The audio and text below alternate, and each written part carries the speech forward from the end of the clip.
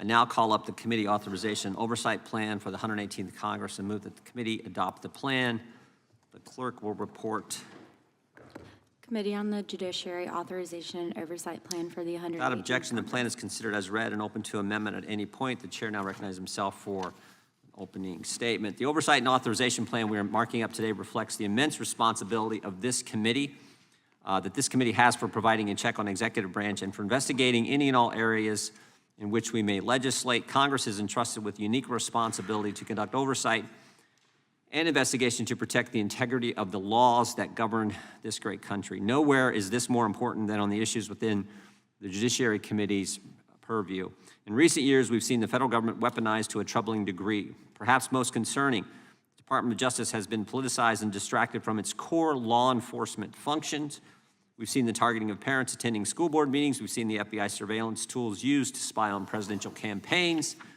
We've seen a focus on political appeasement and getting the right stats over catching bad guys, and that's just at the Department of Justice. In recent months, it's come to light that the federal government has pressured tech companies to censor information they disagreed with. That includes folks who were reporting on developments related to the 2020 presidential election and to the COVID-19 pandemic. In fact, the government was telling Twitter to take down the very kinds of information that just earlier this week, the government confirmed was accurate all along. This is an issue that should concern all Americans, and this committee's jurisdiction over the First Amendment means we have a duty to get to the bottom of this and a host of other issues. There's no shortage of work to do, and the document before us is part of our obligation to the American people to conduct oversight and ensure their tax dollars are not being wasted and our laws are functioning as they should. With that, I would yield to the gentleman from New York, the ranking member, Mr. Nadler. Thank the gentleman. I thank the gentleman for yielding, Mr. Chairman. It has long been the Judiciary Committee's practice under both Democratic and Republican chairs for the majority and the minority to work cooperatively on the committee's authorization and oversight plan. We have generally been able to work out a bipartisan agreement that sets forth the committee's priorities in neutral language that both parties can support. Unfortunately, the plan before us breaks with that tradition. Although there is much here that I can support, in fact, the vast majority of it is in line with what the committee has submitted on a bipartisan basis in the past. There are several provisions that seemingly have been cut and pasted from whatever messaging document is making the rounds today in the right-wing echo chamber. We know that this is not a serious document because it lays out its conclusions, many of which have been thoroughly debunked already before the committee actually engages in the oversight it describes. It imagines a vast conspiracy in the upper echelons of government dedicated to censoring and suppressing conservative views. While none of this turns out to be true, it does make for a nice narrative to distract from the Republicans' utter failure to lay out a positive agenda to improve the lives of the American people.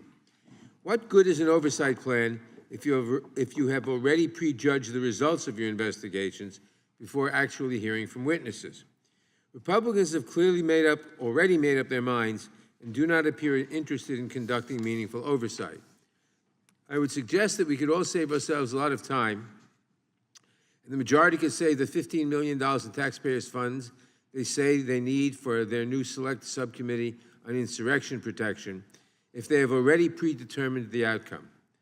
Other than providing talking points for Fox News or Breitbart, several of the provisions contained in this document serve no useful purpose except perhaps for one, providing a window into the priorities of the extreme MAGA Republican majority.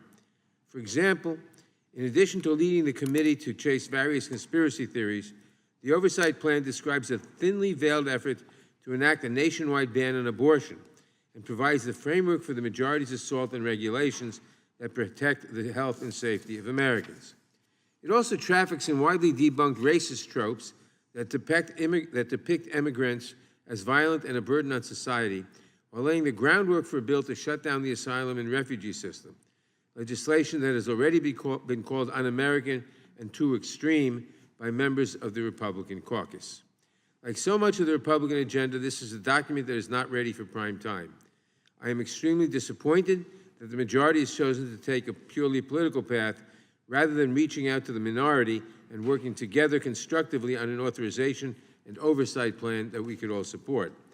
I consider this lack of consultation cooperation, which has been a hallmark of the new Republican majority so far, to be a wasted opportunity for this community, for this committee. In a moment, I will offer a substitute amendment that strips out the extraneous political talking points while preserving the many good and important items in which there is bipartisan agreement. If we adopt my amendment, I feel confident that Democrats will support the plan and our day will be short. I hope that the majority will reconsider its ill-advised approach and will join Democrats in the spirit of bipartisanship with which my amendment will be offered. Otherwise, I urge all members to oppose this plan, and I yield back the balance of my time. I thank the gentleman. The chair, without objection, all of their opening statements will be included in the record. Who seeks recognition? Mr. Chairman, I have an amendment that does. Gentleman from New York, ranking member is recognized. Reserve point of order. Mr. Chairman, I don't have to distribute the amendment. The clerk will report the amendment. Mr. Chairman, reserve point of order. Gentleman from Louisiana reserves a point of order. The clerk will report the amendment. Amendment to the Committee on the Judiciary Authorization and Oversight Plan for the 118th Congress offered by Mr. Nadler of New York. Strike all after the title and date and insert the following. Without objection, the amendment will be considered as read. The gentleman is recognized to explain his amendment. Mr. Chairman, this amendment would restore the committee's long tradition of bipartisan cooperation and agreement with respect to the Authorization and Oversight Plan by stripping out certain provisions that are needlessly partisan and political, and by sticking to principles that we can all support. The vast majority of the underlying document lays out reasonable and worthy areas for the committee to explore. Whether or not we reach different conclusions, we should all begin from the same neutral starting point and see where our examinations lead based on the facts before us. There is no reason to use hyper-partisan rhetoric at the outset of the committee's work. If we want to lead even-handed investigations that do not prejudge the outcome, and if we want to maintain the credibility of this committee, we should join together behind one plan with bipartisan support. The underlying Authorization and Oversight Plan is based largely on similar documents that have garnered bipartisan support in this committee previously. My amendment would simply strip out needless political rhetoric and return this document to the neutral language that we use to routinely pass on a bipartisan basis at the start of every Congress. If we adopt this amendment, I expect that we conclude this markup in short order and move on to other pressing business. I hope that all members will support it, and I yield back the balance of my time. Gentleman yields back. Who seeks recognition on the amendment? Gentleman from Louisiana is recognized.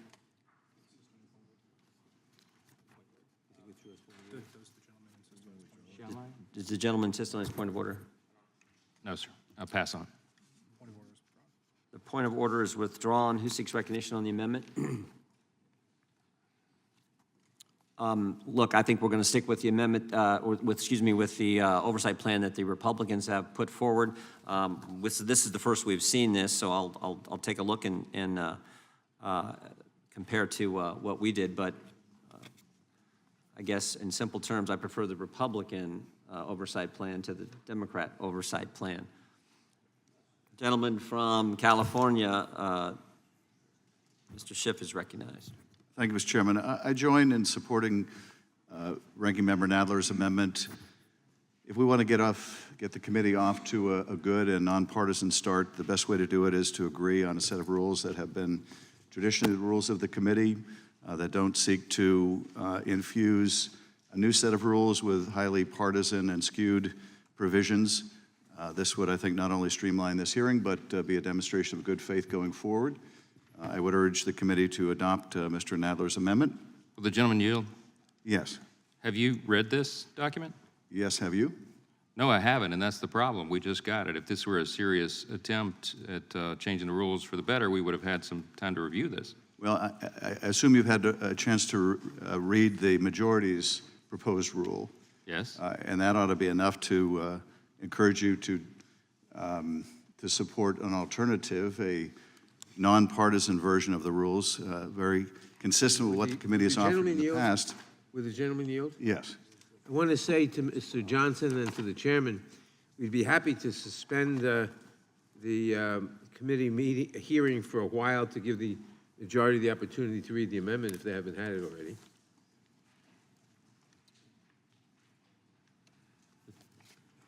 The gentleman yield? Sure. Well, I think it's Mr. Schiff's time. I'm happy to yield to Mr. Nadler. No, you now yield to the chairman. Yeah, the gentleman yield to the, Yes, I'd be happy to yield to the thank the chairman. I'm sorry. gentleman from California for yielding. Well, we're going to take a few minutes to review it. I mean, the first thing that jumped out at us as we've had it now for, I think, 2 minutes, is some of the changes you've made in the immigration area of oversight that we have concerns with. But we can take a few minutes to look it over. Committee will be in recess for a few minutes while we do that. But my guess is it's going to be the same. We're not going to like your plan. We're going to like the one we put forward. Committee stands in.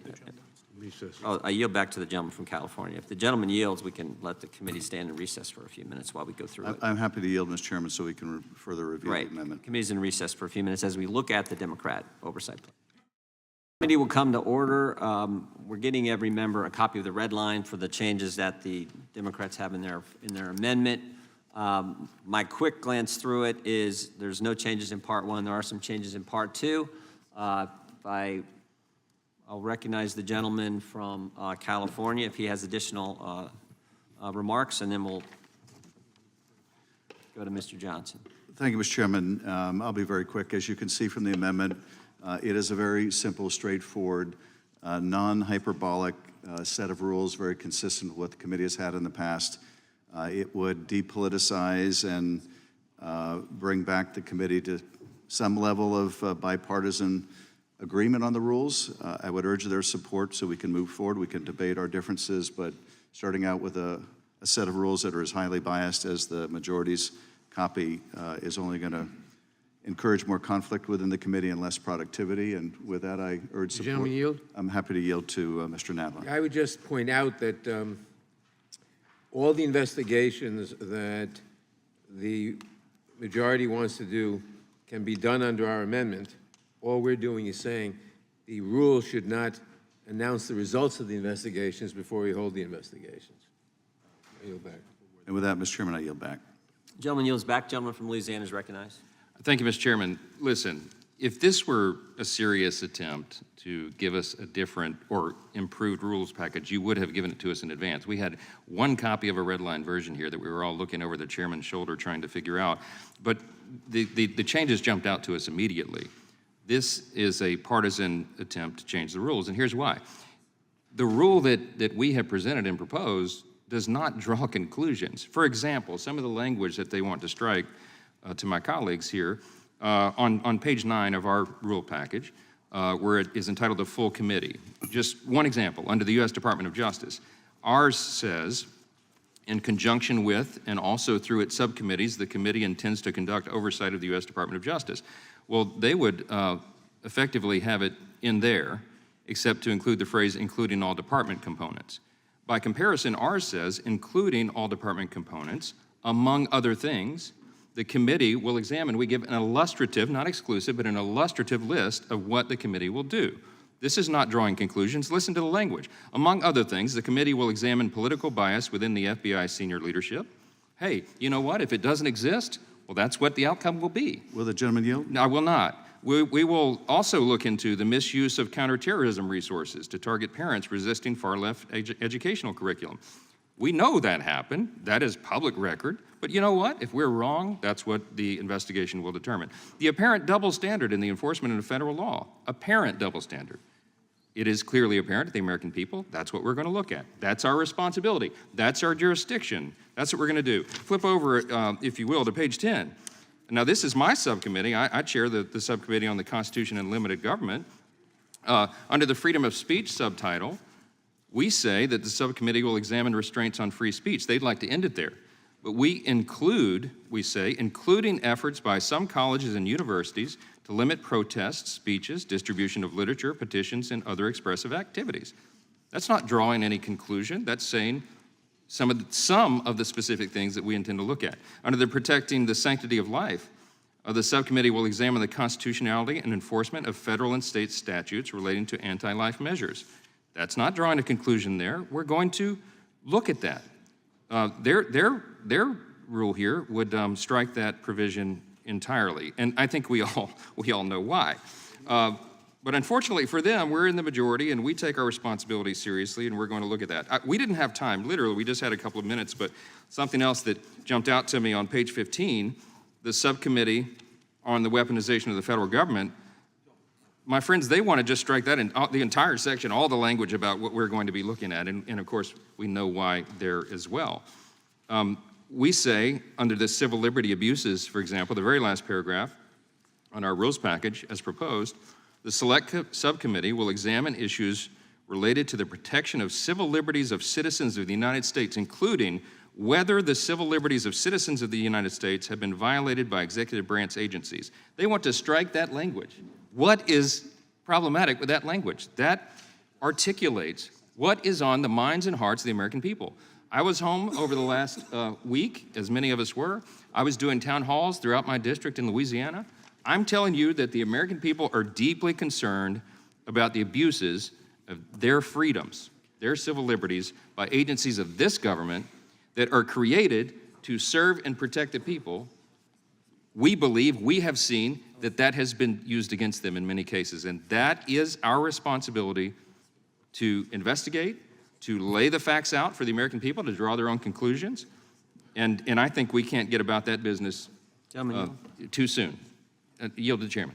I thank the gentleman for yielding. I would just say that the last thing that the gentleman from Louisiana referenced, the civil liberties abuses, the last thing in our rule document, the subcommittee will examine issues related to the protection of civil liberties of citizens of the United States, including whether the civil liberties of citizens of the United States have been violated by executive branch agencies. That, I would argue, is the fundamental mission of the Judiciary Committee. Hello? Yes. That's the fundamental mission, and now we know what the ranking member meant when that subcommittee was formed on the House floor, when the day before he said, we will fight them tooth and nail. Today they come in here and say they're going to be bipartisan. God bless them for the change of heart. But it seems like it's still the tooth and nail attitude that we heard that day on the House floor from the ranking member. So I would argue that's the fundamental mission of the Judiciary Committee. Certainly we want to keep that language. And frankly, the other language that the gentleman from Louisiana pointed out in his fine comparison between their rule and our rule. With that, I yield back to the gentleman. And I have 2 seconds. So those are just a few examples. We could do this for a long, long time, but I think it's apparent, and I think it is my colleagues, that we should keep the original rules package. I yield back. Who seeks recognition on the amendment? I move to strike the last word. Gentlelady from Pennsylvania is recognized. Thank you. You know, I think, like Mr. Johnson, I spent the last couple weeks at home with my constituents, having town halls and hearing from them, and overwhelmingly what I hear is they are tired of the toxic partisanship in DC, and they would like people to work together. We first learned of this outline that we're talking about today on Friday via press release, so obviously we've been going over it since then. As I understand it, the amendment offered by the ranking member is in line with the process that's been historically used in this committee. Someone referred to it earlier as the Sensenbrenner process, where the committee staff, committee members got together and worked out a bipartisan oversight process. Instead, what we received via press release on Friday is, yet another press release pushing a very partisan agenda and not allowing for this committee or Congress as a whole to explore these issues in a bipartisan way, to hear the other side, to move back, to step back from politics by Twitter and outrage. So I would urge that we pass the ranking member's proposed amendment, and I yield back. Thank you. The only lady yields back. The gentleman from Arizona, Mr. Biggs, is recognized. Thank you, Mr. Chairman. In reviewing the ranking member's proposed, basically, destruction of the rules and so-called offering a new bipartisan, I just got tickled. I just think it's humorous. When I hear the ranking member talk about this, we need to stop this partisanship. And I heard the gentleman from California, oh my goodness, let's get back to bipartisanship. Never heard that before from those two chaps. And then to hear this thing here, tired of toxic environment from the gentlelady. Who in the heck created that toxic environment? It was the majority that had control of this committee. The ranking member who had control of this committee. Yeah, that's who created the toxic environment. I also find it ironic when I look at the crime subcommittee. It's just amazing sometimes how fate will play this game on y'all. I literally, right as I sat down here, got a message from my former chief of staff, who's now working on the Senate side in the private sector. We're working a lot with the Senate, and she was relaying to me the attempted carjacking she was a victim of just last Thursday. And I think, wow. And you want to take out the line in the rising crime in urban areas. Everything else that you have on the crime subcommittee looks like it's the same. Really haven't had a chance to explore it enough to get there, but it looks like it's the same. But you want to remove the portion that says we'll examine the causes of rising crime in urban areas. We're in an urban area. My former chief was just accosted. We were grateful that her child wasn't in that car when the carjacking was attempted last week. So I look at this and I say, your real beef probably is with that where you went through and you took out all of the purpose of the subcommittee on the weaponization of the federal government. You don't like that. Okay, fine. But you should like it. If this was bipartisan, you should be concerned that the federal government is being weaponized. And you should be joining us in that. I'm going to tell you again, I think it's ironic that some of the most partisan members of your side have the audacity and chutzpah to say, let's be bipartisan, let's hold hands, let's get together. That I'll yield to the gentleman from Louisiana, Mr. Johnson. Thank you. I just want to point out, I mean, I know why that on page 14 they want to strike the entire paragraph regarding rising crime in urban areas. That is our jurisdiction. That's what this committee is supposed to do. And they're suggesting by the deletion of that paragraph that apparently that's not a problem. Here's some statistics from this morning. Since February 2022, in the last year, DC crime stats, where we all walk around and where staff members are being held up by gunpoint in the last 24 hours, sexual abuse is up 123%, carjacking's up 111%, property crime up 32%, and homicide rose by 40% in 1 year. 9 cities reached record homicide rates in 2022 as staffing shortages plagued police departments, says the Fox News headline. And that's just not Fox News, of course, that's all media outlets that are covering objective facts. If we don't review the objective facts here, no one will. And that's why they don't want it to be in the rules. They don't want us to talk about it. But my friends, whether you like it or not, that's our job, and we are going to talk about it. I yield back. Yeah, thank you. And I thank the gentleman for pointing out the data, because as we begin to look at the data, we're going to find, I suspect, they don't want us to come to any pre-conclusions, and so I won't, but I'll just look at the data and the facts. The most dangerous cities in America are governed by Democrats. And so if you were going to strike something out so you would not have to take ownership of your own failed policies, that's the very line you'd strike out. Odd, isn't it? With that, Mr. Chairman, I'll yield back. Gentleman yields back. The gentleman from Tennessee is recognized. Mr. Cohen. Thank you, Mr. Chair. Firstly, I'd like to say that I don't know why Mr. Nadler suggested striking that particular provision. There is high crime in urban areas, and we need to study it. There's high crime in Memphis. We need to study it. But it's not failed Democratic policies. It's problems that exist in America. But it shouldn't just include urban areas, because rural areas have high crime too. A lot of drug crime, meth started in the rural areas and is out there. We need to give rural areas as much interest as we give urban areas in fighting against crime. To suggest that there's not high crime in the rural areas is wrong. It's there too. It's in urban areas and rural areas. We don't need to defund anybody. We need to have more police, and we need to protect them, and we need to protect our citizens. So I'm all on that. Mr. Chair, if you would yield for a minute, this section, I've been concerned about the weaponization of the federal government's program. And, you know, I think it's pretty clear that the federal government Justice Department was weaponized during the previous administration. Michael Cohen went to jail for doing what Donald Trump asked him to do. Donald Trump was called Individual 1. He didn't go to jail. He didn't even go to jail when the administration changed and Merrick Garland came in. They let the statute of limitations run, which why, I don't know. We had a Merrick Garland before this committee, and I questioned him at length. Why don't you go against individual number 1 who ordered Mr. Cohen to do what he did? But when Mr. Cohen was in jail, the administration decided to put him in lockup. They put him back in jail when he was out because he was going to publish a book, and they wanted him not to speak and abridge his First Amendment rights. And then they put him in solitary confinement, and they did everything they could through the Justice Department. It's come out. It was the Justice Department that did that.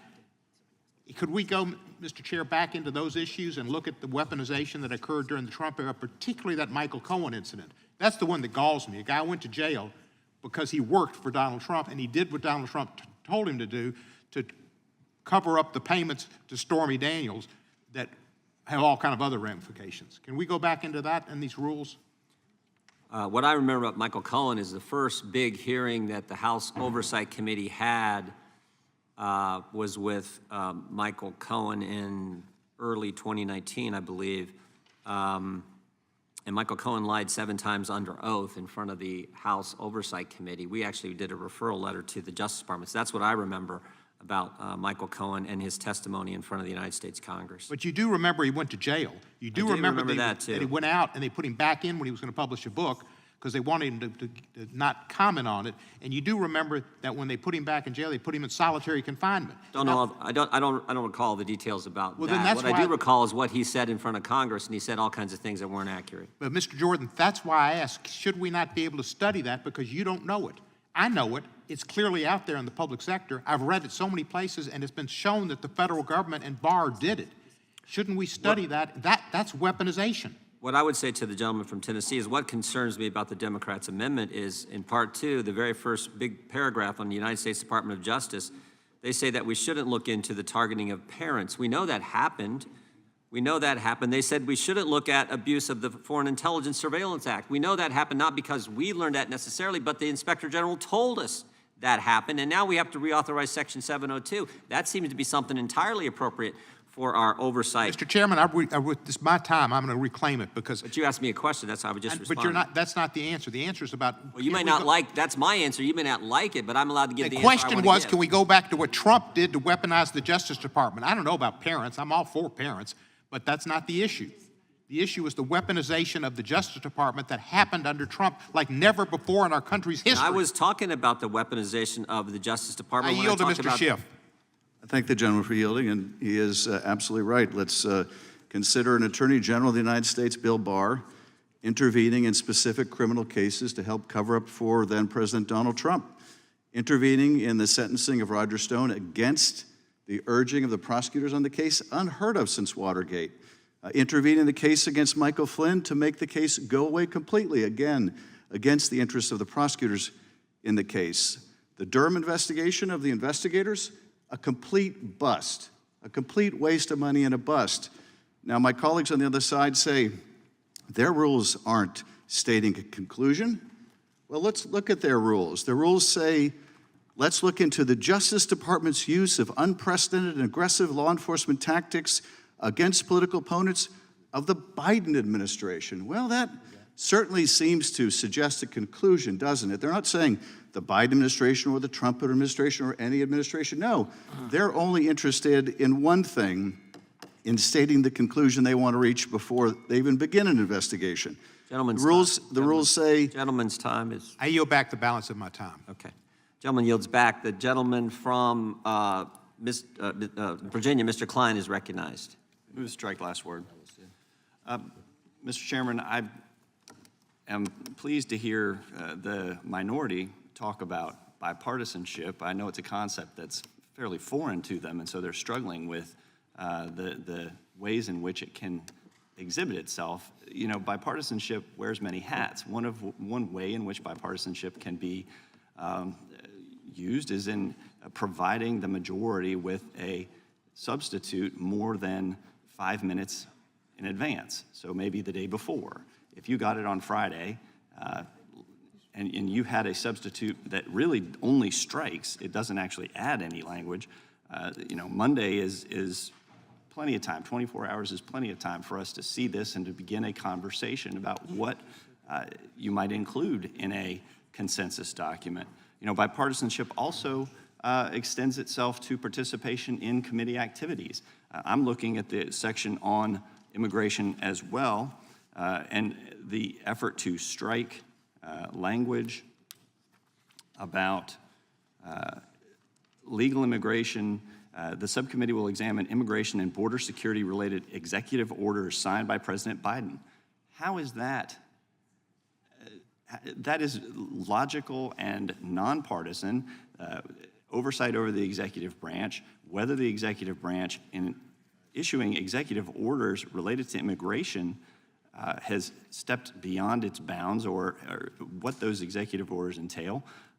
The border is what I am hearing about in my district, so much so that I went to the border. In fact, most of us on this side of the aisle went to the border last week when the chairman led a committee on a field hearing to Yuma. And we went and participated. We talked about the impact of the border crisis on healthcare, on farming, on agriculture, food safety, a whole host of different issues. We sure would have loved for that to have been bipartisan. But you know what? It wasn't, because not a single member of the minority chose to participate in this field hearing.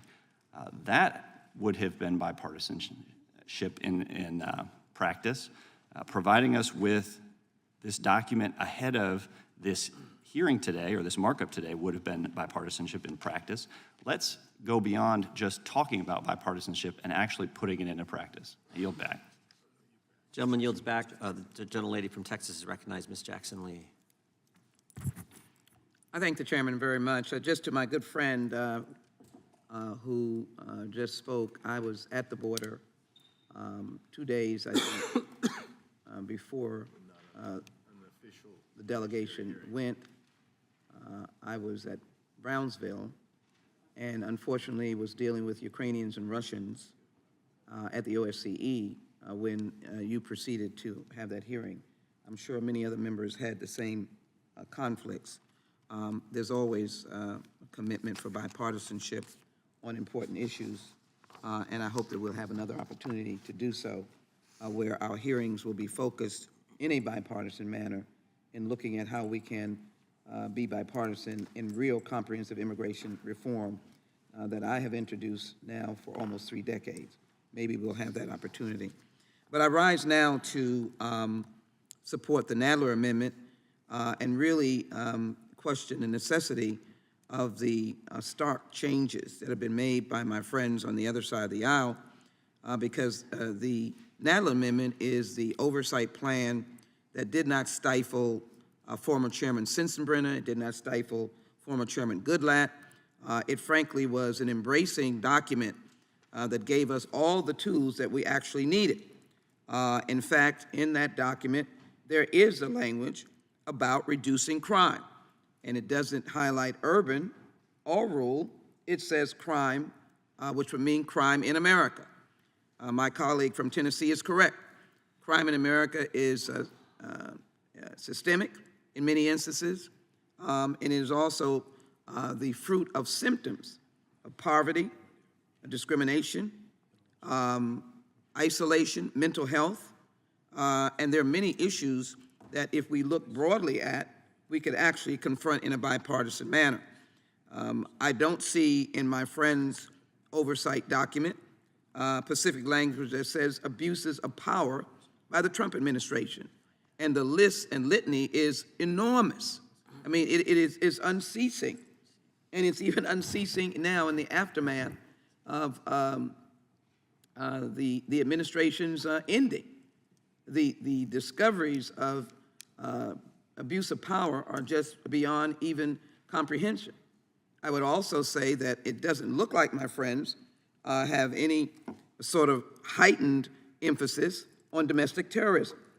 And whatever you may say, I have not seen any refuting of the testimony on many occasions of Director Wray about domestic terrorism as the major threat of terrorism in this country. I, for one, see it starkly against communities that I represent, which will include the families in Buffalo, who we saw just a few weeks ago in utter pain at the trial of the perpetrator, Mother Emanuel, El Paso, with respect to the Walmart horrible situation against Hispanics, Asian Pacific threats that are going on. Members of the Democratic caucus who happen to be Asian Pacific have received horrible threats over these last couple of years, anti-Semitism. And so I'm asking, why do we have in this document, and not accept the Nadler substitute, where you're suggesting politicized enforcement of voting laws? I can't even get you to join me on the John Robert Lewis voting enhancement law that would simply put back in place the protection of every American's right to vote. But yet I have to be under the oppressive language of politicized enforcement of voting laws when I lived through the era of Dr. King being assassinated, the civil rights soldiers on the battlefield, if you will, Viola Luiso, the 3 Mississippi boys, the 4 girls in Birmingham, of which we're going to honor this weekend, all being killed in the name of voting rights. But yet I'm going to be subjected to this, and I'm going to be subjected to, you have to understand, the language that says that the FBI is biased is already a statement of fact from your perspective that we're looking not at the FBI and its procedures, but we're looking at it because it is biased. Why not have a document that Mr. Nadler has offered where we can look at all aspects of the FBI protocol, its structure of leadership, its structure of hiring, its policies, but yet we already put in here, don't even worry about having any thought. Let's make sure we know that they're biased, and let's make sure that there's a misuse of counterterrorism resources when communities like mine are subjected to the terrors of domestic, of white supremacy and all kinds of bias against groups that are different. If we had Mr. Nadler's amendment, we could fairly look at all of your issues, and we could take my issues, or when I say my issues, global issues, Mr. Chairman Jordan, and we could all be happy doing the job of this committee. So with that, I support the Nadler amendment, and with my words, I'm sure that Chairman Jordan will pull down this present construct and support the Nadler amendment as well. Thank you. You were that Chairman convincing. Jordan. You were that convincing, huh? The gentleman from California, Mr. McClintock, is recognized. Thank you, Mr. Chairman. The Democrats want to restore the status quo to this committee, they say. Well, unfortunately, the status quo of this committee with respect to immigration has been to ignore the largest illegal mass migration in the history of this country that is making a mockery of our borders, our nation's sovereignty, our asylum laws, and our rule of law. The Democrats refused for 2 years to hold a single hearing on this crisis, as 1.9 million illegal immigrants were admitted into this country and released in violation of federal law, and another 1.2 million gotaways evaded the Border Patrol as it was overwhelmed by this influx. This is an illegal population admitted to this country, larger than the entire population of Arkansas in just 25 months. The impact on our schools, our public hospitals, our homeless shelters, our social safety net, working Americans' wages, and the safety of our communities is incalculable. And yet the Democrats held not a single hearing on this crisis in the 2 years since it began.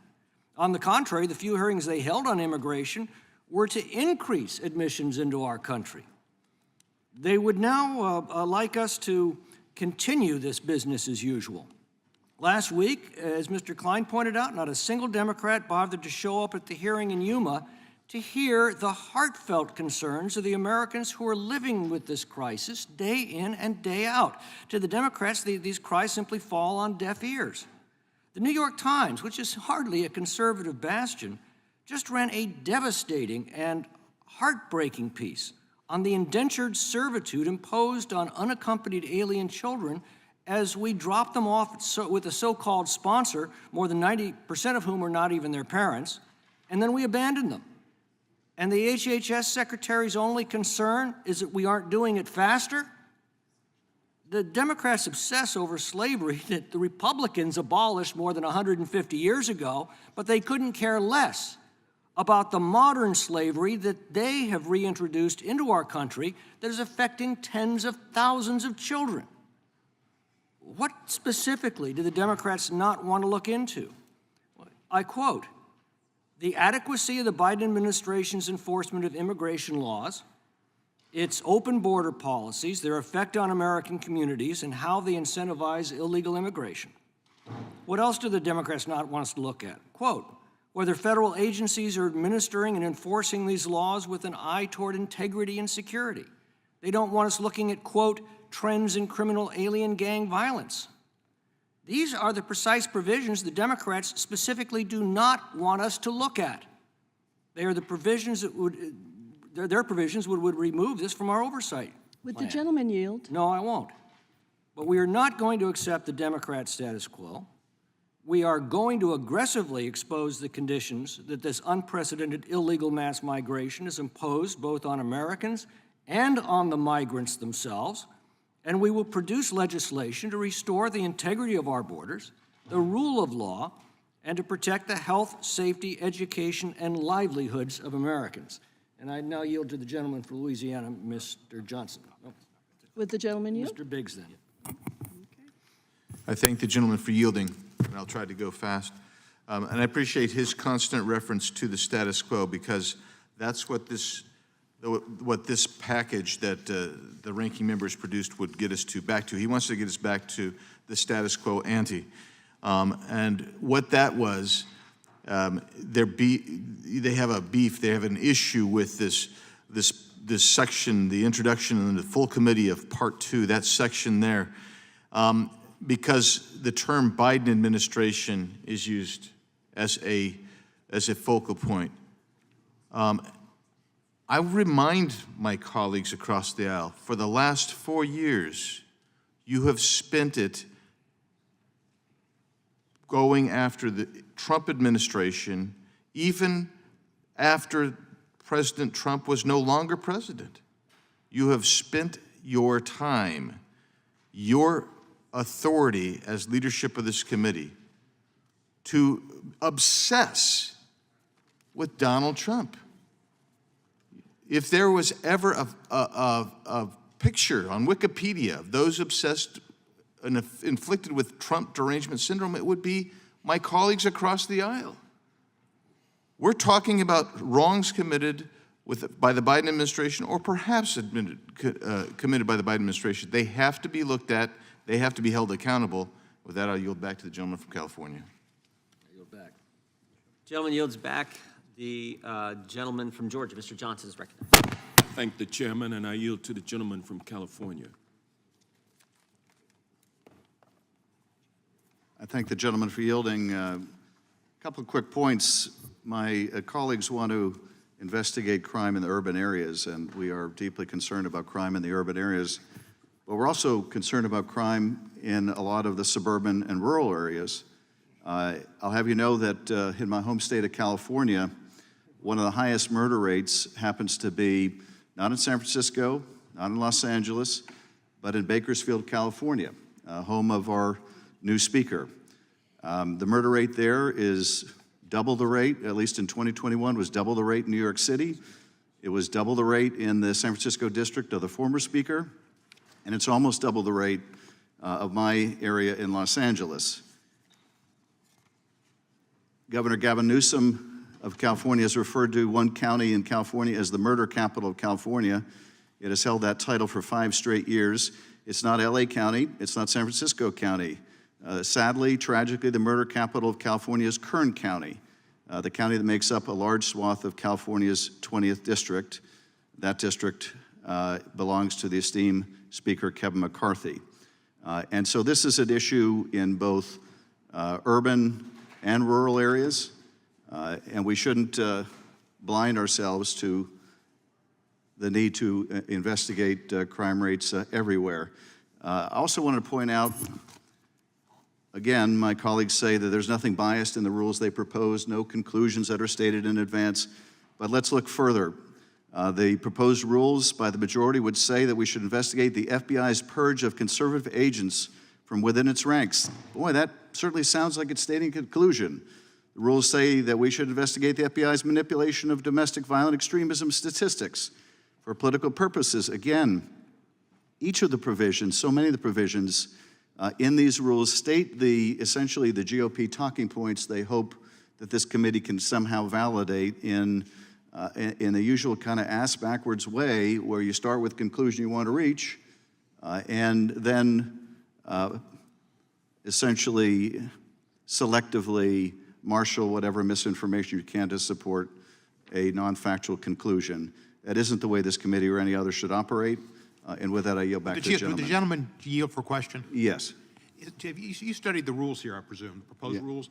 Is there anything in the proposed rules to discuss mass shootings and school shootings and the use of guns by young white men so often to commit these mass shootings, and the fact that Republicans, by, I believe I saw the last polls, over 75% support background checks, and yet we don't have universal background checks? Anything on that at all? Well, no, not that I can find. Apparently that is an issue that is not of particular concern to our colleagues across the aisle.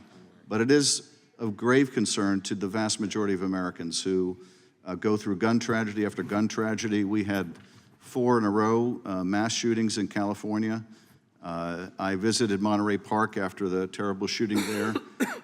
And how we can blind ourselves on this committee or in this Congress to the suffering, the loss of family members.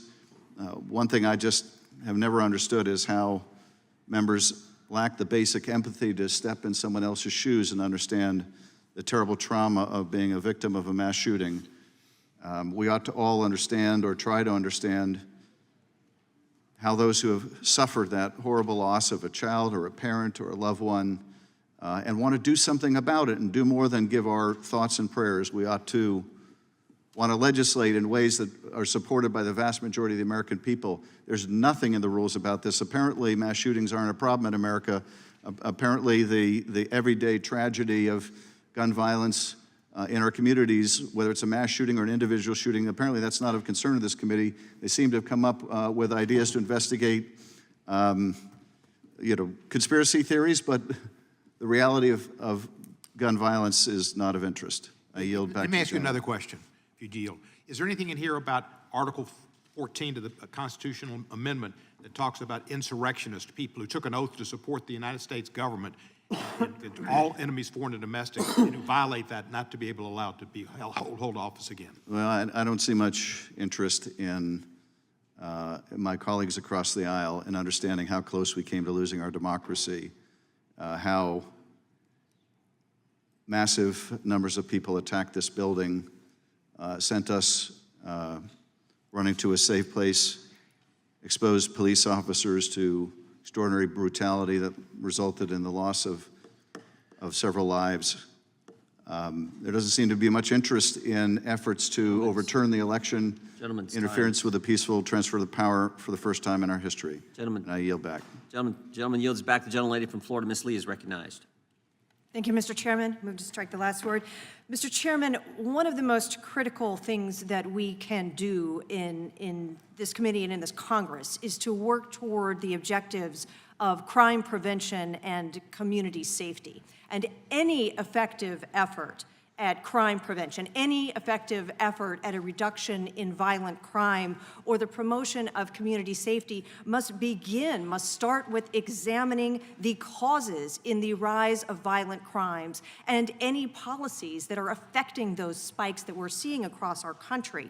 The amendment that we see here today would specifically remove this language to examine the cause of rising crime in urban areas. And if we do not first undertake that analysis, we would be missing one of the most important parts of informing what those policies should be and what we can be doing to actually make a difference in keeping our communities safe. So in order for us to conduct a thoughtful and thorough review, a thorough look at the causes of increases in violent crimes in urban areas that we're seeing, this very alarming increase in rates that we want to address and we want to get to the bottom of. For that reason, Mr. Chairman, I oppose this amendment and yield back. Gentlelady yields back. The gentleman from California, Mr. Swalwell, is recognized. Thank you. It's jarring that this oversight plan is missing any reference to this committee being guardians of our Constitution, especially after the former president suggested that we throw out our Constitution, and then the chairman of this committee tweeted, Trump, Elon, Kanye, held up somebody that would want to throw out the United States Constitution, and then tweeted, kept it up for 60-plus days. The other guy, by the way, Kanye, declared DEFCON 5 on the Jews, and the chairman kept that up over and over and over. Everyone in America is saying, hey, two of those guys, one hates the Constitution, one hates Jews. Maybe you want to take it down. Probably doesn't reflect what the Judiciary Committee should stand for, but the chairman, he kept it up. So I guess it shouldn't be so jarring that this oversight plan does not include anything about being guardians of the Constitution, as this great country is on life support. Democracy in America today is on life support. It barely survived the last midterm election. Almost every election denier lost in a statewide race, but it's still on life support. A little shocked that nothing in this oversight plan addresses much of the solutions around crime, which would mean increasing the funding for community policing programs. In the last Congress, we did that. In the CARES Act, in other pro-law enforcement pieces of legislation, we increased funding for law enforcement. Almost every single person on the other side voted to defund the police. One of their colleagues sold campaign merchandise that said, defund the FBI. I'd like it if the other side, once in a while, stood up for those in law enforcement. Whenever those in law enforcement go to the border and seize fentanyl, we should hold them up as heroes. They took hundreds, thousands of pounds of fentanyl and prevented them from coming into America, but instead, to own the libs, they used that to justify the quote-unquote Biden border crisis. Where I come from, when you catch the bad guy, you celebrate the people who caught the bad guy. When George Bush and the FBI and local law enforcement stopped terrorist attacks in America, we didn't say, that was George Bush's terrorist crisis. No, we said, we caught the bad guys, but they can't do that. It's just anything to own Biden, to own the Democrats. And I'm sorry if we don't just rubber stamp this oversight plan, but there's a trust deficit here. And it's not a reflex, it's a response. There's a trust deficit here. And one of the very first committees, the very first committee hearing of this Congress, Mr. Gates, after we'd all agreed on what the committee's plan was going to be, it was going to be voice voted, everyone agreed, Mr. Gates wanted to offer an amendment to say the Pledge of Allegiance. That's great. Every single person on our side supported that. Now, I don't think he really genuinely cares about saying the Pledge of Allegiance, but he wanted to do it, again, to own the libs and to see if we would vote against it. We didn't. But who did he bring in here to say the Pledge of Allegiance? Who did he parade in here in a uniform? Somebody that he met at a gun club, he said, locally. Okay. Mr. Cicilline had the crazy idea that maybe we should vet the people who come in here, make sure they're not insurrectionists. Mr. McClintock, I am not kidding you. Mr. McClintock said, well, it's not like we're going to invite somebody who committed murder. No, he literally said that. It's not like we're going to invite somebody who committed murder. Okay, well, who did Mr. Gates bring? He brought Corey Beekman. Corey Beekman, in 2019, was in a standoff with the Michigan police after he was arrested and charged with murder, assault with intent to commit murder, and 2 counts of felony firearm possession. The family of the victims said Mr. Gates doing that, it was like getting a dagger stuck in our heart again. We were infuriated when we first saw it. I was disgusted with the whole thing. That's why there's a trust deficit here. You pull off a public stunt to try and own the libs, and what you did was you brought in a guy who allegedly shot 2 people and killed one of them. That's where the trust deficit is. So you can play your games, conduct your stunts. We're here to get shit done. And I yield back. Gentleman yields back. The gentleman from New Jersey, Mr. Van Drew, is recognized. Thank you, Mr. Chairman. First of all, to discuss what Mr. Swallow was saying, let's really go back to what actually did happen.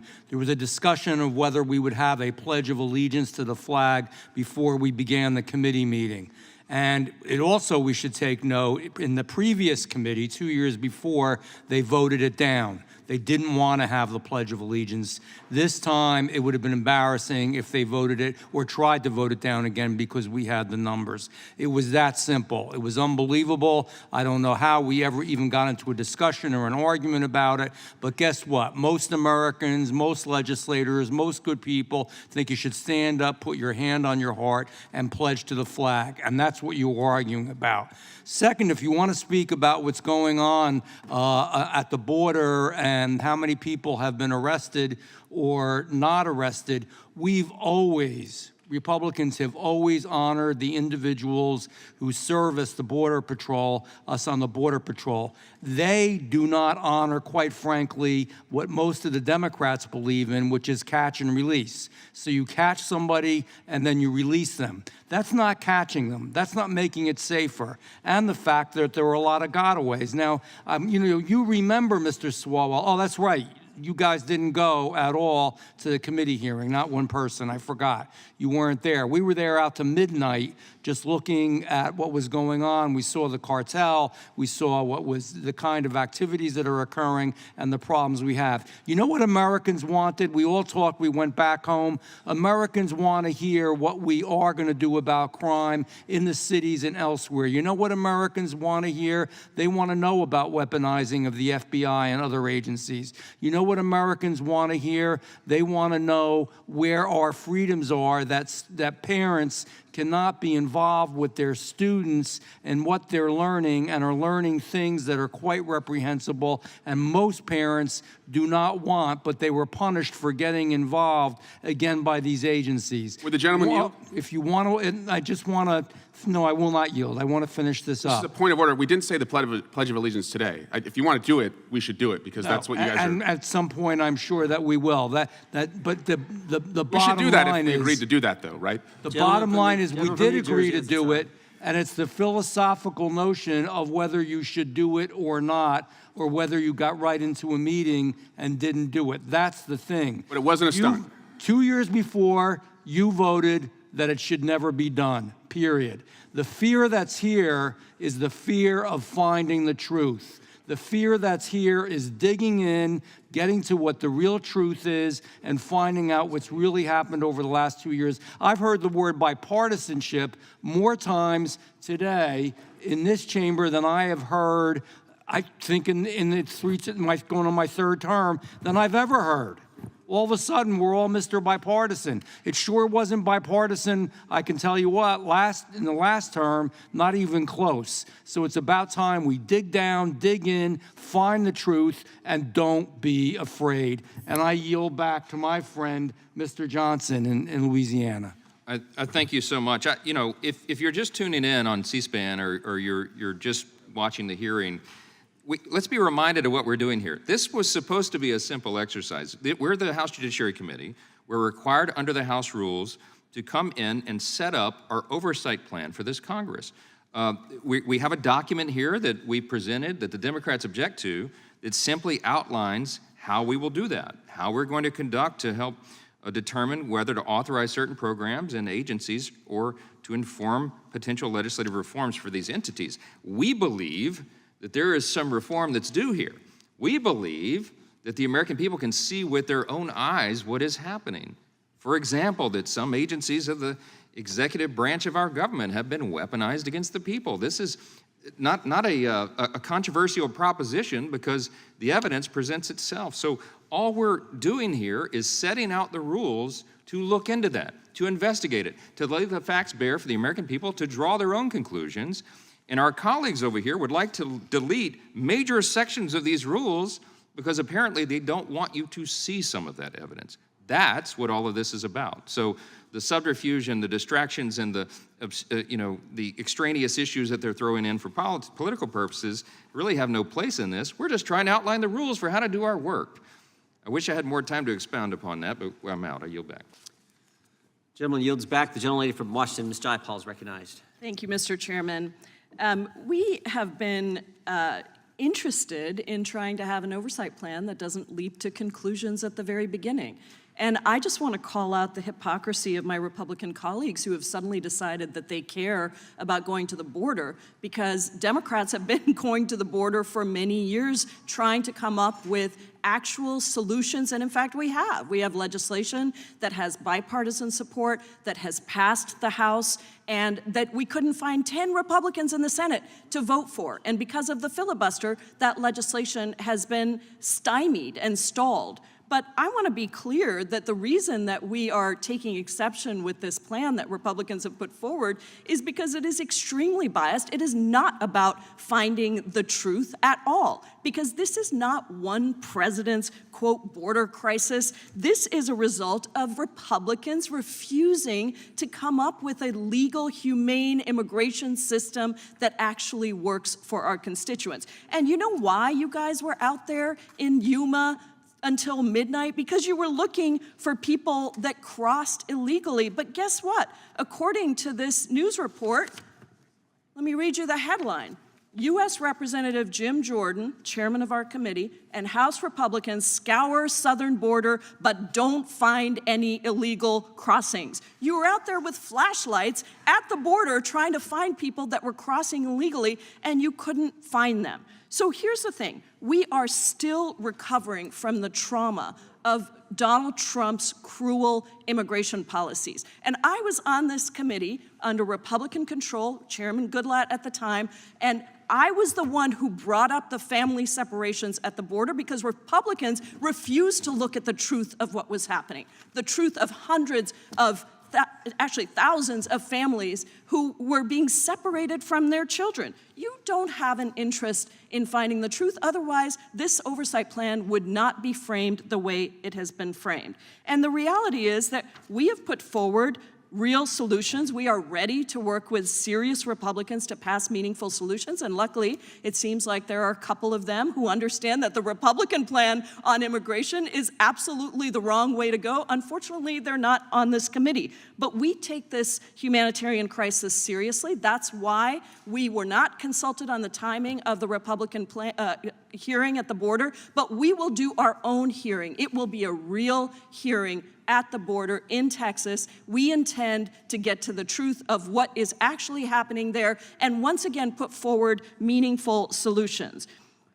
The problem here is that my Republican colleagues would love to have immigrants, undocumented immigrants, illegal immigrants as they like to call them, out there as a punching bag. When in reality, without the work of immigrants, this country would collapse. And the only solution here to really dealing with this issue, which has plagued many presidents before this one, is to pass humane immigration reform. But if we did that, here's the secret. If we were to pass that, then who would be left to blame for the Republicans? And that is a really unfortunate thing. We have seen how the creation of legal pathways can work. When the Biden administration created new legal pathways for nationals of Haiti, Venezuela, Cuba, and Nicaragua, crossings between ports of entry for nationals of those countries fell 97%.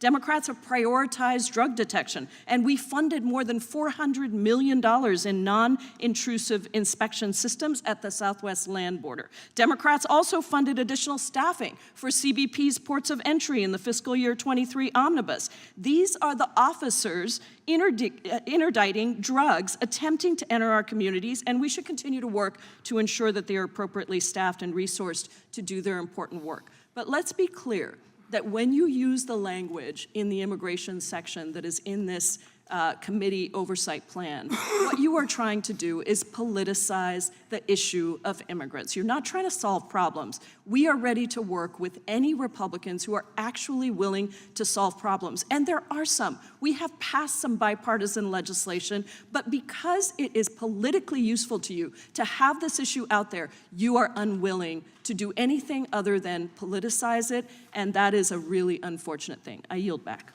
Gentlelady yields back. Mr. Chairman, can I ask a point of order? I'd like for unanimous consent to make a introduction to the record, article from the Wall Street Journal about crime in rural areas being just as great as it is in urban areas. Without objection, the gentleman so ordered. And Mr. Chairman, I ask unanimous consent to enter this article into the record that I referenced. Without objection. While we're on unanimous consent, I'll enter one as well. This is from The Intercept. I found this story interesting. The snitch in the silver hearse. The FBI paid a violent felon to infiltrate Denver's racial justice movement in the summer of 2020, and yet the Democrats in their amendment want to take out the FBI's use of confidential human sources and informants. So without objection, this will be entered into the record as well. Recognize Mr. the gentleman Chairman, from point of California. inquiry. Mr. Rice. I'm going to try and maintain decorum, so I'm not posing an objection, but the inquiry is, isn't it true under the committee rules that casting assumption as to the motives of members of Congress in legislation or decisions is inconsistent with the House rules and the committee rules? The rules are clear. Members should refrain from impugning the the motives of their colleagues. Would the further question, would the chairman be willing to remind members that the conduct that we just heard, talking about why members were unwilling to do things or willing to do things, would have been inappropriate and would have been subject to a motion? I think the gentleman's statement is a sufficient reminder, and I appreciate him making that statement. We now recognize the gentleman, or excuse me, the gentlelady from Indiana, Ms. Sparks. Thank you, Mr. Chairman. It's unfortunate that we cannot have consensus on the issues of immigration and border security. And it's unfortunate, and I have to agree with my Democrat colleagues, it's not just President Biden crisis, it's a national security crisis, but President Biden incentivizes very perverse behaviors that benefit cartels, human trafficking, drug trafficking, and poses really danger to our country because we now overwhelm Border Patrol that they cannot do their job effectively. And I think that should be something that we should be dealing, but I don't see any desire, unfortunately, on the other side to work on this, and it's very sad for me to see that because we do want to have good legal immigration system, and now it's really much easier to immigrate to this country legally. We give a lot of benefits, and as a legal immigrant, it's really a very troublesome procedures, and it's really sad that where we are. But, you know, and we actually did go to the border. I've been in several sectors to see what's happening, and actually where the border wall is, it helps, you know, to Border Patrol to control the situation, but this administration in many places left the gates open, you know, and, you know, cartels are not very dumb when you have a 20 cars escort of Congress members. They're not that stupid with police flashing lights. They're going to wait until we leave and then try to cross the border. But that's beyond that discussion. But I wanted to bring up attention to one of the issues, and which is really unfortunate that we cannot talk about too, and it was deleted in this proposed amendments. It's related to Subcommittee Administrative State Regulatory Reform and Antitrust, the issues of settlement procedures and student settle procedures where, you know, a lot of activist agencies and groups have these friendly lawsuits, and then they settle these suits, circumvent the public rulemaking process. They also pay special interest group, you know, big sums of money, billions of dollars, you know, and special interest group priorities are above the public interest. It's really causing taxpayers a lot of money, undermines Administrative Procedures Act, and really is unconstitutional. We shouldn't just have an oversight. Senator Grassley and I introduced bill last Congress and sent letter to President Biden. It's unacceptable. We are legislative branch, and we're the only branch should be able to put laws on the books. We cannot have these fake procedures and to circumvent all existing procedures, pay a ton of money, and then put laws on the books. I mean, the public is hurt by doing that, not just financially, but bad laws can get on the book like that. So I think this is a very serious situation. I hope we're not just going to do oversight of that, but actually look how we can pass legislation so these loopholes are going to be closed in our code because we have so much broad authority. We give so much, jurisdiction to executive branch and don't do oversight effectively. We cannot even pass normal budget, and they just send stupid letters, and they send us back responses, and sometimes don't even send responses on some serious issues. So I think we have to figure out how we come together and have less politics. Unfortunately, I don't think it's happening right now, but I do hope there are a few issues, including border security, that maybe we can come together as Republicans and Democrats, because it's humanitarian crisis. These people being used as pawns, and a lot of bad people are benefiting from them, but it is also national security crisis, and it's a very serious situation. I've been in 6 sectors, since I've been in Congress for 2 years. I've been in 3 states. The situations are different in each state, but it's a serious situation all across the board. And I think a lot of bad people have an opportunity to take weaknesses of our system and utilize this, and we need to protect the American people. That is our duty, and we need to, regardless who's in charge, Democrat or Republican, we need to question executive branch enforcement of the law and look at this, because it is a total insanity what's happening in our border. And I did go with my Democrat colleagues, and last Congress, be happy to go again, because this is something we need to find common ground, and I yield back. Gentlelady yields back. Chair now recognizes the gentleman from California, Mr. Kiley. Thank you, Mr. Chair. Looking at this amendment and listening to some of the comments in support of it, it seems that it is really premised on a fundamental misunderstanding of what oversight is all about. Oversight is not about pitting one party against the other. It's about having one branch hold another branch accountable. It's about providing a check and a balance, and there is conflict inherent in that. That's by design. That is the design of our constitutional form of government. That is the separation of powers.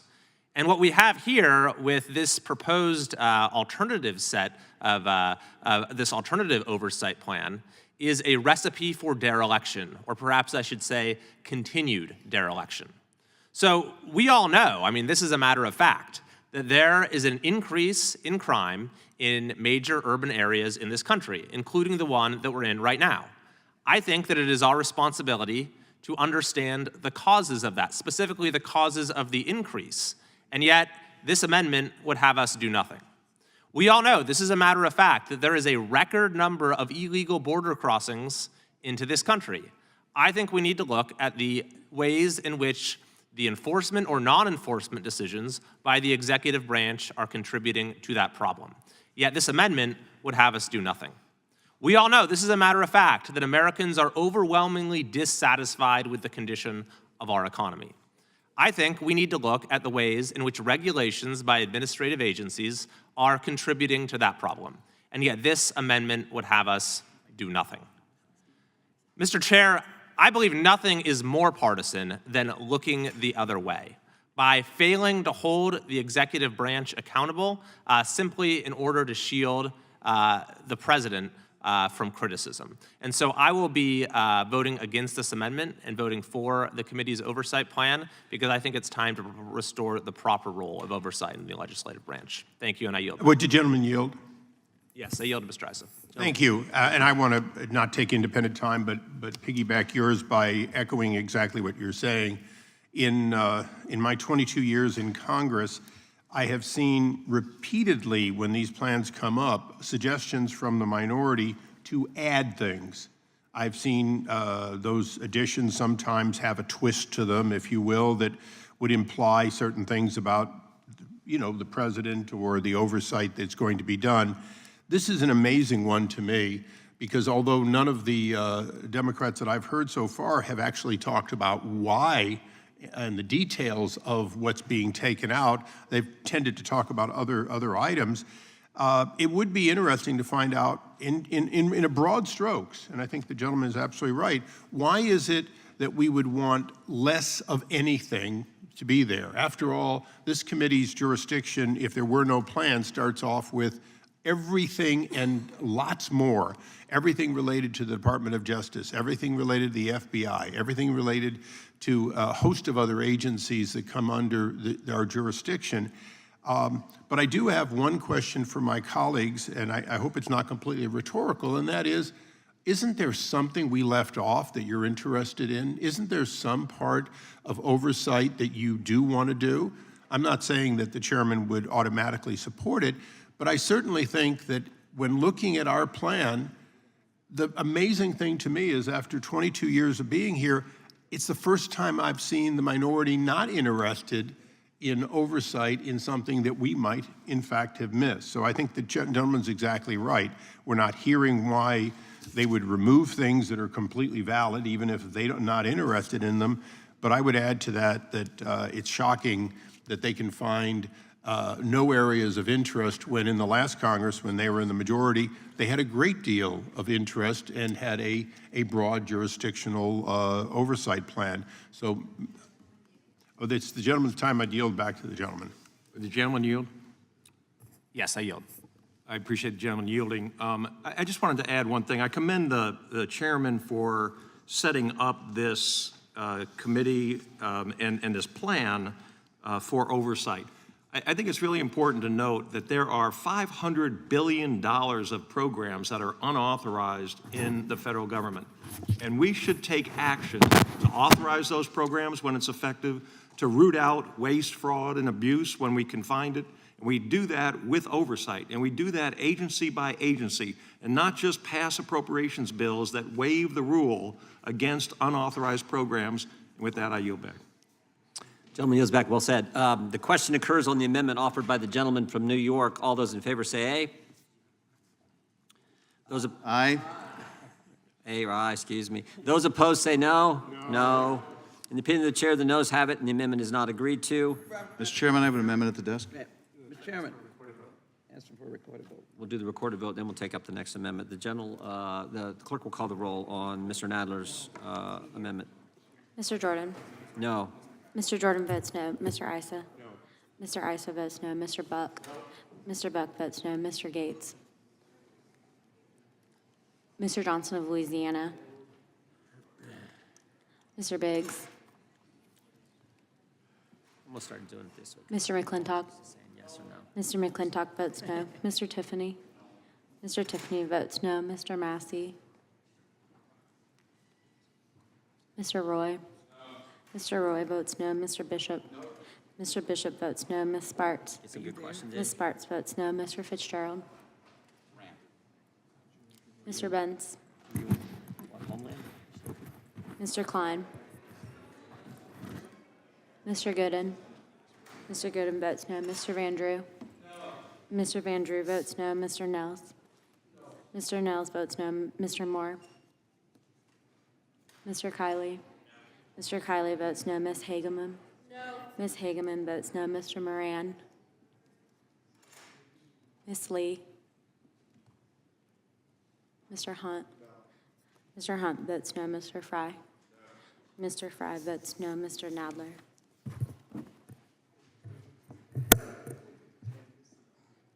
Ms. Lofgren? Ms. Jackson Lee? Yes. Ms. Jackson Lee votes yes. Mr. Cohen? Mr. Cohen votes aye. Mr. Johnson of Georgia? Mr. Schiff? Aye. Mr. Schiff votes aye. Mr. Cicilline? Mr. Swalwell? Mr. Liu? Ms. Jayapal? Ms. Jayapal votes aye. Mr. Correa?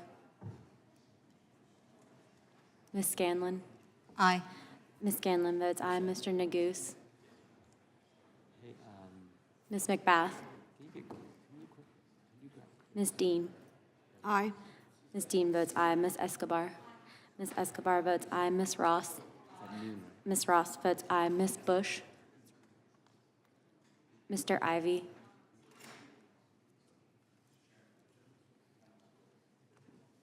How Mr. was Klein? gentleman from Virginia recorded, Mr. Klein? Mr. Klein, you're not recorded. Ranking member, how's the ranking member? Mr. Klein votes no.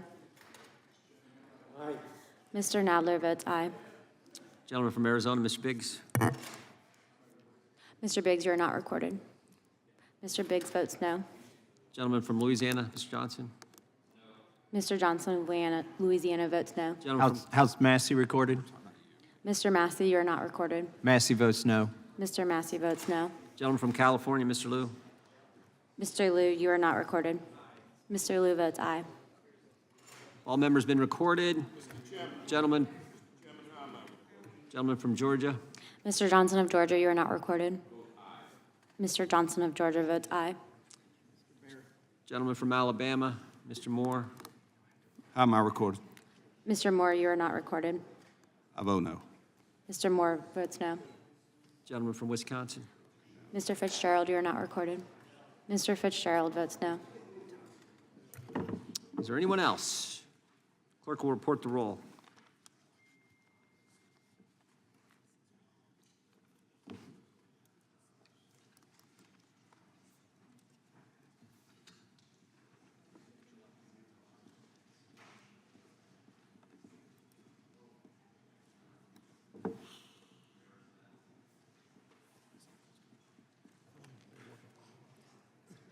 Mr. Chairman, there are 11 ayes and 21 noes.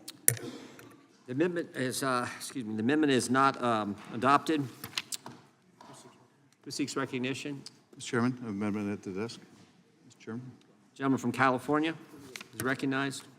I thank the chairman. At first, a privileged motion to include in the record an article I referenced earlier from the Daily Beast, June 11, 2022, entitled "McCarthy Blames Crime on Dems While It Rages in His GOP-Led Hometown. The murder rate in Bakersfield, California is double that of New York or San Francisco. The mayor and the prosecutor are Republicans." I would ask that to be included in the record. Without objection. Mr. Chairman, I'm offering an amendment on page 13.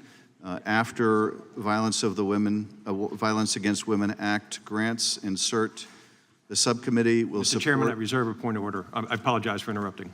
Not a problem at all, sir. The subcommittee will support federal efforts to combat domestic violent extremism in the United States, including but not limited to acts of domestic terrorism motivated by all forms of bigotry, including anti-AAPI hate, anti-Semitism, and white nationalism. It is a very simple, straightforward amendment that would make it clear that this committee's jurisdiction will be to oversee and support federal efforts to combat domestic violent extremism with a particular focus on that motivated by bigotry, and I would hope that this would have unanimous support. Mr. Chairman, reserve. I withdraw my objection. Gentleman withdraws. Who seeks recognition on the amendment?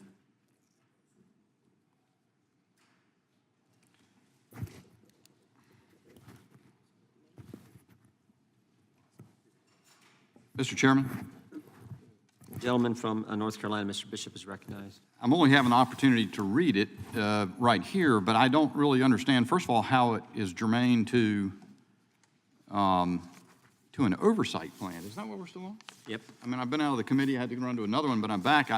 If what I understand is still pending is the oversight plan. This says the subcommittee will support federal efforts to combat domestic violent extremism. It doesn't even speak about oversight. So it does appear to be, advocating for more of the woke. Would the gentleman yield? I'd be glad to yield because maybe I think what it means is in the excuse me, the committee's oversight efforts. We will oversee federal efforts to combat domestic terrorism. That is, we will examine them to effectiveness as we are examining other programs. Well, I thank the gentleman for making the attempt, but that's not what the document says.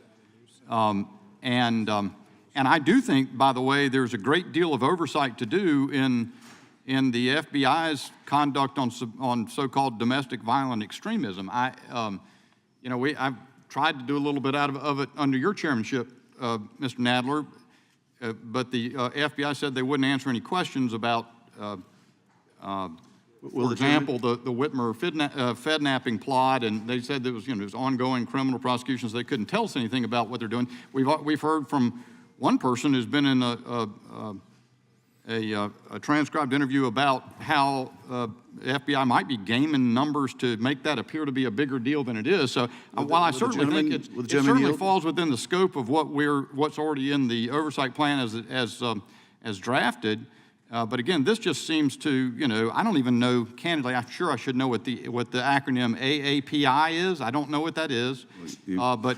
anti-AAPI hate, I mean, all the acronyms elude me. Asian American and Pacific Islanders. Oh, of course, yes, of course.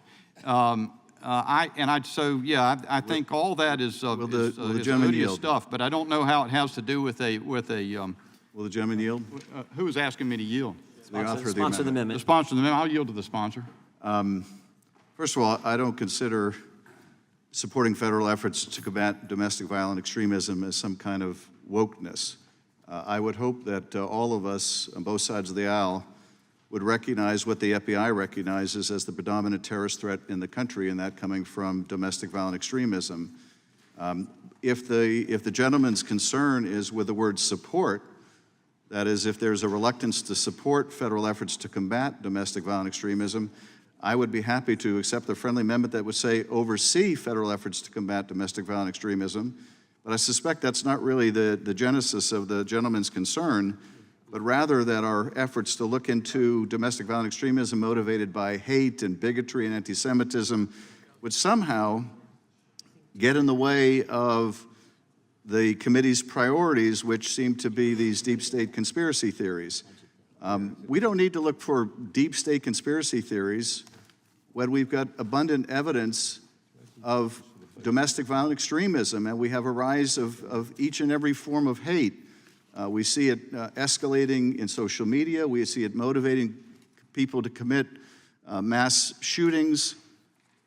It seems like every week we have an anniversary of another terrible tragedy motivated by hate, as well as a new crime motivated by hate. So I would hope that we would both support and oversee our efforts to make sure that we are bringing maximum resources to bear to confront this predominant terrorist threat, because this is where it's coming from now. It's coming from within. Let me reclaim my time. Thank you, Mr. Schiff. I do think your commentary amplifies what otherwise appeared to be something other than a neutral and bipartisan purpose behind this amendment. I think it also reinforces that, in fact, you want to go on a soapbox about this notion that seems to be so predominant among the minority to demonize and otherize half of the United States population or more, and call them out to as though they're some sort of enemies to the country. I think that's a very unbecoming thing. I don't think it's in the nature of bipartisanship or any kind of ecumenicism up here. If the gentleman yield, I certainly don't think... I've yielded to you already. You used such time as I gave you in the way you did. But I think it makes it clear what the purpose of this amendment is, and it isn't to improve the underlying resolution. So I would yield back.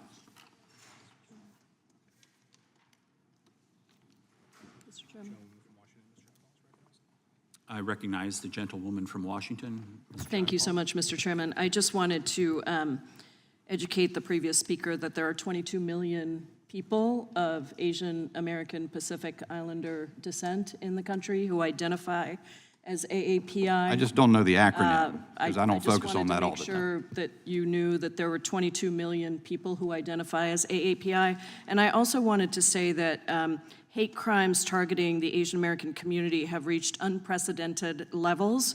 According to the Center for the Study of Hate and Extremism, anti-Asian hate crimes increased by 339% last year compared to the year before. And so I just wanted to make sure you understand how important this amendment by Mr. Schiff is on many levels. And I think it shouldn't be difficult for all of us to agree in a bipartisan way that it's important to investigate, have oversight into agencies' work in identifying and combating extremism. And I wanted to yield the balance of my time to the sponsor, if you'd like it. I know you were trying to get in earlier.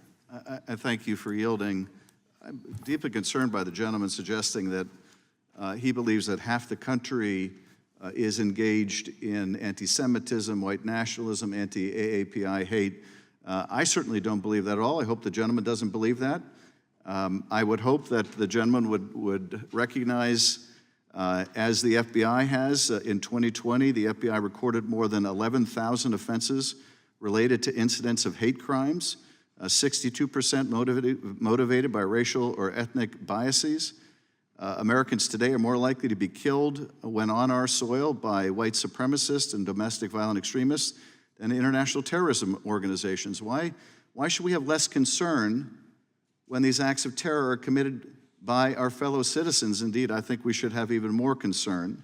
I find it astounding that an amendment that says that we should support efforts to combat domestic violent extremism in the United States in these forms has opposition, that's somehow considered woke. I would submit that those that think that we're not seeing an explosion of hate are asleep, and maybe they should wake up. Maybe they should wake up. I thank the gentleman for yielding, and I yield back. Would the gentlelady yield? I would. I have a friendly amendment I'd ask the gentleman to consider. Would you consider, after the term motivated by all forms of bigotry, including put in employees or those standing for the sanctity of life, including employees at pregnancy resource centers? I'll yield to the gentleman, the sponsor. I don't think an amendment along those lines belongs in one talking about anti-AAPI hate, anti-Semitism, and white nationalism. There is already language in your existing rules pertaining to violence, and let me find the language already in the existing rules, so I don't think you need to double up on it.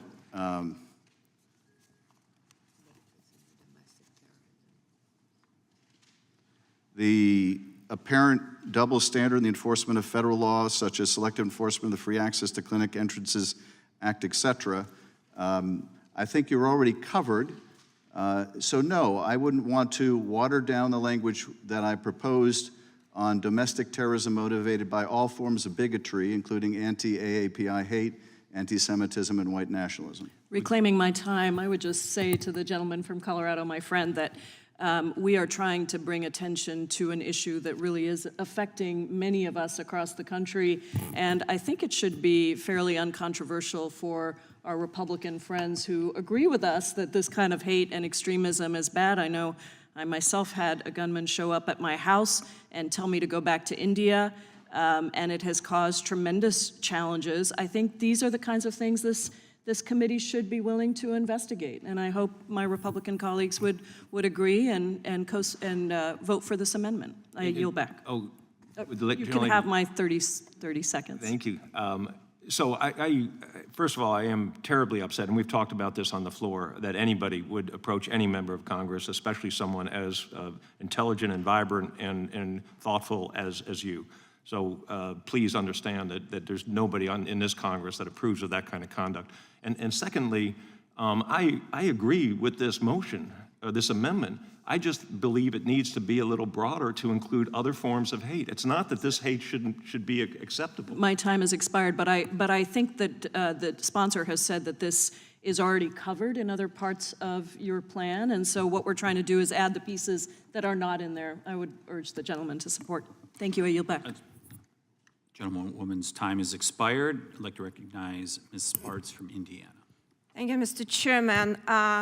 Actually, this language sounds more like a resolution, not an oversight, but I actually have a different perspective because I think this actually issue is already covered in our rules and in a much broader way, which is how it should be dealing, because if you look on page 15, last paragraph, we actually already have oversight of civil liberty abuses.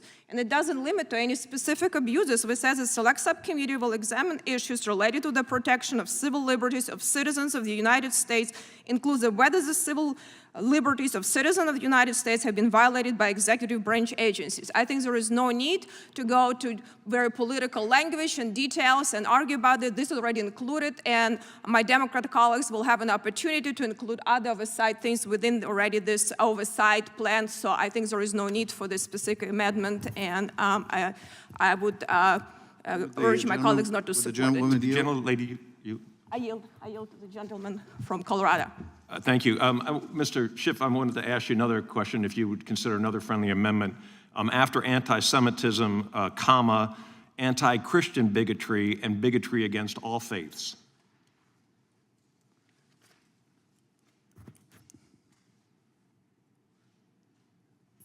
I would say to the gentleman that I would be happy to accept an amendment that also refers to domestic terrorism motivated by all forms of bigotry, including that against members of any faith. I don't think we need to single out one faith in preference to another, but I would be happy to accept a modification of your amendment. So are you deleting anti-Semitism and saying all faiths then? I'm not deleting anti-Semitism because that has been a unique scourge which is on the rise. But as I said, unless you want to add anti-Muslim faith and other religious faiths, I don't think we should single out one to the preference of others. Well, I certainly am aware of a number of church shootings. There are some, I'm aware of shootings involving Sikhs and some mosques, but the number of church shootings exceeds those of shootings at other religious facilities. And so I would just think that it would be important to send a message that anyone who harbors bigotry against Christians because of their faith is every bit as condemned and repugnant to those members of Congress as any other faith. Well, I agree. It is as repugnant as crimes against other faiths, and I would be happy, as I said, to accept a friendly amendment that includes all faiths. If that is the gentleman's intent, I'm happy to accept it. Okay. Will the gentlelady yield? I reclaim my time and yield to a gentleman from Florida.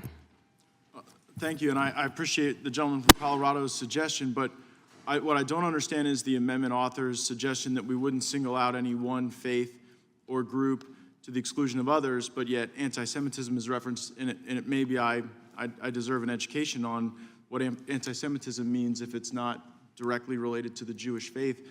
But we also would observe the terrible hate crimes that have occurred in some of the black churches in the South and how terrible that is, and there might be good work the committee can do to deter that type of conduct in the future.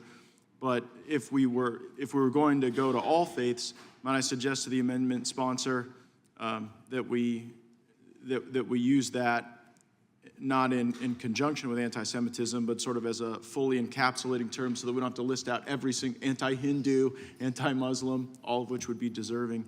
So I would yield back to the gentlelady from Indiana with the hopes that maybe the amendment sponsor would think more equitably about how we want to discourage bigotry against all faiths. Would the gentlewoman Thank yield? you. And then I just kind of proves this discussion kind of proves that really we already have the language in our side, what we need, that is really addresses all civil rights and liberties, and we not go debate and look at this one or another group because then we'll spend all this time listing everything. So I think I will yield to Mr. Bishop. I just, as I followed the discussion about singling out, I guess it's appropriate to note that there are three things that are singled out. So it talks about, of course, again, I don't think it goes to the question of an oversight plan, but it goes to just sort of expressing a political point, but it objects to domestic terrorism motivated by all forms of bigotry. Then it singles out Asian American Pacific Islander, anti-Asian American Pacific Islander hate from all other forms of hate, anti-Semitism from all forms of religious hate, and white nationalism from all other forms of racial-based hate. So I don't understand the singling out at all. I yield back. My time has expired. I yield back. Gentlewoman's time has expired. I'd like to recognize the gentleman from Rhode Island. Thank you, Mr. Chairman, and I rise in strong support of this amendment. And of course, I think Mr. Schiff's suggestion to change the word support to examine or review or conduct oversight is appropriate. But certainly in setting forth our priorities for this Congress, paying particular attention to federal efforts to combat domestic violence extremism in the United States ought to be part of it. Why? Because the Attorney General of the United States and the Director of the Secretary of the Department of Homeland Security have identified racially or ethnically motivated violent extremists as the greatest threat to Americans. So this is consistent with what is happening. We've seen a significant increase in hate and anti-Semitism and white nationalism in this country and the violence that flows from it. That's what we heard from the chief law enforcement officials in our country, and I applaud Congressman Schiff for bringing forth this amendment to say, let's include this as part of our oversight. This is a comprehensive amendment. It identifies some of the worst sources of violence in this country right now: anti-AAPI hate, anti-Semitism, white nationalism.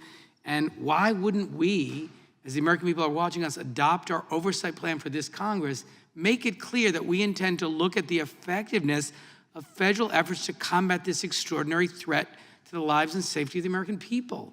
This shouldn't be a Democratic or Republican disagreement. Every single person on this committee ought to welcome the opportunity to reaffirm our commitment to attack and effectively combat this scourge of violence, of white supremacist violence, of bigotry and hate that is unfortunately on the rise in this country. So I applaud Congressman Schiff. I urge my colleagues to support this amendment. I will note in my remaining couple of minutes that I am disappointed yet again, Mr. Chairman, that despite all the flourish, you apparently forgot once again to do the Pledge of Allegiance.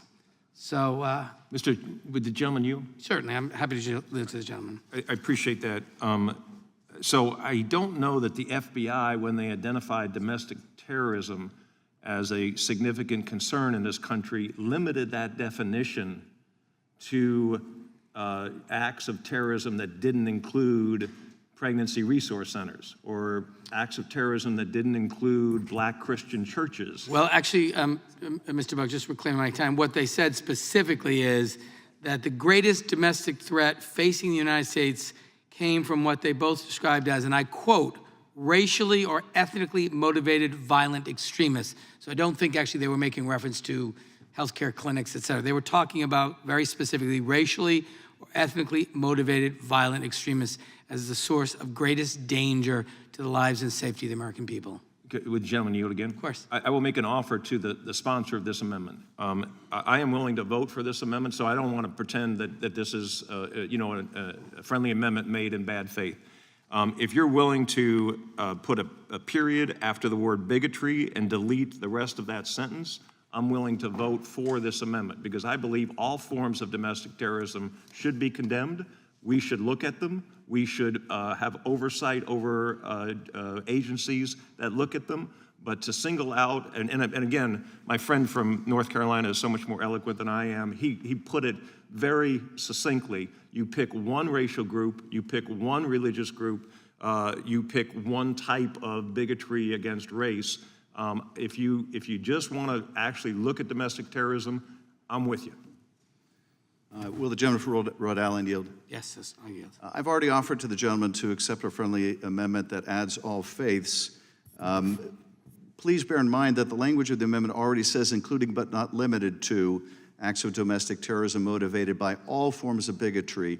The reason that anti-AAPI hate is identified is, as we have seen both in the recent mass shootings in California and elsewhere, but also as we have seen among our own colleagues in Congress, a stunning display of bigotry against our colleagues of Asian descent.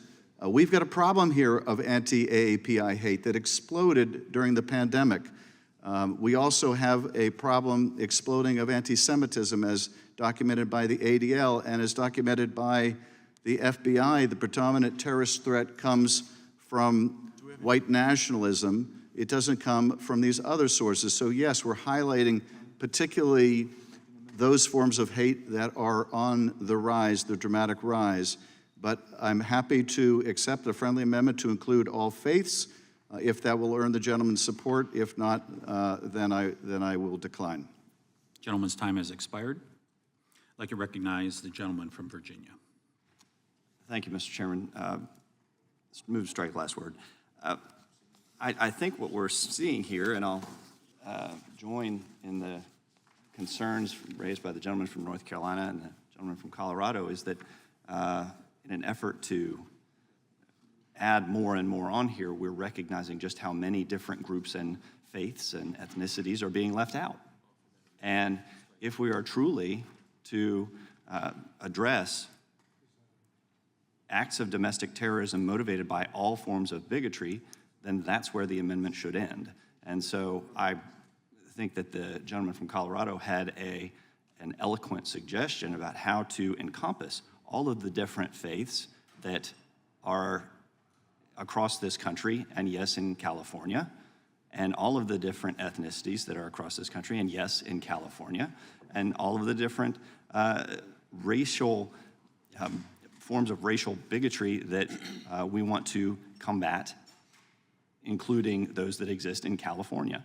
So I understand where the gentleman is coming from, and I think that in an effort to make this as broad as possible, California being one of the most diverse states in the nation, and someone who is seeking to address all of the different diverse groups that exist in the state of California, would want to support ending this sentence at the word bigotry and addressing all forms of bigotry that contribute to acts of domestic terrorism. Mr. Klein, would you yield? I yield to the gentleman from Rhode Island. Thanks so much. I appreciate your observations. What I would suggest that I think Mr. Schiff has articulated, but I'd like to sort of repeat, is I think the amendment acknowledges, of course, there should be appropriate oversight of all forms of bigotry.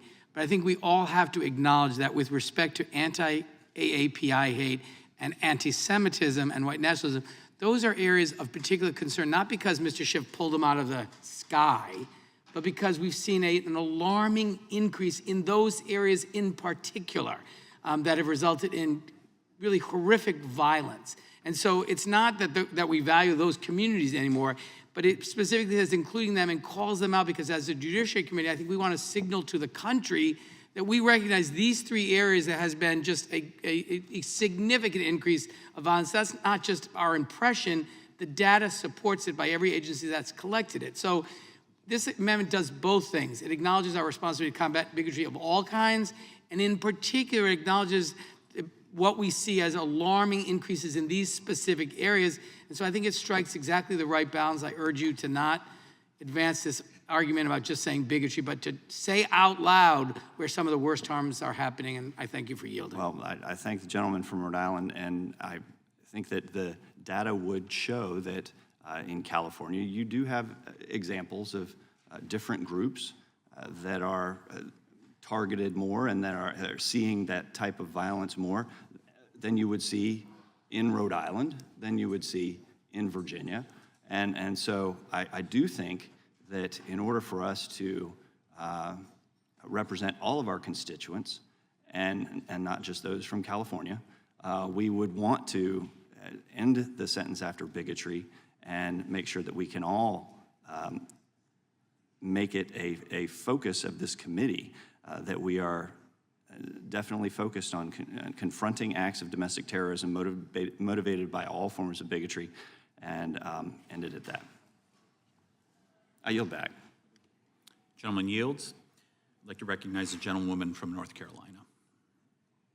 Thank you, Mr. Chairman, and I just want to speak in support of the amendment and remind the committee that in the last session of Congress, we had an extensive hearing on AAPI discrimination and hate crimes, given what has been going on across the country. I will tell you that I am not from California, but the weekend after we had that hearing, and I served on the subcommittee that had that hearing, I went to my district in the Research Triangle area of North Carolina, and there were hundreds of people who had been rallying to stop AAPI hate. And I'll tell you this, which I found to be very heartening and a reason for this amendment and a reason to continue this focus, and that was, it was astounding to me the number of people in my district who watched our full hearing and how important it was to them that this committee and this Congress took the growing AAPI hate issue seriously.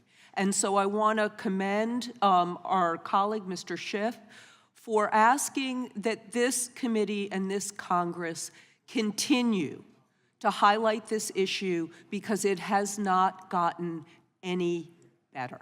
And thank you, Mr. Chairman. I yield back.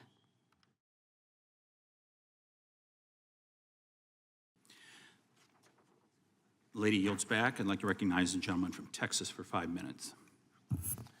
Thank the chairman. I think this committee's borderline and guilty of perpetrating a hate crime on the American people for forcing them to watch this garbage on C-SPAN. We're sitting here and the state of Texas is under open assault right now with wide open borders. And we have members of this committee talking about, oh, they're out with flashlights trying to find folks and couldn't find any folks. Those of us who have been down on the river, literally video recording people coming across and seeing people coming across in a constant stream. How about the video of the 53 dead migrants in a tractor trailer in San Antonio? Do we need to have members out there with flashlights to look for them? How about the 1,000 dead migrants found along the Rio Grande and along the southwest border? So here's the thing. We can go around in circles while the Democrats on the other side of the aisle like to continue to play identity politics and divide us up by acronyms, divvy us up by race, divide the country by race, which is clearly what they want to do. It's a page out of the old playbook. Or we can recognize that we're in the majority and that we're not going to play those games. We're actually going to focus on the right thing. That we're going to actually focus on border security instead of the absolute claptrap that has come from Democrats, leaving this country wide open for abuse and disaster. The 72,000 dead Americans from fentanyl, while members of the other side of the aisle scoff and laugh about what we're trying to do to actually secure the border. My colleagues on the other side of the aisle can continue to try to divvy us up by race while we focus on an FBI that made Scott Smith a poster child as a, quote, domestic terrorist and extremist, which I would note is a part of the amendment the gentleman offers. Scott Smith was labeled a domestic terrorist and extremist because he dared to go to a school board to defend his little girl, who was raped in a bathroom in Loudoun County, Virginia. How about Mark Houck, a dad who had a SWAT team bust down his door in Philadelphia at 7 in the morning in front of his family? Good man. Why was that door busted down? Because he defended his son, where he and his son were exercising their First Amendment rights outside of an abortion clinic, praying in defense of the unborn. So I will just say, an apology to the American people for wasting your time with the continued garbage that we've been experiencing for the last 4 years with Democrats in the majority. But we're going to focus on doing the work of the American people. So we are going to focus on securing the border of the United States. We are going to focus on exposing and undermining and defunding the bureaucratic state at war with the American people. The bureaucrats in a litany of the alphabet soup of agencies in this town that are stifling entrepreneurial spirit, stifling economic growth, stifling the ability to have robust energy security and energy freedom in this country so people can have jobs, stifling the ability of people to exercise their First Amendment rights and live free in defense of the unborn, or even dare go up and defend their little girl in a school board meeting. So my colleagues on the other side of the aisle can just keep playing the old playbook, divide people by race, create more alphabet soup of identity politics. But we're going to focus on the job the American people sent us here to do. And that's what this is about. And I'll yield to the chairman. Thank you very much.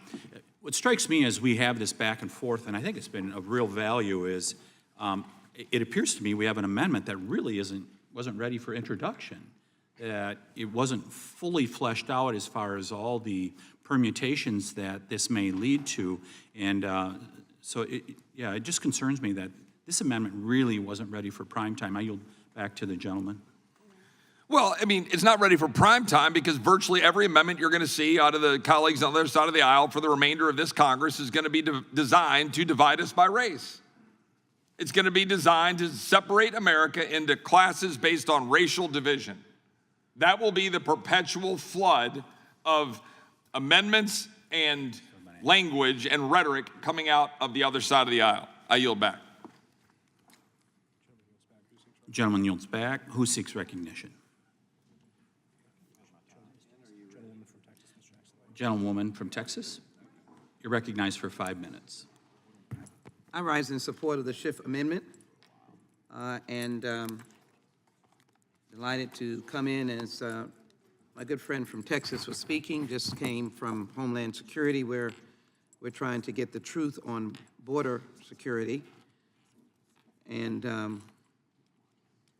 with some good testimony from the Cato Institute that indicates that the migrant mothers and children are not bringing in fentanyl. So it's good to get facts. And I think Mr. Schiff's amendment is an amendment of facts. The subcommittee will support federal efforts to combat domestic violent extremism in the United States, including but not limited to acts of domestic terrorism motivated by all forms of bigotry, including anti-API hate, anti-Semitism, and white nationalism, issues that I discussed. In fact, I have introduced H.R. 61, amending the hate crimes bill that would include white supremacy bias, not speech, that results in assaults and death as hate crimes, as the hate crime bill indicates. Fair assessment of violence that has caused the loss of life, which this amendment wants us to be assured that we do not ignore loss of life because of hatefulness, because of replacement theory. And these are real issues in this nation. And I've always been proud of America, always, for being able to be a nation to confront its ills, however long it may have taken. Over 200 years that my ancestors faced slavery, but at some moment in history, courageous president, Congress moved forward, one on the Emancipation Proclamation, 2 years late in Texas, 1865, but then on the 13th Amendment ending slavery. We've always been able to confront our ills. Some might call them sins. And right now, domestic terrorism and the bias against groups is real. Why a Judiciary Committee would not want to include this very sane language that would evidence the rise in attacks on the AAPI community, even to the extent of those in the AAPI community who happen to be members of Congress. Even to that extent. We are no less, or no more important, but we have credible ways of explaining it because we have a platform, but it is no less hurtful and no less dangerous. The rise in API, anti-hate and violence, was ignited by the past administration in something called Kung Flu, where persons were being struck down on the streets of New York, San Francisco, and otherwise, not related to who was the mayor or local government, related to people being provoked into hatred and actions. Why not study how that occurred or how we responded to it? There is no doubt that from the Tree of Life Synagogue, that anti-Semitism is also out of control and rising at rapid speed. For all of those who profess their love for this community, there's no reason not to amend and add this amendment. This is a thoughtful amendment. And then I certainly cannot ignore, I said it before earlier, well-documented hatefulness as it relates to African Americans, Latinos. And you cannot go don't have to go far, than the murderous acts at the Walmart where the El Paso Opasians are still healing. I went to them in the midst of it. I went to funerals in El Paso. And of course, I met the families of the murdered, outrageously, viciously killed grocery shoppers in Buffalo, New York, and to the funerals of those in Charleston. Wonderful pastor shot down and murdered because of hatefulness and wanting to start a race war. Gentlewoman's time has expired. I ask that my colleagues join me in a bipartisan manner and support the Adam Schiff amendment to our oversight plan. Gentlewoman yields. I yield back. Thank you. I'd like to recognize the gentleman from Oregon for 5 minutes. Thank you, Mr. Chair, and I yield to the Congresswoman from Indiana, Ms. Sparks. Thank you, Mr. Chairman. Thank you for yielding. I think, as I mentioned earlier, if we worry about violation of civil rights and part of civil liberty as part of it, I think we already have that. If we're talking about domestic terrorism, then I don't think this amendment is written very well because, as a gentleman from Colorado mentioned, it's not all-encompassing, and we do have definition of domestic terrorism. Actually, U.S. Patriot Act expanded its definition, and ACLU was celebrated as definitions were broad enough to cover all potential issues. So if my Democrat colleagues believe that Biden administration is not doing a good job dealing with this issue, we should oversee that. We definitely could do that, but I think has to use definitions that we have it in the law and make sure that they actually do that, and it should be just stopping at the domestic terrorism, and that amendment definitely not written the way that is really encompassing and properly, and I would urge not support it in this format.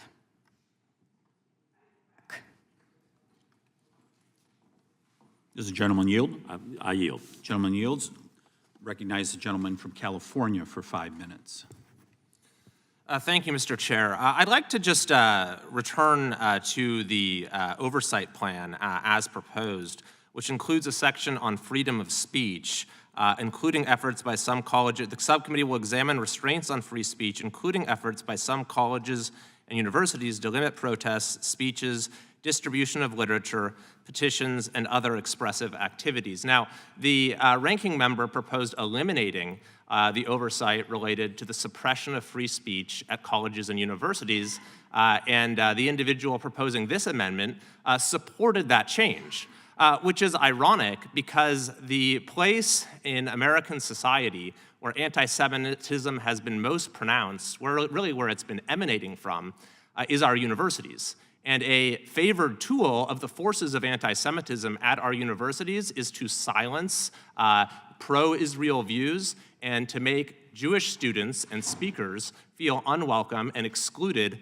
from campus life. It's so extreme that just this last fall, 9 student groups at Berkeley Law School actually amended their bylaws to prohibit speakers who express support for Israel. This was condemned by the American Jewish Committee and 35 other Jewish organizations as a vicious attempt to marginalize and stigmatize the Jewish, Israeli, and pro-Israel community. This is unabashed anti-Semitism, they said. In fact, this action has now led to a lawsuit alleging that it violates Title VI of the Federal Civil Rights Act, which prohibits discrimination on the basis of race, color, or national origin at programs that receive federal assistance. As a state representative, I proposed legislation to protect freedom of speech on college campuses, and the leading supporters were dozens of Jewish American groups because they have experienced the nexus between the suppression of free speech at our universities and rising anti-Semitism. So I'm sorry, but it's really hard for me to accept this proposed amendment as anything more than a political stunt when the individual who is proposing it just himself voted to limit oversight of a leading source of anti-Semitism in this country. Will the gentleman yield? Will the gentleman yield? Yes, I yield. So if I understand the gentleman's point, because the gentleman is concerned about anti-Semitism on college campuses, a concern, by the way, that I share, he's going to oppose an amendment that would ask us to oversee acts of anti-Semitism. Others of my colleagues apparently similarly will oppose the amendment. And I suppose the rationale would be if this were a resolution on the floor condemning anti-Semitism, they would oppose that too because it doesn't include other forms of hate. I hardly see how the presence of acts that my colleague from California and I would both disagree with that have an anti-Semitic character should be used to justify opposition to an amendment that says we should oversee domestic terrorism motivated by all forms of bigotry, including anti-Semitism. To me, the one does not lead to the other. Rather, it ought to lead to support for the amendment, not opposition. And I yield back to the gentleman. I require my time and yield to Mr. Bach. I thank the gentleman for yielding. I just wanted to remind my colleague from California about a little history that happened on the floor when some Democrat members made incredibly offensive anti-Semitic comments.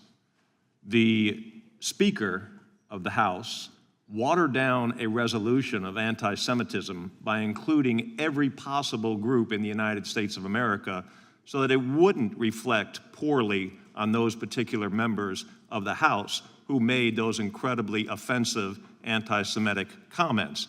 I think it is only fair that we recognize now that all forms of bigotry should be condemned, not just forms of bigotry where you can run home and tell your constituents that I have protected, and guess what? Those Republicans, they don't like this particular group or that particular group because they voted against my amendment. Condemn all forms of bigotry. Don't pull out a particular group and see what happens. And I yield back to the gentleman. I yield back to the gentleman. I yield the remainder of my time. Anyone seek recognition? Mr. Chairman, Your question occurs on the amendment. Mr. Chairman, may I offer a friendly amendment in good faith to my colleagues who objected to the word support and replace it with the word oversee, and also insert the language, the phrase, and against all faiths, following all forms of bigotry, and preceding, including anti-AAPA hate, anti-Semitism, and white nationalism. Request unanimous consent to make those changes to the amendment. I would object just to see a written version. It's fine if we suspend, but I'd like to see it in writing. I'm happy to hand it out.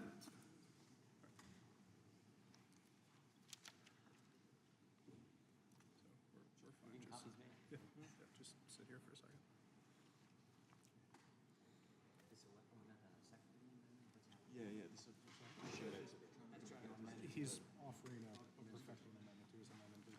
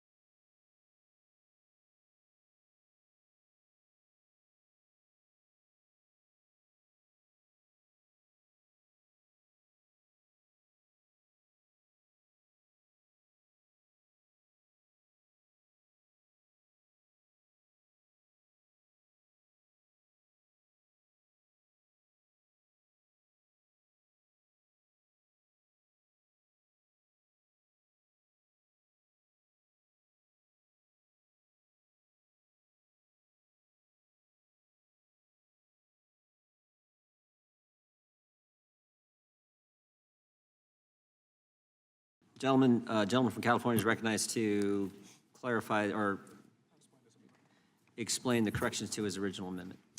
I thank the gentleman. There were at least two objections from my colleagues, and I'm happy to try to meet them halfway.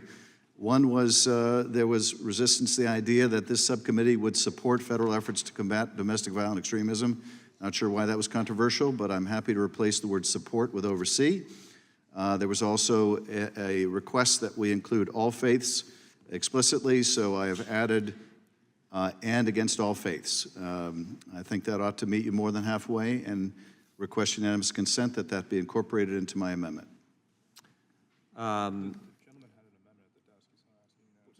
Is it? This is an amendment to the amendment, not unanimous consent. Correct. Okay. Well, is there anyone seek to be recognized on the amendment to the amendment? Question occurs on the amendment to the amendment offered by the gentleman from California. Those in favor say yes. Aye. Those opposed, no. No. Opinion of the chairs and noes have it. The amendment to the amendment is not agreed to. The question now is on the gentleman from California's amendment. I thank the chairman. For what rather inexplicable reasons, the majority has now voted against including all faiths. I would say that's sort of a bad faith objection to including all faiths after making... The gentleman's... Okay. Question is on the amendment offered by the gentleman. It wasn't, gentleman wasn't recognized to speak on the amendment. I think he already has when he introduced it. So the question is on the amendment. All those in favor say yes. Aye. All those opposed, no. No. Mr. Chairman, on that I request a roll call vote. Any of the chairs and noes have it. Roll call vote being requested. The clerk will call the roll. Mr. Jordan? No. Mr. Jordan votes no. Mr. Issa? Mr. Buck? Mr. Gates? Mr. Johnson of Louisiana? Mr. Biggs? Mr. McClintock? Mr. Tiffany? No. Mr. Tiffany votes no. Mr. Massey? Mr. Roy? Mr. Roy votes no. Mr. Bishop? Mr. Bishop votes no. Ms. Sparts? Ms. Sparts votes no. Mr. Fitzgerald? Mr. Benz? Mr. Benz votes no. Mr. Klein? Mr. Klein votes no. Mr. Gooden?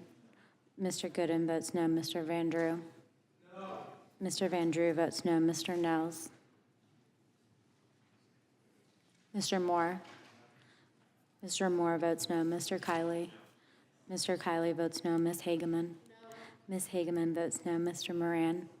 No. Mr. Moran votes no. Ms. Lee?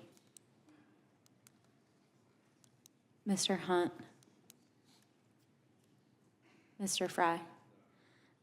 Mr. Fry votes no. Mr. Nadler? Aye.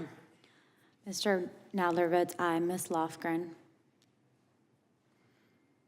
Ms. Jackson Lee? Aye. Ms. Jackson Lee votes aye. Mr. Cohen? Mr. Johnson of Georgia? Aye.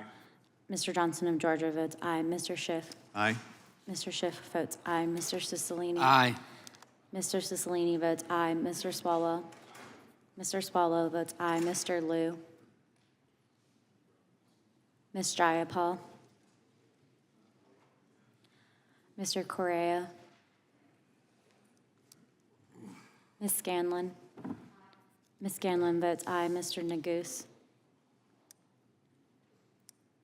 Ms. McBath? Ms. Dean?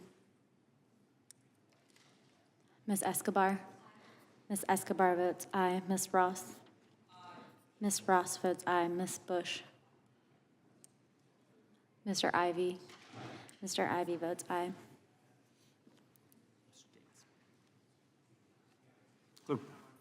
Mr. Gates, you are not recorded. Mr. Gates votes no. Gentleman from Arizona. Mr. Biggs? Mr. Biggs votes no. Gentleman from California. No. Gentleman. McClintock votes no. Mr. McClintock votes no. Gentleman from Colorado. Mr. Buck votes no. Gentleman from Wisconsin. Mr. Fitzgerald, you are not recorded. No. Mr. Fitzgerald votes no. Gentleman from Louisiana. Mr. Johnson of Louisiana votes no. Anyone else? Gentleman from Texas. Yes. Mr. Nels votes no. All members having voted, clerk will report.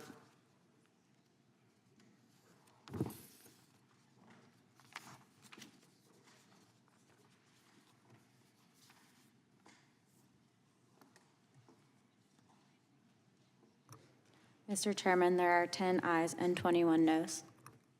The amendment is defeated. Ms. Scanlon, what purpose does Ms. Scanlon seek recognition? Mr. Chair, I have an amendment at the desk. Gentlelady from Pennsylvania has an amendment. Clerk will report. Amendment to the Committee on the Judiciary Authorization and Oversight Plan for the 118th Congress, offered by Ms. Scanlon. On page 10, strike the paragraph beginning "protecting the sanctity of life" and replace with the following: the threat of a nationwide abortion ban. The subcommittee will examine the threat posed by a nationwide abortion ban to women's lives, reproductive health, bodily autonomy, and equality. Without objection, the amendment will be considered. Point of order being registered from the gentleman from Pennsylvania. The gentlelady is recognized to explain her amendment. Thank you, Mr. Chair. My amendment would add to the Constitution Subcommittee's oversight agenda an examination of the threat posed by a national abortion ban to women's fundamental rights, their lives, their reproductive health, their bodily autonomy, and equality in the wake of the Dobbs decision. Members of this committee should not be afraid to ask questions about the ramifications of such a ban at a time when significant portions of the Republican Party and the anti-abortion movement have made it abundantly clear that they're determined to enact a nationwide ban on abortion. We know that this concern is not hypothetical. In September, Republicans led by Lindsey Graham in the Senate and 101 members of the House introduced a bill to ban abortions nationally. And last May, the Washington Post reported that leading anti-abortion groups and their allies in Congress have been meeting behind the scenes to plan a national strategy, including a push for a strict nationwide ban on abortion. Access to the full range of reproductive health care, including abortion care, is central to women being able to participate as equal members of society. Control over one's body is a basic mark of human dignity. Access to essential reproductive health care is a human right. Yet for the last 249 days, since the Supreme Court issued its decision in Dobbs versus Jackson Women's Health Organization, for the first time in 50 years, the constitutional underpinnings of that right to abortion care have been called into question. By overturning 50 years of precedent, beginning with Roe v. Wade, the court has already denied women in many states the right to equality, bodily autonomy, and the essential life-saving health care, a right that they had justly relied upon to order their lives for almost half a century. In so doing, the court effectively took away an individual's power to decide the fundamental question of whether to carry or terminate a pregnancy, and instead gave that power to politicians. According to the New York Times, as of February 10th, 2023, 13 states have almost completely banned abortion. One state has imposed a 6-week ban before most women even know that they're pregnant. And 4 states have imposed abortion bans at 15, 18, or 20 weeks, laws that would have been clearly unconstitutional under Roe. All of these bans ignore the facts and the biology of pregnancy and the multitude of medical, emotional, legal, and financial determinations that may go into the complicated decisions about pregnancy and reproductive health care. In states that have enacted abortion bans already, those bans harm all women, but are particularly harmful to low-income women and women of color. Blocking or severely restricting abortion care access will only serve to further deepen social inequalities. Furthermore, the restriction in those states have already had ripple effects in other states, as people are forced to travel to those states to obtain the health care that they need. I strongly encourage all my colleagues to support my amendment and I yield back. Gentlelady yields back. The gentleman from Louisiana, Mr. Johnson, is recognized. Well, we oppose this amendment for lots of reasons, but it does present an opportunity to talk about the facts related to this issue. It was 50 years since Roe v. Wade was decided, and Democrats have failed to generate any widespread acceptance of their radical anti-life policies in state legislatures or in Congress. These are the facts. The American people do not support elective abortion on demand throughout all 9 months of pregnancy, nor does any other country in the developed world, but Democrats in Congress do because they voted on that in the last Congress. The majority of Americans support reasonable restrictions on abortion. Most Americans do not support taxpayer funding for abortion. The majority of Americans do not believe abortion should be allowed after the first trimester. The vast majority of people in this country, 90%, believe it is possible to have laws that protect both the health and well-being of a woman and the sacred life of her unborn baby. The United States is one of only 7 nations that allow elective abortion on demand after the 20th week of gestation, and the list also includes North Korea and China. In the last Congress, this committee, the Democrats in this committee, held 3 hearings on abortion. They used these hearings as an attempt to delegitimize the Supreme Court and its ruling in Dobbs v. Jackson Women's Health, which overturned Roe, of course. The leak of the draft Dobbs opinion was unprecedented. No draft decision in the modern history of the court has been disclosed publicly while the case was still pending. The leak resulted in a harassment and intimidation campaign against the conservative justices themselves that included illegal picketing outside of their residences, bounties for sightings of the justices in public, and even an assassination attempt upon one of them, Justice Kavanaugh. The leak also led radical anti-life fanatics to target, destroy, or vandalize over 100 pro-life facilities and churches. More than 2,700 pregnancy care centers nationwide serve millions of people annually. House Democrats never condemned all those actions. They never condemned the firebombing of the clinics and the destruction of churches and pro-life organizations. We had to pass a resolution on the floor in order to do that. This Congress, several weeks ago, I think we only got 3 Democrats in favor of that. In addition to publicly intimidating the court and conservative justices for issuing opinions that Democrats dislike, Democrats sought to politicize the court by introducing radical legislation to pack the court with 4 new left-wing justices. In response to the Dobbs leak, I introduced the Leaker Accountability Act, and that bill makes it knowingly sharing confidential information from the Supreme Court a crime punishable by a fine of up to 5 years in prison. We have to do that because no action has been taken. We still don't know who the leaker was, and desperate times call for desperate measures. We need legislation to do that. Look, this is an issue that is of great concern to us. It's an issue that now devolves to the states because of the Dobbs opinion, and I think that's where a lot of people believe it belongs. But there is no nationwide abortion ban that is on the books. It's not going to be, and this is an amendment and an attempt to politicize the rules, which is exactly what our friends on the other side of the aisle have been saying they do not want to do. Gentleman yield No, for I a won't question? yield. No, I won't yield. We're going to oppose the amendment because there's no place for it in the rules, and I think it speaks for itself of what it is. I yield back. Gentleman yields back. The gentleman from Oregon is recognized. Mr. Chair, I withdraw my point of order. Gentleman witdraws. Gentleman from Rhode Island, who I understand is leaving us.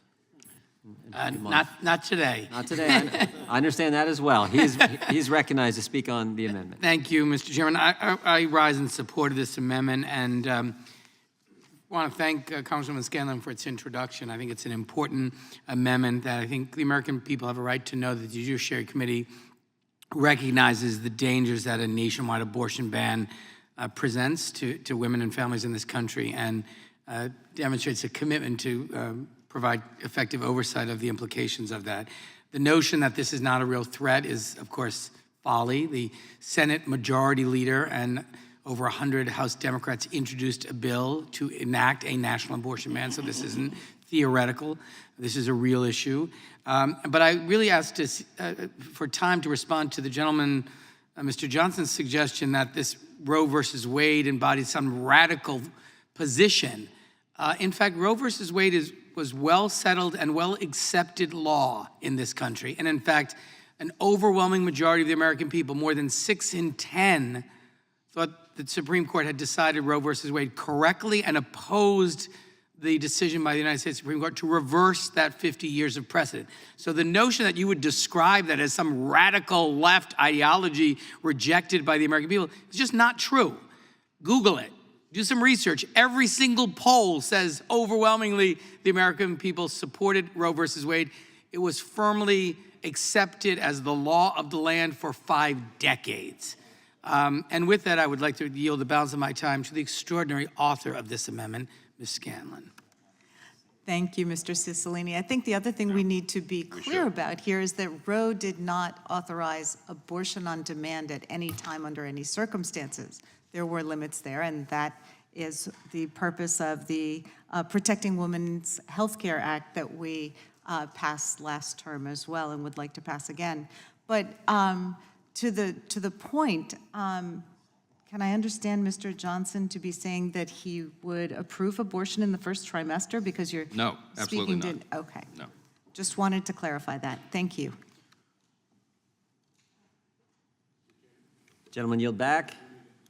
I yield to the gentleman from California, Mr. Swalwell. And thank you. I'm so glad that Ms. Scanlon asked that question because it illustrates what this is really about, which they want an absolute ban. And Mr. Johnson very articulately said that they're open-minded to anything other than abortion on demand. And then when the screws were just put to him, well, would you support it in the first trimester? Which he even alluded to, reasonable restrictions. And he referenced the first trimester, but when asked directly said no.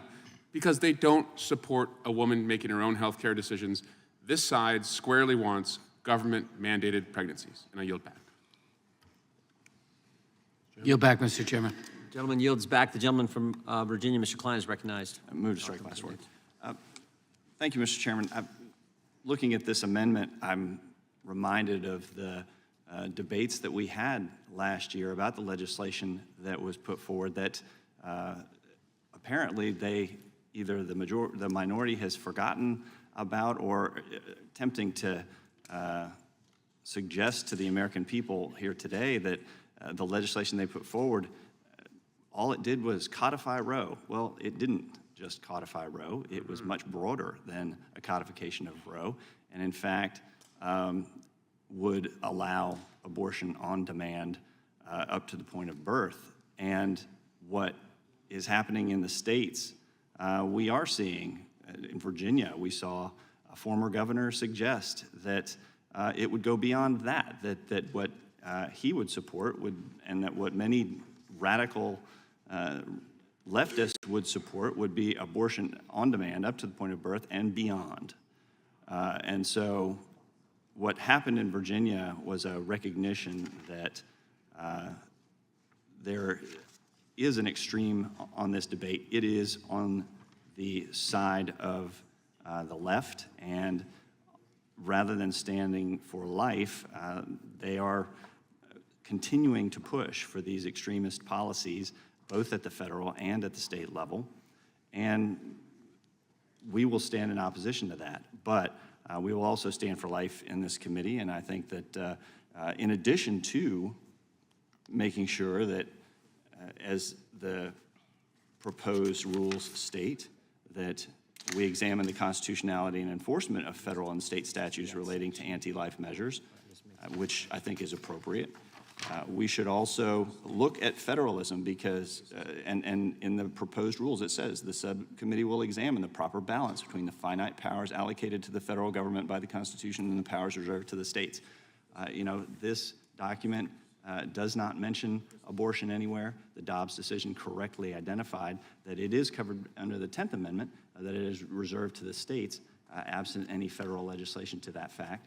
And so that was a correct decision by the Supreme Court. But I think that it's within the power of this committee to examine that and examine the radical legislation that is arising in Democrat-led states that would allow for abortion up to the point of birth. And I would the gentleman yield to the gentleman from Louisiana. Well, thanks. I would just quote from the majority opinion in Dobbs. It says it very well. Justice Alito said Roe was egregiously wrong from the start. Its reasoning was exceptionally weak, and the decision has had damaging consequences, obviously. He continued, the inescapable conclusion is that a right to abortion is not deeply rooted in the nation's history and traditions, and on the contrary, an unbroken tradition of prohibiting abortion on pain of criminal punishment persisted from the earliest days of the common law until 1973 when Roe was enacted. We hold, the court said, that Roe and Casey must be overruled because the Constitution makes no reference to abortion, as you said, and no such right is implicitly protected by any constitutional provision. It's not in the text of the Constitution, it's not in its meaning, it's not in its structure. It was egregiously wrong, and it was finally overturned after nearly 50 years. That was a good thing for the country. We don't want to go down this road again, and for that reason, we oppose the amendment. I get back to you. Gentleman yields back. Gentleman yield. We'll get you next. Chair recognizes the ranking member, Mr. Nadler. Mr. Chairman, this debate is so egregious, I don't know where to start. First of all, let me mention, you talk about the popularity of abortion. Mr. Cicilline, I think, said it, cited polls of 60%. Every single referendum that's been held in the last few years, the people of the state, in red states, in Kansas, have voted to legalize abortion. Every single one of them. Not one went the other way. Dobbs was egregiously wrong. It's the first time in American history that a right previously recognized under the Constitution of the United States was taken away. And it will go down in history with Dred Scott. You talk about, Mr. Johnson talked about the resolution that we opposed at the beginning of the session to oppose violence at pregnancy crisis centers. Well, he fails to mention there has been pregnancy at violence at abortion crisis centers, and they ought to be condemned. There's also been violence and murders at Planned Parenthood centers, at abortion clinics, and that ought to be condemned too. But when I offered the amendment on the floor to add that to the bill, or the resolution, I should say, the resolution said we oppose violence at pregnancy crisis centers, and I offered an amendment to add and also at abortion clinics, the Republicans voted it down. And that's why we voted against the one-sided resolution. Not because we favor violence at pregnancy crisis centers, but because the resolution said we're opposed to pregnancy crisis, violence at pregnancy crisis centers, but violence at abortion clinics is fine. I think it was, someone mentioned that we had legislation to ban,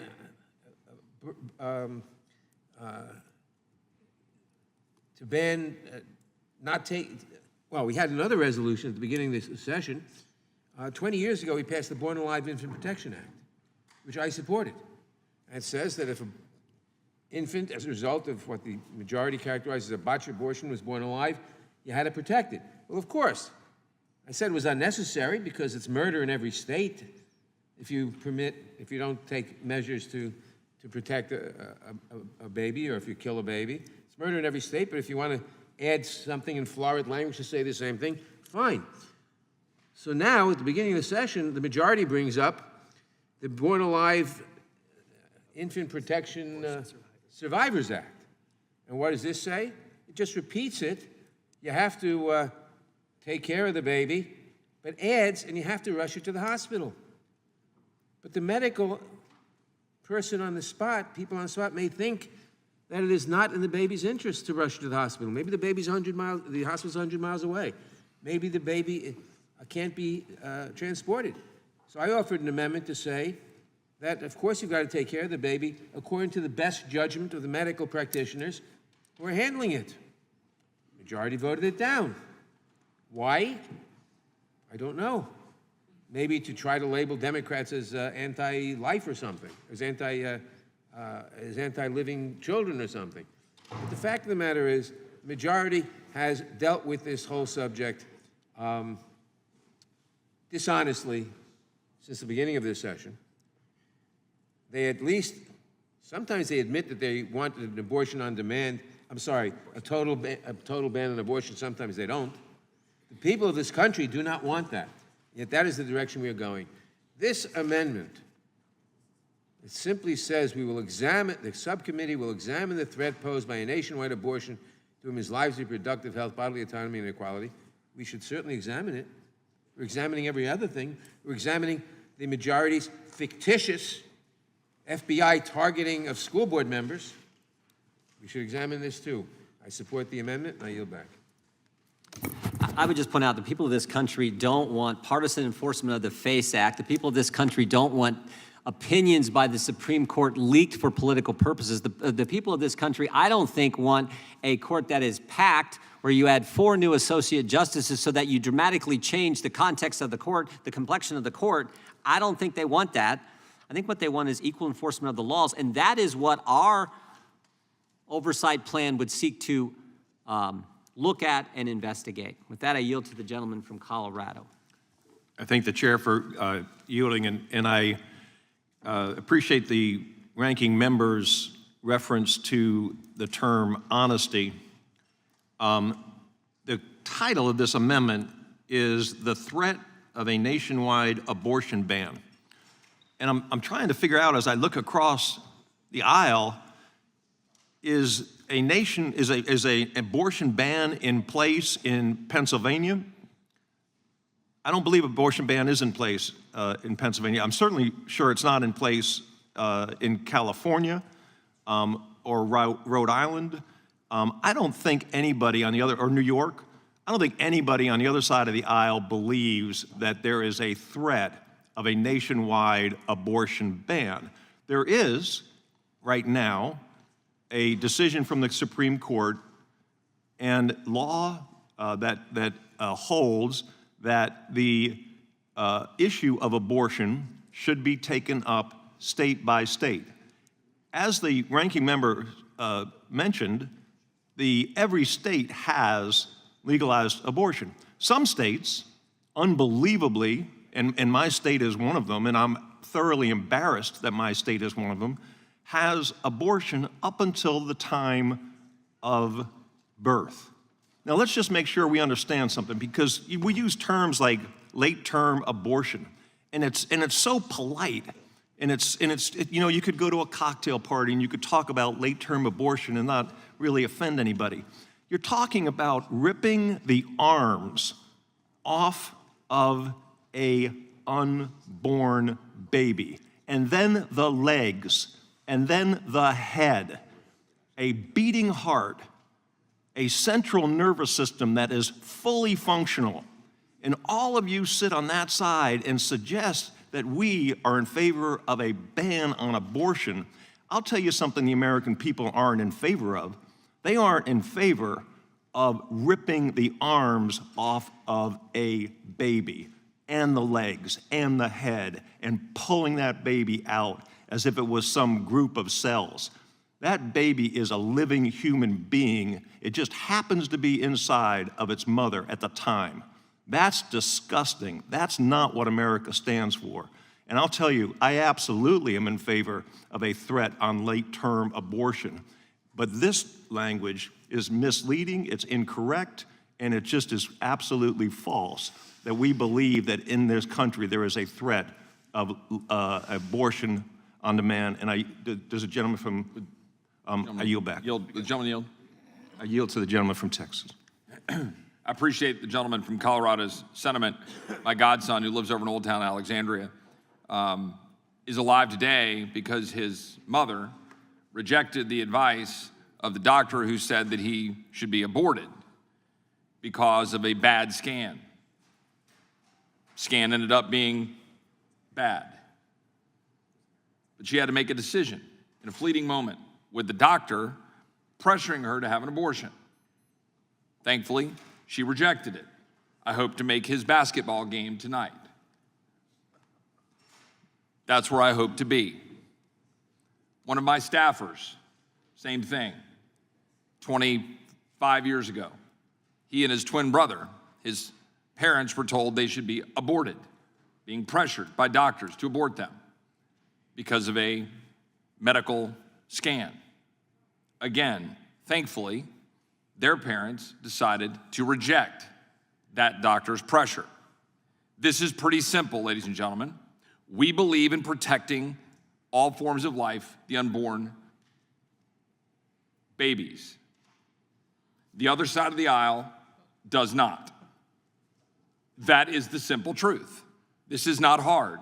This is why elections have consequences. We will continue this back and forth, but the simple truth is we believe in protecting life. That's it. Our Democratic colleagues could not even bring themselves to vote for legislation a mere few weeks ago that would protect a child born alive.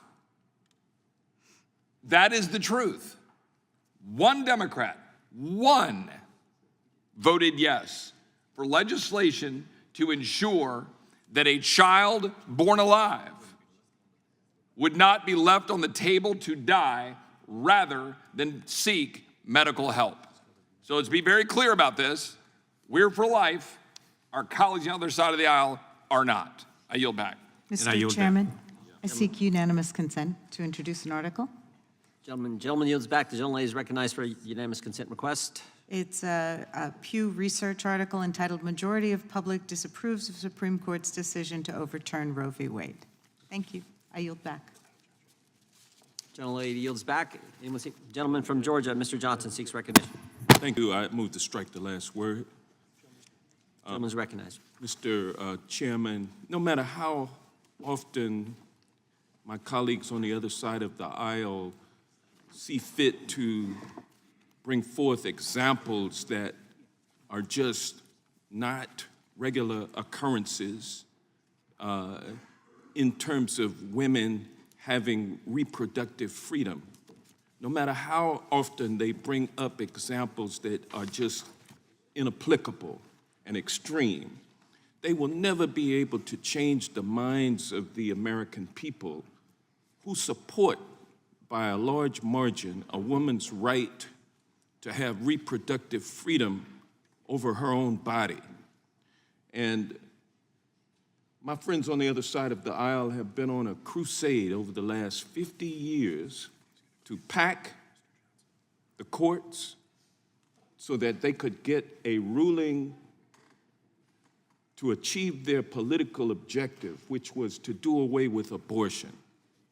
They have used abortion over the last 50 years as a cudgel to divide people, to misinform people, and to actually control women.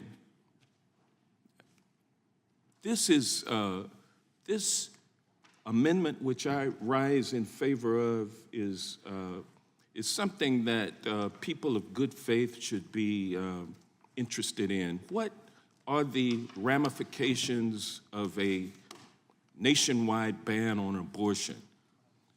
My friends on the other side of the aisle don't want to delve into that question because they try to deny that their goal is a nationwide ban on abortion. They try to hoodwink and trick people into believing that that is not their goal, but we all know that that is your goal. You've accomplished it on a federal level by packing the United States Supreme Court. You've also been packing legislatures across the country with right-wing, anti-freedom individuals who are of the same accord as you. They want to take away a woman's right to reproductive freedom. Why? Because it's a good political issue. And I would note, just looking at my friends on the other side of the aisle, everybody looks the same and not a single female over there. And this is something that's typical of this debate over the years. It's been something that men, in their esteemed wisdom, have decided is the agenda. But you're not convincing the American people to go along with you. And the American people are watching today, they're listening to you, and they don't believe a word that you said. And they know what you're doing is anti-freedom. And with that, Mr. Speaker, Mr. Chairman, I'll yield back. Gentleman yields back. The gentleman from Wisconsin, Mr. Tiffany, is recognized. Yeah, thank you very much. So if we had a full dais over here, let's see, we would see the gentlewoman from Wyoming. We would see the gentlewoman from Florida. We would see the gentleman from Texas, Mr. Hunt. We would see Ms. Spartz, the gentlewoman from Indiana. Those would be among the people you would see over here if you had a full dais. Sorry you didn't get to see them. I yield to Mr. Johnson. I'm moving to the chair. Hold on.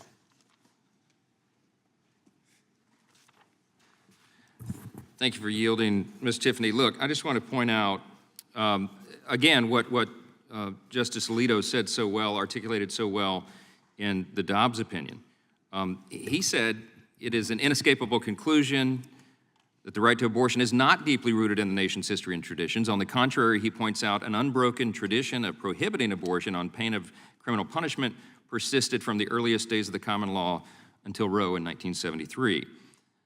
The fact is that prior to Roe, our laws in this country did respect and protect the sanctity of human life, and the reason is why. It goes back to our nation's birth certificate, the Declaration of Independence. And this can't be said too often because it is a simple and profound and important truth because it helps define who we are as a country. In our nation's birth certificate, the famous language in the second paragraph is that we hold these truths to be self-evident. It's a self-evident truth that all men are created equal, not born equal, but created equal by God, by our Creator, and that He is the one that gives us our inalienable rights, and among these, the rights to life, obviously. Liberty and the pursuit of happiness, life is listed first. Listen, the founders, the ones who put this country together, recognize that life was sacred because it is given to us by our Creator, by God. And they recognize that we are indeed made in that Creator's image. We're made in God's image. And because of that, every single human person has inestimable dignity and value. And your value is not related in any way to the color of your skin or where you went to school, what zip code you live in, what you do for a living, how good looking you are. None of that is relevant. Your value is inherent because it is given to you by your Creator. He's the one that gives us our rights. That first right is the right to life. If you don't have the right to life, you can't pursue liberty. You can't pursue happiness. You can't exercise your freedom if you're not here. And so it's a simple, self-evident truth that the country was built upon. And that's why our nation and its laws respected this under our constitutional tradition until Roe was hoisted upon the people by a majority of the court. Finally, that egregious error has been overturned. And by the way, no one said it yet, but about 63 million American children were aborted since 1973, January 22nd of 1973, when Roe became the law of the land. It's a profound tragedy. It has impacts on all aspects of public policy and everything about our culture and all that we know. I mean, we have an aging population here. We don't have able-bodied workers, enough of them in the economy to support our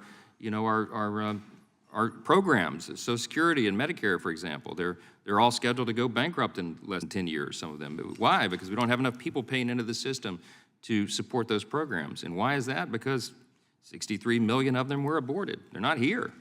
I was born in January of 1972, almost exactly 1 year before Roe v. Wade, and it has dawned on me many times that number, 63 million, represents somewhere between 1/2 and 1/3 of my entire generation. So my high school graduating class probably should have been at least 1/3 larger than it was, maybe more. But my colleagues weren't there, my friends weren't there, my classmates weren't there. The ranking member, Mr. Nadler, said just a few moments ago, he gave us a long explanation about how, hey, it's murder to kill a baby, and that's why originally, many years ago, he supported the Born Alive Infant Protection Act. But he does not believe that it's murder to kill that baby if it's 9 inches further up the birth canal. Prior to its birth, a late-term abortion, they're okay with that. I mean, almost every Democrat in the House currently voted for those kinds of policies to allow for abortion on demand up until the moment of birth. You have to not let that fact escape you. You have to look at the record of what has been voted on in this House in the last couple of years and recognize that they're on record. So, as Mr. Roy, my good friend, said earlier, it is really simple. At the end of the day, we'll haggle about the rules here. We'll haggle about nuances in language in these policies, et cetera. But at the end of the day, there's an inescapable conclusion. One side in this country supports and defends and respects and wants to protect the sanctity of human life, and the other side simply doesn't. And that is something that is hard to get over. Does anyone else seek recognition? Chairman? I'd like to, Oh, I'm sorry, yield back to Ms. Tiffany. It's use still the his balance time. of my time. Sorry. Since there's some demographic profiling that's going on in the chamber here at this point, I would urge any of those members that are thinking in that manner to take a look at the roll court in 1973 and do a profile of those 9 justices. I yield back. Would you yield, Mr. Okay. Gentleman from Texas. Okay, gentleman yields back. Okay. Ms. Jackson, Texas, recognized 5 minutes. Thank you so very much. I've been serving on this committee with my friend from Louisiana for a very long time, and we find moments of bliss, of agreement, and moments of vigorous disagreement, but with gentility and respect. And so, with respect, I take harsh disagreement with one side of the country is this, and another side of the country is that. And that is the very language that continues to divide us and suggests that views are to be disrespected or demonized. I take issue with that. I will not take a back seat to my patriotism or to my respect for the lives of all Americans, men and women, and I will not step back for my respect for reproductive freedom, and I will not divide it by one side or the other. I will say that there are men and women in this country that understand the gentlelady from Pennsylvania's very succinct, simple, and non-divisive amendment. Because what it says is that we will look at, which means that we may look at the views that Mr. Johnson has at the same time, the attempts to nationalize what the Constitution, until interpretation by those jurors who countered what their testimony was during their confirmation hearing, this idea of disallowing health care to women, disallowing women to make decisions with their family, their faith leader, undermining their reproductive health, which can cause death, such as the intense numbers of Black maternal mortality, and, of course, the autonomy and respect for each individual human being, which is so important, and the overall equality of all of us under the Constitution and, yes, under our individual faith. This is a simple amendment that just allows us to make sure that we cover the very issues that the Judiciary Committee addresses, not in any way suggesting anyone's views are better than someone else's views. It just simply says that the Judiciary Committee's responsibilities are vast. It evidences the standing room only for members who wanted to get on the Judiciary Committee, because they see this committee as having vast authority and importance in the culture and law and protection of the Constitution. And I'd spent a lot of time with that book, and in essence, in spending a lot of time with that book, while the staff that is in front of me is laughing, I hope they're having a good humorous time on something that is as serious as this. Your new staff, but your protocol needs to be improved. Thank you for your service. This is, in some instances, life or death. And I believe this amendment is crucial to the oversight plan of this Judiciary Committee. And as I was beginning to say, nothing in the Constitution violates or indicates that we should not be looking at the Ninth Amendment, which still exists, due process, equal protection of the law. Ms. Scanlon's amendment falls in several of those categories. And to me, it is obviously important.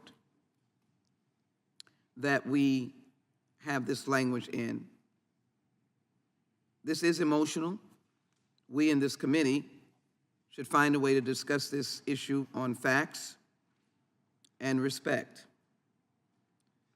And I also, as I've been in this committee for a very long time, where we named a legitimate birth procedure that was to save the life of the mother. When crying mothers came here and said, I did not want to proceed, I was told that I would die. And they named it partial birth abortion. And I had to live through that. Take all of the accusations from all of the outside groups, but stood on the grounds of the Constitution of these crying mothers who did not want to proceed, but the doctor insisted that they would die. And so it is important that we do our duty here, and the duty is to support the amendment that Ms. Scanlon has offered, and I think she's offered it without divisiveness and an effort to make sure that we do our job. So Chairman Jordan, I again hope that I have raised enough concern that you'll find some bipartisan support, not for abortion. This is not asking us to support abortion. Let me be very clear. It is just simply asking us to include as our duty to look at all of the aspects of our constitutional authority. I yield back. I support the Scanlon amendment. Gentlelady yields back. Gentleman from New Jersey is recognized. Mr. Van Drew. Thank you, Mr. Chairman. It's one of the most difficult subjects to even approach, and I think, and I know most of you know, I'm a dentist, and as you go through dental school, at least where I went, you had to also be involved with autopsies and many areas that dealt with human life and human death.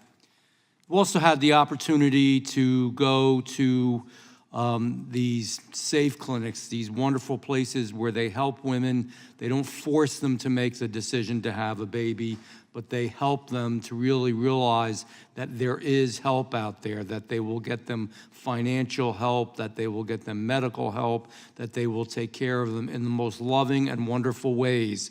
And they had younger ladies that worked there and older ladies that worked there. And I had some female staffers with me who had never been exposed to a lot of this. And I bet not everybody in this room has actually seen an abortion. And I don't blame you if you hadn't, because it's rough going, let me tell you. And I believe it might have been Mr. Buck that described, it was one of you, of what it really is. And again, I'm a real basic guy, so I just say in real basic words, it is tearing apart a human being, especially as they are in their later trimesters. My staff cried. They literally cried when they saw this. To see this little baby that would have been, and it was a video, just about born, but was just hacked apart. I don't know how in a civilized society we do that. You can have an argument that we have to take care of them, that we have to help, that we have to get people through this. But how can we do that? How can we take a baby and tear it apart? I mean, this goes back to like Genghis Khan. And I can't believe that the majority of women, when they really see and hear, and they're finding that a lot of younger women are totally disgusted when they do see it, and they do hear it, and they do look at it. It's not good. It's not good for our souls. It's not good for our hearts. It's not good for our country. I don't believe it's good for our women. It makes us so hard and, in essence, cruel. And I think it's a bad thing. I really do. And it's taken me a number of years to get to this point of a lot of things that I've seen. It's hurtful. But the most wonderful thing I want to say about this place, or numerous places that I visited, even those who got the abortion and didn't listen to them were always welcome to come back. And they came back to the facility.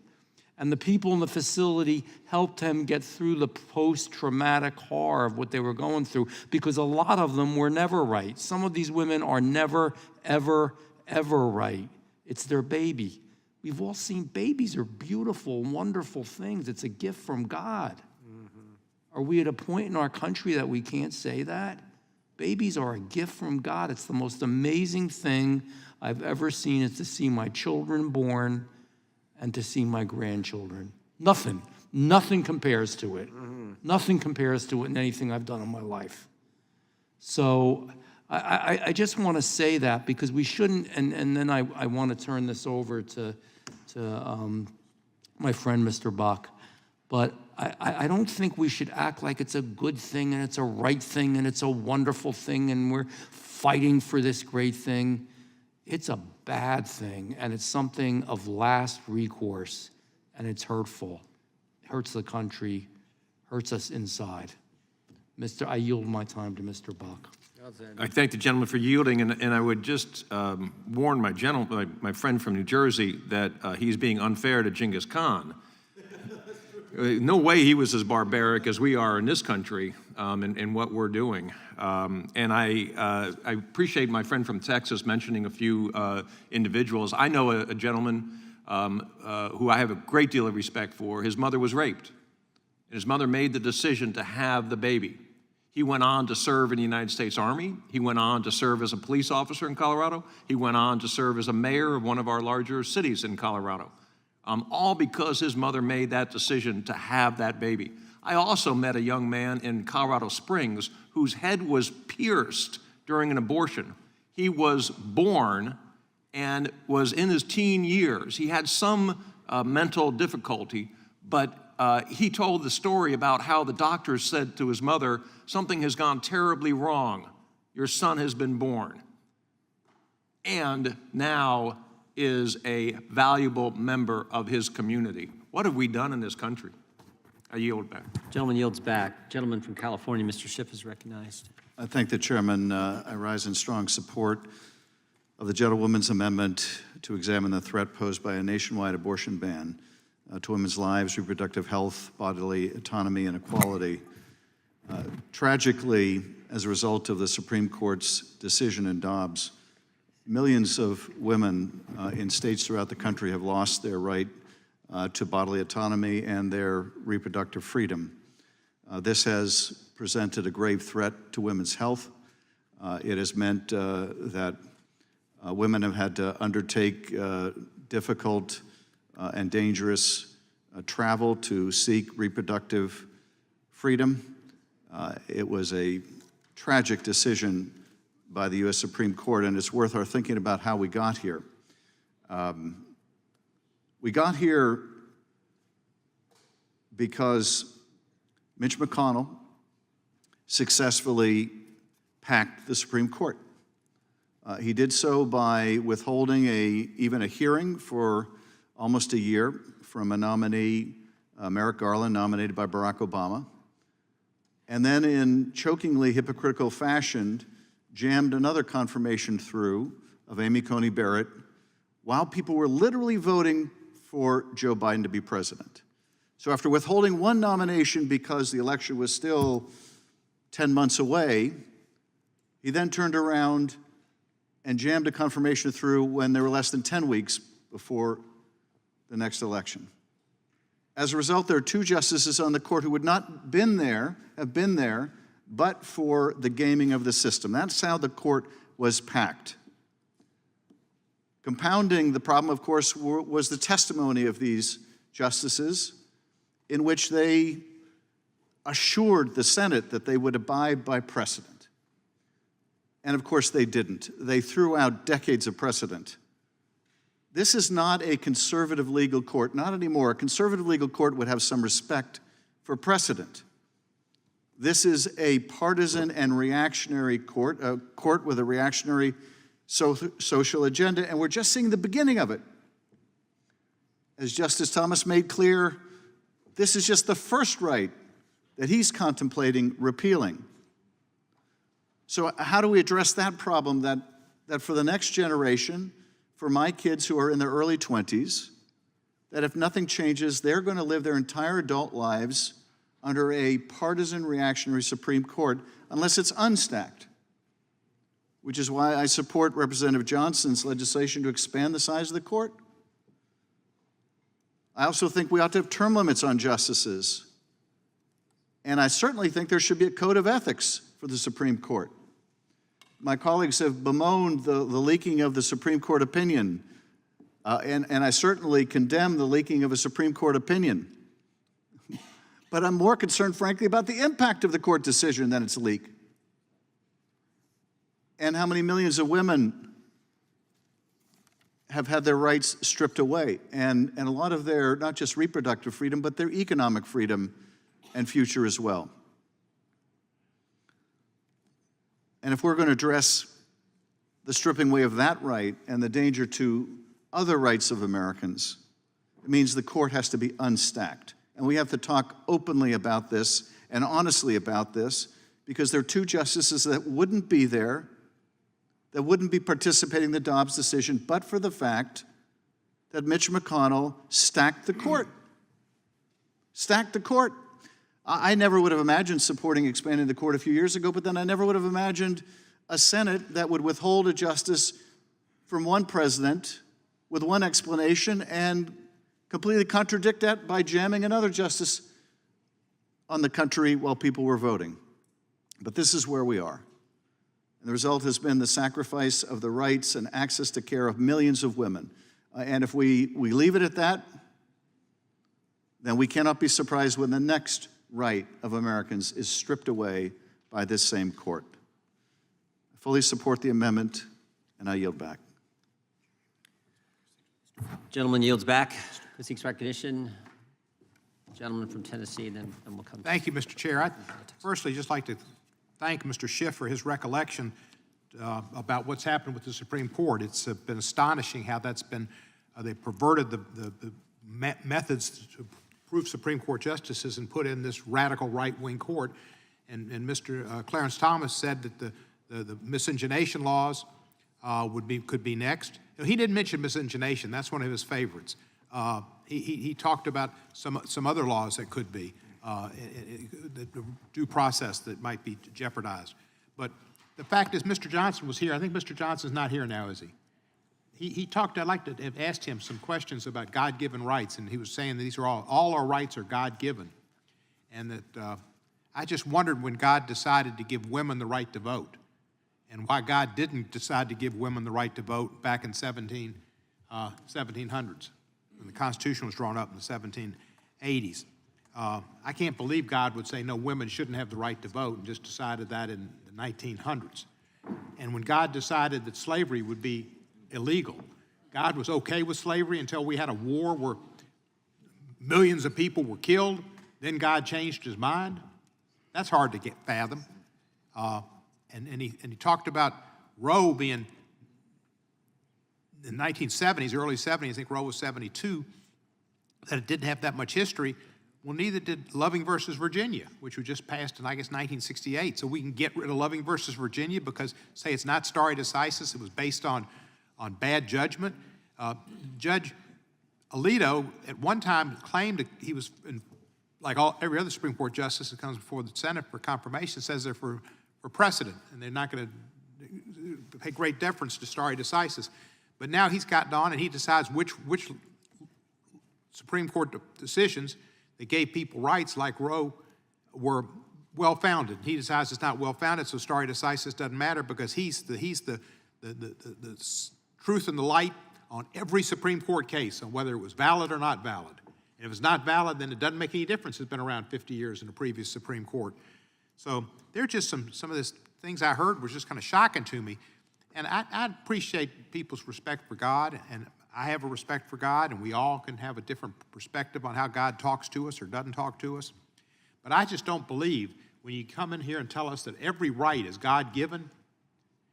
God did not decide to keep African Americans as slaves until there was a civil war, and then God changed his mind. And I don't believe God decided women couldn't vote until 1918, and then because then it was okay. Let's have this Supreme Court that changed the Constitution with an amendment. Then it was okay for women to have the right to vote. A lot of rights are given to you by the courts. A lot of rights are given to you by the legislatures, and a lot of the rights are given by legislative bodies and government. God doesn't give you your rights. If God gave you your rights, we never would have had slavery. Women would have had the right to vote forever, and the world would have been totally different.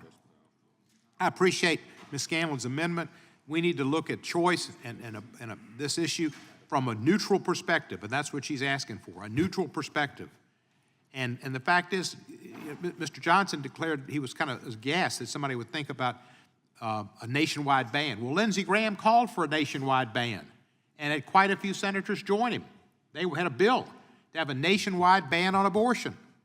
So, you know, it's out there, and it would happen, and Mr. Johnson would vote for it. He had said he wasn't for 3 months, he wasn't for any months. That's how he earned his living and spent his time before he became a congressperson, was representing these groups that made these arguments basically for no abortion and for basically a religious exemption to almost every law that exists.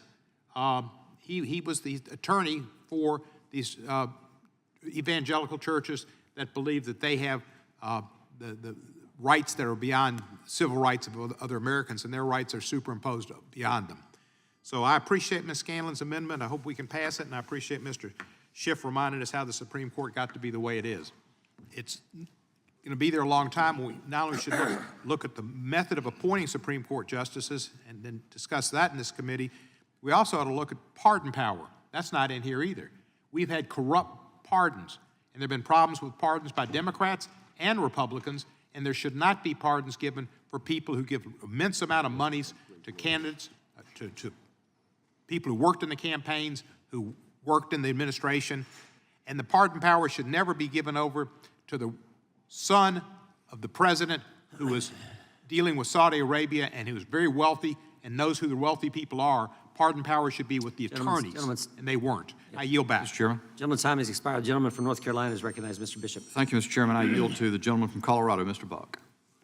I just wanted to respond to Mr. Cohen and Mr. Bishop. I'd appreciate your input on this, but my understanding of the Declaration of Independence is that it talked about certain self-evident truths, and it is not talking about the speed limit that a legislature sets or some other laws that are enacted, but the three basic rights that we have, life, liberty, and the pursuit of happiness, are, in the view of the founders and in my view, and I think in many other Americans' views, given to us by God. That doesn't mean that God makes a decision on every single law that is passed in this country. That doesn't mean that God doesn't frown sometimes when there are horrible, horrible historical I don't want to call them mistakes because that really undermines the seriousness of it, but actions by human beings like slavery, like the denial of the right to vote and some other things. But life, liberty, and the pursuit of happiness are recognized in our founding documents as given to us by God, and those rights are the rights that everything else flows from. And I yield back to the gentleman from North Carolina. I thank you, Mr. Buck, and I really yielded to you, Mr. Buck, rather than speaking first because it boggles the mind what was just expressed by my friend from Tennessee. Except what was said earlier here today that I think is apt, both by Mr. Roy and then also by you, Mr. Buck, I think, and Mr. Johnson. Well, Mr. Roy and Mr. Johnson, I think, who said that it just falls to the Republican Party to be the party that values human life and protects it. The other side doesn't. Well, we've just seen something else that epitomizes the Democratic Party of today. We hold these truths to be self-evident, that all men are created equal and endowed by our Creator with certain inalienable rights. Among these are life, liberty, and the pursuit of happiness. Not to Mr. Cohen. Not to Mr. Cohen. He embraces that modern Democratic Party's view that it's not about God, it's not about God's will or what God has created in mankind. You cannot trace rights to the existence of God or the creation by God of all creation and humanity in His image. That's all passé. That's old party, that's old talk. That's archaic. Okay, that's what we're up against, just so Americans know. But just as for me, I'm absolutely certain that Thomas Jefferson and the other authors of the Declaration were correct. I'm certain that this country succeeds because of a beneficent and forgiving and caring God. Mr. Biggs, will you yield for a question? Look, I'd be defensive too. I'm not defensive. I would try to I'm intercede. asking you a I'm question. not going to yield. Gentlemen, I'm not going to yield. I'm not going to yield because I'm going to make this statement really clear so that even the Democrats can get it. You do what you want to. You reject God if you want to. You tell Americans that if they embrace God, you're going to persecute them with the FBI if you want to. Oh, God. You go get them. Call them white supremacists, why don't you? Let's set everybody against one another as enemies based on whatever thing that you can dream up to do. You do that. I'm going to stick to God. I'm going to cling to God like Barack Obama talked about. You do it. You do you. Anybody else want to speak? Yeah, I'd like to speak. I yield to the gentleman from. Yeah, How about clinging to the truth? Quite enough. How about You've said a clinging to the mouthful. truth Thank for the a gentleman moment? for yielding. I thank the gentleman for You yielding. said a mouthful. I yield to Mr. Johnson. I apologize that I missed Mr. Cohen's speech. I was in the back in the meeting, but I want to say if he believes that rights derive from government, just be reminded that government can take those rights back from you. And that our rights do come from our Creator. And I want to point out, too, that the great civil rights leaders would have disagreed with what you just said, Mr. Cohen, because Martin Luther King Jr. said in his famous speech on the steps of the Lincoln Memorial, the Declaration, and he often said the Declaration of Independence was a promissory note to future generations of Americans. It wasn't realized in the beginning, but we're in the process of making a more perfect union, and that's what we're for, that's what we support. Thank you, Mr. Bishop, for yielding. We're out of time. Gentlemen's time has expired. The committee will stand in recess. We have a vote on the floor. We will come back ASAP after votes, so we will stand in recess until after. We left off with Ms. Jayapal is recognized for 5 minutes to speak on the amendment. Thank you, Mr. Chairman. I wanted to bring us back to the issue at hand, which is this excellent and very sensible amendment offered by Ms. Scanlon to simply examine the threat posed by a nationwide abortion ban to women's lives, reproductive health, bodily autonomy, and equality. And I think this is such an important issue that the majority of the country, Republican and Democrat and Independent, agrees on. And we've seen it in terms of initiatives that have gone to the ballot, even in Republican states, making sure that those states preserve the right to abortion. And unfortunately, for those who think this is not really something that's going to happen, 13 states, Republican states, already have a ban on abortion, and 101 members, Republican members of the House, signed on to the House version of Senator Graham's nationwide ban. So this is a critical issue, and I wanted to also bring some facts to the table. There are half as many abortions as 30 years ago. 6 in 10 women who seek abortions are mothers already. 90% of abortions happen in the first trimester, so this idea that there are many late-term abortions simply isn't the case. The majority of women who have abortions are in their late 20s. Many of them want to finish and get education, schooling, other things that allow them to take care of families. And half live under the poverty level. Almost half are single. 1 in 4 women across this country has an abortion, and this is a freedom. It's a basic freedom. It's an economic freedom. It's a reproductive freedom. Well, General, yield? No, I won't. To make choices about our own bodies. And it's unfortunate that this is a partisan issue here in this committee, in this Congress, because it isn't partisan across the country. If my Republican colleagues do indeed value life so much, as you say you do, and I want to accept that premise, and if you care so much about our babies, then I would urge you to support the child tax credit, which cut child poverty in half when we offered it. None of you supported that. I would urge you to support paid leave. I would urge you to support universal child care. I would urge you to support universal pre-K. It doesn't make sense to value lives until they're born, and then once they are born to say, we don't care about those babies anymore.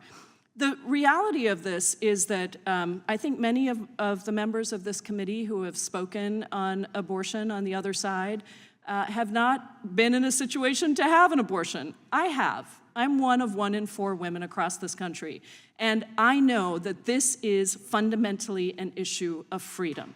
It's an issue of being able to make choices about our own bodies. And I would submit to you that in listening to my colleagues on the other side, I can tell you that Democrats are the party of freedom, of family, and of faith, because we believe in people's freedom to control their own bodies, to have economic security. We believe in all kinds of families and supporting families to take care of the kids that they ultimately have. None of these decisions are easy, and none of us is trying to tell anybody to have an abortion or not to have an abortion.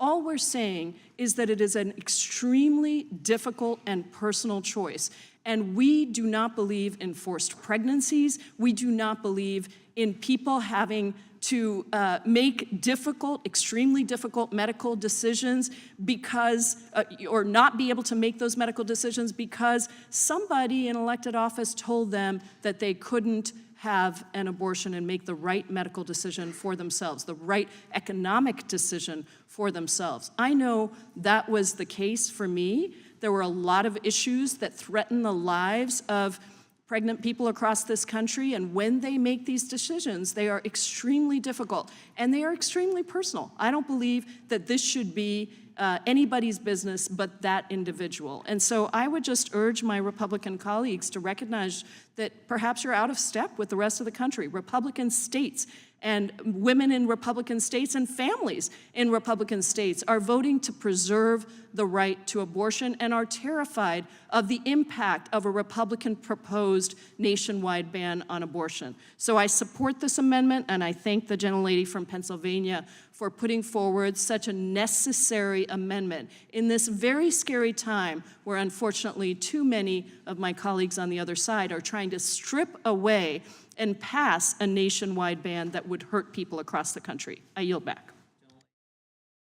Lady from Texas, Ms. Escobar, is recognized for 5 minutes on the Scanlon amendment. Thank you, Mr. Chairman. I too would like to thank Ms. Scanlon, my colleague, for this very reasonable amendment. As we have seen across the country, women have been rising up and speaking out about these all-out bans on their own reproductive freedom. As my colleague, Ms. Jayapal, mentioned, 13 states already have a ban. Over 100 House Republicans signed up to support Lindsey Graham's legislation. And so this is not a threat, this is reality for a lot of women. And I will tell you, it's been jarring to hear some of my colleagues speak on behalf of women, and I wonder if any of them have taken the time to speak to women who have been placed in a position where they had to make the choice with their doctor, with their family, about whether they end a pregnancy or whether their own life ends. And if they have not heard from these women, I would encourage them to reach out to women in their district to hear how horrific, frightening, and terrifying this situation is for many women. And the thought that there are so many men in our country who have the audacity to feel like they can speak for women and their physicians is incredible to me.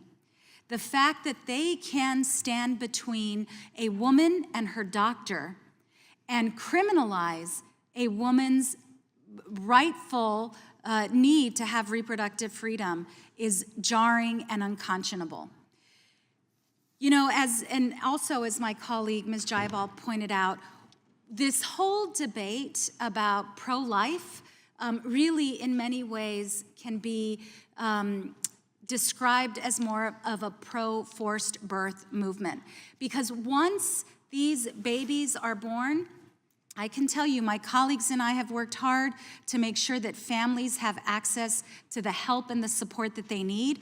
We voted for childcare, high quality childcare, access to childcare for parents. We voted for the expanded child tax credit. We voted for universal pre-K. We voted to make sure that families had the support that they need, and we did not have support from our Republican colleagues.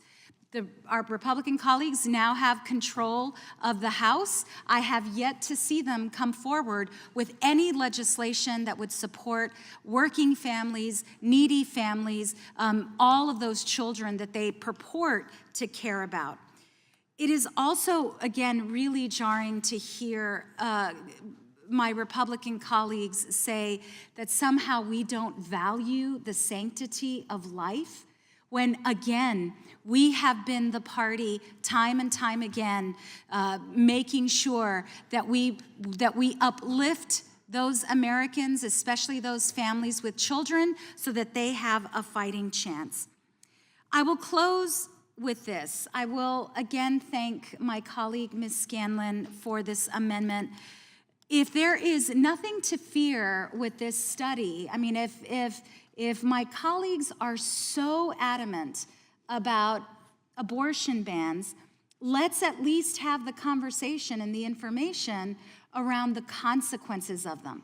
There should be absolutely nothing to fear with voting in support of this amendment if you believe what you believe and what you've shared with us here today. And so with that, Ms. Scanlon, thank you so much for the amendment. I look forward to supporting it. I yield back. Gentlelady yields back. I would just point out the gentlelady talked about helping mothers and their newborns. That's exactly what crisis pregnancy centers do. And in the aftermath of the Dobbs leak decision and the decision itself, over 100 crisis pregnancy centers and churches were attacked. And it's my understanding, the Republicans, the American people's understanding, that the FACE Act has not been used to prosecute people who did that kind of damage to the very places that provide the care that the gentlelady was talking about to these moms and newborn children. And that's exactly the language in our oversight plan that this amendment would strike. And that's why we oppose the gentlelady's amendment. Anyone else seeking recognition on the amendment? The question occurs on the amendment offered by the gentlewoman from Pennsylvania. Those in favor say aye. Aye. Those opposed, no. No. In the opinion of the chairs, the noes have it, and the amendment is not agreed to. I would request a recorded vote. Gentlelady from Pennsylvania requests a recorded vote. The clerk will call the roll. Mr. Jordan? No. Mr. Jordan votes no. Mr. Issa? Mr. Buck? Mr. Gates? Mr. Johnson of Louisiana? Mr. Johnson of Louisiana votes no. Mr. Biggs? Mr. Biggs votes no. Mr. McClintock? Mr. Tiffany? Mr. Massey? Mr. Roy? Mr. Bishop? Mr. Bishop votes no. Ms. Sparks? Mr. Fitzgerald? Mr. Bentz? Mr. Klein? Mr. Klein votes no. Mr. Gooden? What do you hear, man? Mr. Van Drew? Mr. Nels? Mr. Moore? Mr. Kiley? Mr. Kiley votes no. Ms. Hageman? Ms. Hageman votes no. Mr. Moran? Mr. Moran votes no. Ms. Lee? Ms. Lee votes no. Mr. Hunt? Mr. Hunt votes no. Mr. Fry? Mr. Fry votes no. Mr. Nadler? Mr. Nadler votes aye. Ms. Lofgren? Ms. Jackson Lee? Ms. Jackson Lee votes yes. Mr. Cohen? Mr. Johnson of Georgia? Mr. Johnson of Georgia votes aye. Mr. Schiff? Mr. Schiff votes aye. Mr. Cicilline? Mr. Swalwell? Mr. Liu? Ms. Jayapal? Ms. Jayapal votes aye. Mr. Correa? Ms. Scanlon? Aye. Ms. Scanlon votes aye. Mr. Nagus? Ms. McBath? Ms. Dean? Aye. Ms. Dean votes aye. Ms. Escobar? Ms. Ross? Ms. Bush? Mr. Ivy?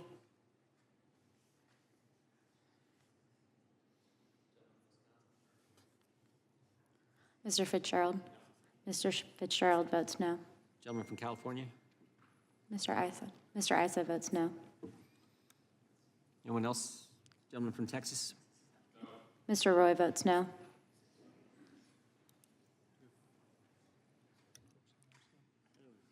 Clerk will report. Yeah, you did. No, yeah, you did.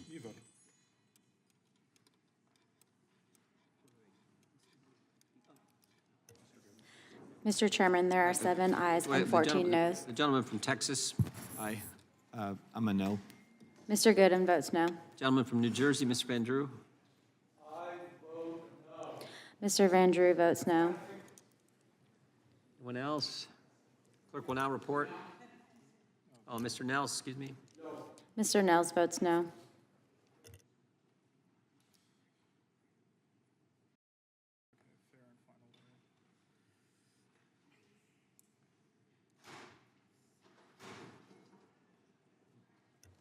Mr. Chairman, there are 7 ayes and 17 noes. The noes have it. The amendment is not adopted. Gentlelady from Texas is recognized. Well, clerk can report. We can go right, if that's all right with the gentlelady, we'll go right to the clerk.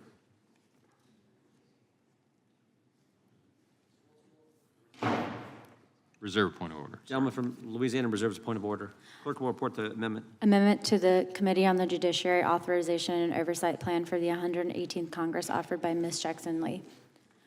Page 14, strike rising crime in urban areas and all that follows in that section and insert. Without objection, the amendment will be read, will be considered as read, excuse me.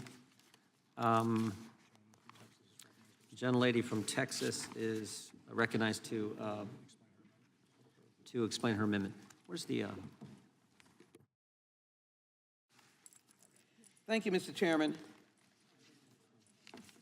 I, in the spirit of bipartisanship, think this is an amendment that offends none and only gives us the opportunity to look at all aspects of our work. My amendment adds to the rising crime in urban areas and says rising crime in urban and rural areas. And then it provides the word equitably. The subcommittee will examine strategies used by the state and local government to ensure that law enforcement entities effectively and equitably serve their communities, that local prosecutors effectively and equitably enforce the law. Simple premise that no American patriot should be against. None. So let me just quickly discuss this. And I do have an inquiry, Mr. Chairman. Am I correct that the Crime Subcommittee on Homeland Security and Terrorism is now Crime and Federal Government Surveillance? Is that accurate? I believe that is accurate name of the subcommittee. I just wanted to hear from you because there was conflicting that you had not changed it because it comprehended, included all of the aspects of our service. But let me quickly go to my amendment. If that is correct, you'll just tell me later. It's important that we examine rising crime in both rural and urban areas and examine strategies used by state and local governments to ensure that law enforcement entities equitably serve their communities and that local prosecutors equitably enforce the law. I will tell you that you will have no disagreement among professional law enforcement or prosecutors. That's their job. And contrary to the narrative pushed by my colleagues on the other side, we know that violent crime is everywhere. Although the United States has experienced a substantial decline in homicides and violent crime since rates peaked in the early 1990s, the number of homicides increased in 2021 in 27 major cities by 5% from 2020. According to the CDC, in that same year, homicide rates in rural areas rose 25%. It was the largest rural increase since the agency began tracking such data in 1999. The data shows that in 2020, per capita murder rates were 40% higher in states won by the former president than those won by Joe Biden. And 8 of the 10 states with the highest murder rates in 2020 voted for the Republican presidential nominee. My real point is that there should be no divide amongst us on the issue of fighting crime, and there isn't. I certainly have not shown that divide as the chairwoman and now ranking member of the Subcommittee on Crime and Federal Surveillance. Democrats have always stood for equity and fairness under the law. Therefore, we should not only make certain that we endeavor to determine why crime is high in major cities, but also in rural areas. They need our help too. Why ignore them? The Subcommittee on Crime must also be certain that when we work with law enforcement and prosecutors who are sworn to protect, that all citizens, as I understand the Declaration of Independence, says we all are created equal with certain inalienable rights of life, liberty, and the pursuit of happiness.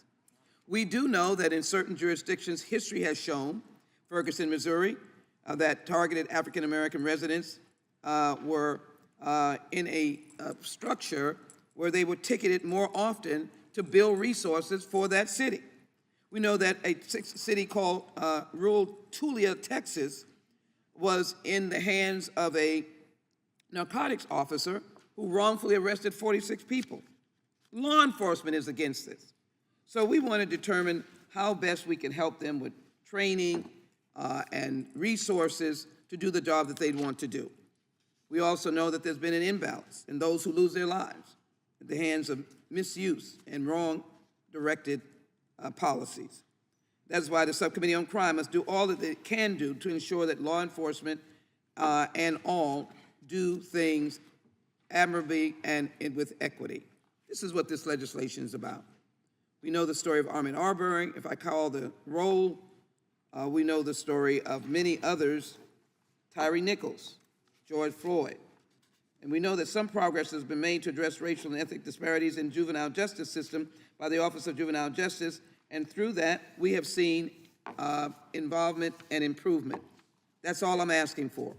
Let's make sure that we do the right thing by ensuring we look at all aspects of this important responsibility, and that is to do our duty on behalf of the American people and to conduct the right kind of oversight. We should include all aspects of America. Mr. Chairman, again, I hope that you will be well moved to support this amendment. With that, I yield back. The gentleman yields back. Before yielding to my colleague, Mr. Johnson, I see that we have a former member, Mr. Salmon, from the great state of Arizona, who has joined us. Welcome to the committee. And must be Arizona Day because I see Mrs. Biggs is here as well. Thank you for joining us. Mr. Chairman, would you yield? I would be happy to yield. Wonderful Texas here from the Texas Association of Business. Wonderful. Oh. So I'm delighted. I'll step down for a moment as my colleagues on the other side raise their voices in support of my amendment. Yeah. We welcome all our guests today. With that, I yield to the gentleman. Does the gentleman insist on his point of order? Well, no, I do not. All right. Withdraw. I recognize the gentleman from Louisiana, Mr. Johnson. Well, I actually wanted to ask Ms. Jackson Lee a question, but I know she's going to greet her friend, and that's okay. Without a microphone, we can always hear your voice. It's fine. I do have great respect for Ms. Jackson Lee. She is my friend, and I believe you're bringing this amendment in good faith, and I appreciate that. But I do have a genuine question. It seems to me that the amendment is somehow implying that if there's a rise in crime in rural areas, that would not be considered by the subcommittee. And I want to tell you, also in good faith, that is not the intention of this language. The reason that, again, these are illustrative examples of what these subcommittees would be looking into. They're not exhaustive lists.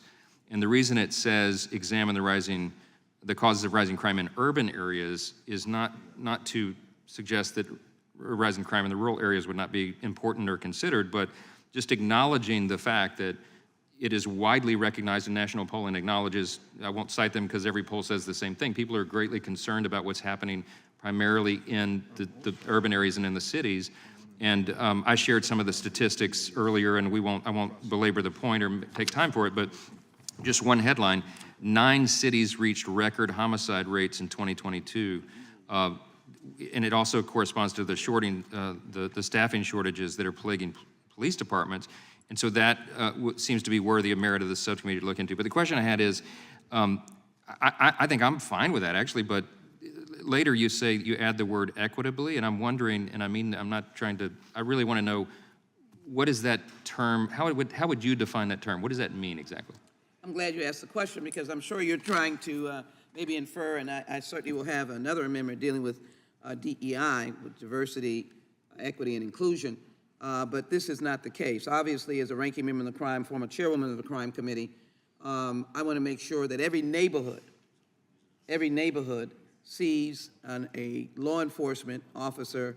I mean, there are neighborhoods that are less financially secure who want to be protected. And as officers go throughout all neighborhoods, they have the skills to be able to respond equitably. Suppose they come on a mental health crisis. And I've always said that they do more than they should be doing. We should have support systems. But let's make sure the mental health crisis is treated the same way, obviously, with the protection of officers as it would be in a higher income area. So just equity, just let them be everywhere, but let it be done equitably. And let me just say this. You're right, it doesn't preclude, but then what is the downside of using in the title rising in urban areas and rural? And just to cite a dear friend, Speaker McCarthy, who wanted to emphasize the increase in crime in some of these areas, but let me be very fair. His city will go unnamed, but the murder rate there in 2021 was 11.91 per 100,000. It was double the murder rate in New York City, 5.55, and San Francisco, 5.6. Okay, I'm running out of time, but I appreciate that. All right. I'm really more concerned, I'm less concerned about adding the rural areas. I'm more concerned about the equitably, because I just feel like, I think a technical dictionary definition of equitably is fair and impartial, so justice would be meted out in a fair and impartial manner. We all agree on that, of course. Excellent. But the problem is the subcommittee will examine strategies used by state and local governments to ensure that law enforcement entities effectively and equitably. I don't see any law enforcement disagreeing with that, because that's the way they do their job. Okay. Good officers do their job that way, Sure. including whether they are brass or whether they're the man or woman on the street. That's how they do their job. Let me yield to Mr. Bishop. I wonder if I might have a suggestion that would solve this problem for the points that were just made by Mr. Johnson and the amendment sponsor. How about the word impartially? There you go. In other words, the problem that we have is that, as you said, you made reference, Ms. Jackson-Lee, this issue, the sort of rhetoric of today of diversity, equity, and inclusion, the use of the term equity implying that there should be different applications of law. I think the definition Mr. Johnson suggested and you embraced would be perfect. So if it should read not effectively and equitably, but ensure that law enforcement entities effectively and impartially serve their communities, I would be able to support your amendment. I agree with that entirely, and I think that's a good faith suggestion. Well, since there are Texans in the room, I've always come to understand that impartial is fair and just. And so Mr. Bishop comes to a point of bringing a Texan and a Louisianan together. We're already neighbors, and I will accept the gentleman's friendly amendment of impartial as it equates to fair and just. See, we can all get along. We can all get along. I'd like my amendment to be accepted with the simple... The gentleman's time has expired. I just want to make sure I understand. The subcommittee will examine strategies used by state and local governments to ensure that law enforcement entities effectively and fairly and impartially serve their commitments that... No fair? No. I thought that's what equitably meant when Mr. Johnson defined it. He said fair and impartial. You don't have to say it twice. You don't have to say it. It's effectively and impartially, sir, Chairman. And I just put the legislative history on the record. Communities in that local process effectively and impartially enforce the law. Okay, we got two impartially. Substitute for the word equitably is the So it's effectively and impartially. Yes, sir. All right. Without objection, the amendment is amended. The question stands on the gentlelady's amendment. Yeah, well, sure. If I can. Mr. Biggs will be this side if you got someone on this side, but if not, Mr. Biggs is recognized for 5 minutes to speak on the now amended amendment by Ms. Jackson-Lee. Thank you, Mr. Chairman. And I want to address, I appreciate my friend Ms. Jackson-Lee's amendment and her willingness to modify the language offered by Mr. Bishop. But I'll just tell you why there's a couple of points that you need to be aware of as you consider the use of the word urban areas in the original document that we're now apparently holding hands and changing. According to the National Crime Victimization Survey, violent crime in urban areas rose 29% from 2020 to 2021. From 19 victimizations per 1,000 persons for somebody aged 12 and older to 24.5. Additionally, the NCVS found that the violent crime rate in urban areas was between 29 and 42% higher than the rate in rural areas. And the reason I say that is because some of the data that was just alluded to is not reflected in official data. Then you move on.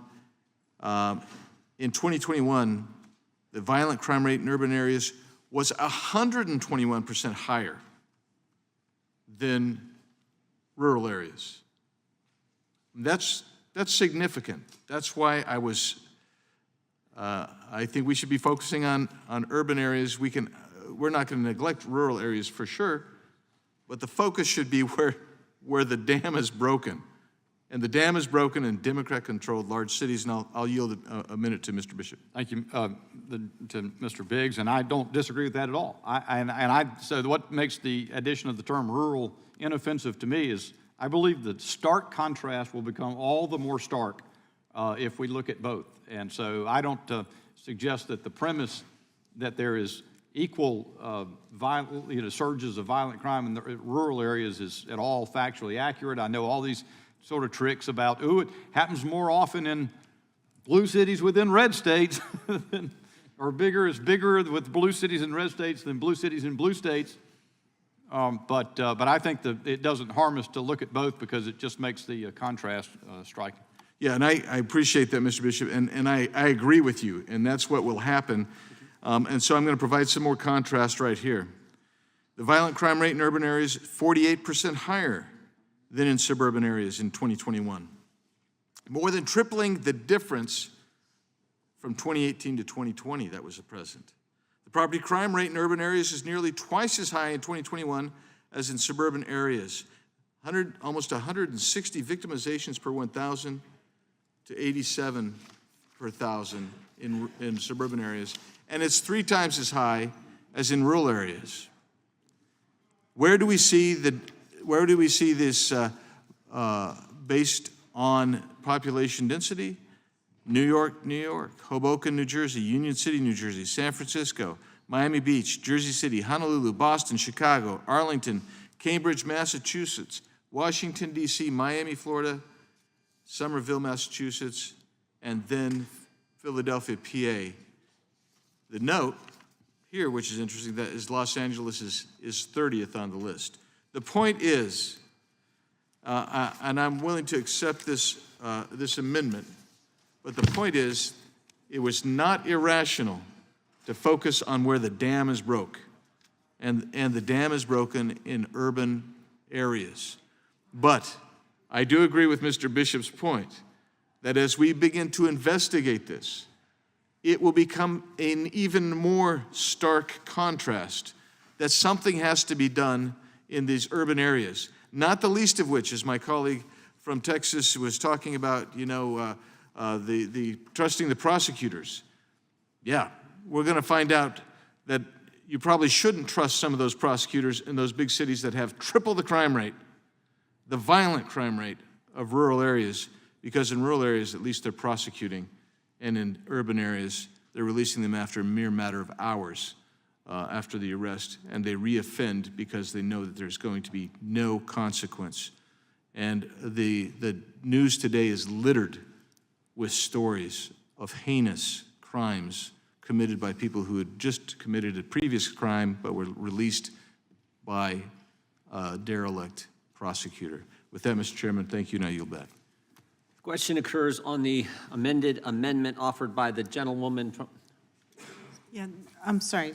I'm Mr. sorry? Chair, I was hoping I to didn't move no. the last word. Sure, go right ahead. The gentlelady from Pennsylvania is recognized to speak on the amended amendment.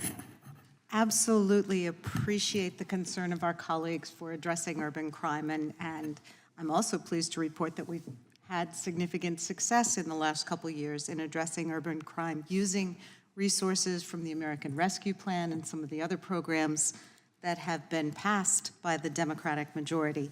We've seen a 60% reduction in firearm violence and murders in Chester, Pennsylvania, one of our most hard-hit, smaller communities that really was bearing the brunt of much of the gun violence that we see across our region.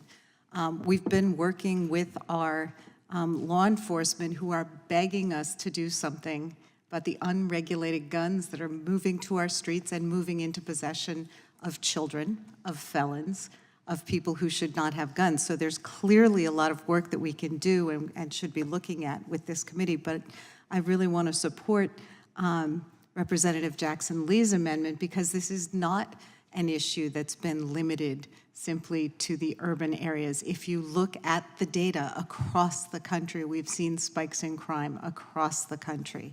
And there's so much work that we need to do. So we absolutely should not be limiting this study to the urban areas, although I am really excited about the opportunity to bring in some of the folks who've been doing great work at reducing crime in our urban areas. And I think you'll be pleasantly surprised, I hope, about how much success they're having when they have the funding, both for the police to have the forensic equipment and tools that they need, as well as the social service tools they need to make sure that people are getting the mental health support they need, that they're getting into jobs, that they have housing, because all of those indicators lead directly to these crime spikes. So really excited about the opportunity to look at solutions that actually work to bring down violence across the country, and I look forward to supporting Ms. Jackson Lee's amendment.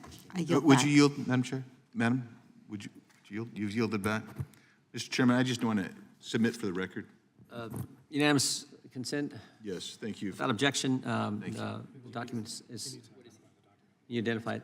Yeah, document is newly released numbers from National Crime Victimization Survey as reported in the City Journal. Without objection, so ordered. Gentlelady from Pennsylvania, Ms. Dean is recognized. I move to strike the last word. Gentlelady is recognized. Thank you, Mr. Chairman. I, too, have a unanimous consent request to enter onto the record myths and realities, understanding recent trends in violent crime. I'll read just a piece of it and ask for unanimous consent. Just a moment. In a segment just talking about the issue of murder rates on the increase. Murders rose in cities nationwide and jurisdictions of all types. There is a jump in 2021 in the largest cities by 20%.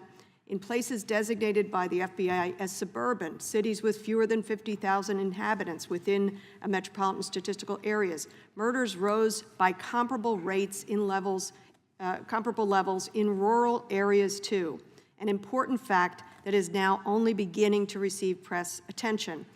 And I continue to quote, despite politicized claims that the rise was the result of criminal justice reform in liberal-leaning jurisdictions, murders rose roughly equally in the cities run by Republicans and cities run by Democrats. We have to really speak from facts and data and statistics if we're going to tackle what everybody, I believe, on this committee is concerned about, rising crime wherever you are. So I just commend Sheila Jackson Lee, the representative who is the author of this amendment. And as a suburban representative, I am certain that with the equitable treatment and the agreement on both sides, that we'll be taking a look at rising crime in urban, suburban, and rural areas. And we will stop the myth peddling that it's only in blue cities that crime is up. It's in rural areas, it's in Republican-led areas, and so let's stop the myth that is just trying to scare and politicize crime. I yield back. Lady yields back. The question occurs on the amendment now amended, offered by the gentlewoman from the state of Texas. Those in favor say aye. Aye. Those opposed, no. Opinion of the chair is the ayes have it, and the amendment is adopted. The gentlelady from Texas is recognized. I was thinking clarification to the chairman. Did we not need to do the amendment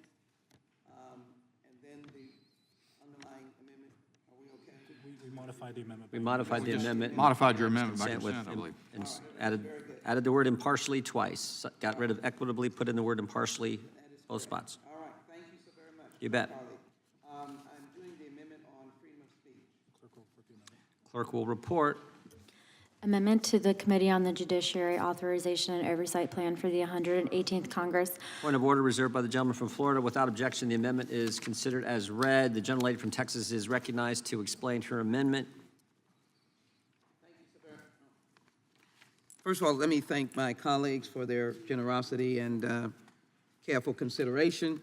And as I begin, let me indicate that those persons were Texans, and they were engaged in the business community.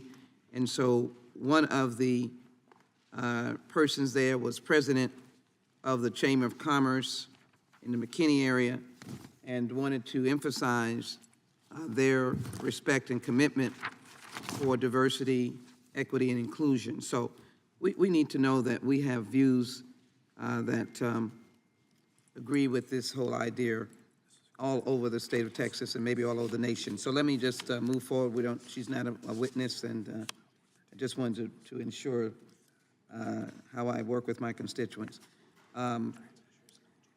This is hopefully an amendment that will ensure that the Constitutional Subcommittee has authority to examine threats to the right to free speech. And I heard some of my colleagues earlier commenting on that from what their perspective might be, including state attempts to undermine or attack academic freedom at state colleges and universities. Recently, we have seen attempts to destroy the education system through censoring of history in our country. With that in mind, we have seen the characterization of teaching any form of history as some form of injury to our constituents. And so I think we should, in this committee, embrace ending bigotry, that we have the ability to speak of each other's history with respect. Limiting freedom of speech in an educational environment stifles constructive conversations. Students are in higher education settings to expand their knowledge and learn from others. Educators should not be stifled from telling the truth just because someone does not agree with it. Thought-provoking conversations, which I've always enjoyed, have lifted us up, have made us know each other, like each other, and ensure that we have the ability to learn from each other. In 2021, the governor of the state of Texas signed into law a bill that imposes strict controls on how teachers can talk about current events in America's history of racism in K-12, public school classrooms. And it's really undermining teachers' judgment on just plain talking about history and children who look different from other children. Now state officials have turned their attention to DEI policies, and the governor has actually announced, in violation of federal law, to abolish diversity, equity, and inclusion offices all throughout our college campuses. Who is to say that the state government knows better than academic institutions who want diversity, because they are being asked by corporations to produce diversity of all kinds? I am shocked that such a provision was offered through February 7, 2023, diversity and inclusion activities under Title VI, that this was insisted upon to stop. And let me be very clear on this. Let me clear this up. That the February 7, 2023 OCR issued a fact sheet entitled Diversity and Inclusion Activities under Title VI in order to assist school communities and educational institutions in understanding DEI policies in conjunction with federal civil rights laws. So the federal government has provided guidance how a state government can suggest that DEI policies in higher education should not be. So my amendment allows for this committee to examine the threats to the right to free speech, including state attempts to undermine or attack academic freedom, which is free speech and is protected, and particularly at our institutions of higher learning, which these are older students who can discern truth and facts and would like to engage in an understanding of the greatness of their country because we are diverse. People admire our diversity, and the understanding of our diversity is really an achievement. It is an achievement of how great this country is. I ask my colleagues to support the Jackson Lee Amendment. I yield back. The gentleman insists on his point of order. I do not, but I seek recognition. Gentleman is recognized for 5 minutes. Thank you, Mr. Chairman. I read the gentlelady's amendment, and I was inclined to support it because obviously we want the Constitution Subcommittee to vindicate free speech rights on colleges and university campuses. But then I heard the gentlelady debate for it, and it seemed as though the focus of the amendment was more about the adults in the system that are the instructors than the students who are in the system. Did the gentleman yield? And I, certainly. Not at all, Mr. Gates, Congressman, not at all. The concept is to allow students to learn. The only way they're learning is if a professor opens it up. I disagree. My time at Florida State University, some of the things I learned most weren't directly from the professors, from the collaborative experience and environment, the extracurricular activities. But textually, I think the gentlelady is accurate in wanting to define the scope of the work of the subcommittee. But I do want to reflect for a moment on my concern that we seem to believe that the free speech rights of the instructors are somehow untethered from the academic mission of the university and untethered from the interests of the state as expressed through their elected leaders. At many of these colleges and universities, they are not separate from the state government. They are but an appendage from the state government. In most cases, they receive most of their funding from the state government. The tuition and scholarships that students furnish for their education, often provided through state government programs. So it doesn't seem improper at all, in fact, for a state government to say, well, maybe we want a particular institution to have a focus on agriculture and mechanical work, and we want another institution to focus on building great nurses, and maybe we want none of our institutions to teach students to hate each other based on immutable traits like their race. And I, as a taxpayer of Florida, am very pleased that my governor and my state legislature are working to ensure that the curriculum that students receive is timely and relevant and in accordance with industry standards and different certifications that prepare someone for the workforce, not the woke force. Yield to Chairman Jordan. I thank the gentleman for yielding. I too, am, I think, okay with the language that the gentlelady from Texas offered. My concern is she wants to strike what we had in our oversight document. And I just want to read that. It says, the subcommittee will examine restraints on free speech, including efforts by some colleges and universities to limit protests, speeches, distribution of literature, petitions, and other expressive activities. We've all heard about safe spaces and free speech zones and all the things they're doing on college campuses. We've heard about the heckler's veto when some typically conservative, but I'd be just as upset if it was a liberal coming to a campus to speak out where they get heckled down and shouted down. We're concerned about that as well. So I think my gut tells me most Republicans would be fine with the gentlelady's language she wants to add, as long as she and the Democrats are willing to keep the language we had in our original plan. I think that's a compromise the committee could reach. And with that, Gentlemen, yield back to the gentleman. Yes, as the chair of this subcommittee, the one affected, I would vehemently oppose eliminating the language that you just stated, because we know that this is a massive problem.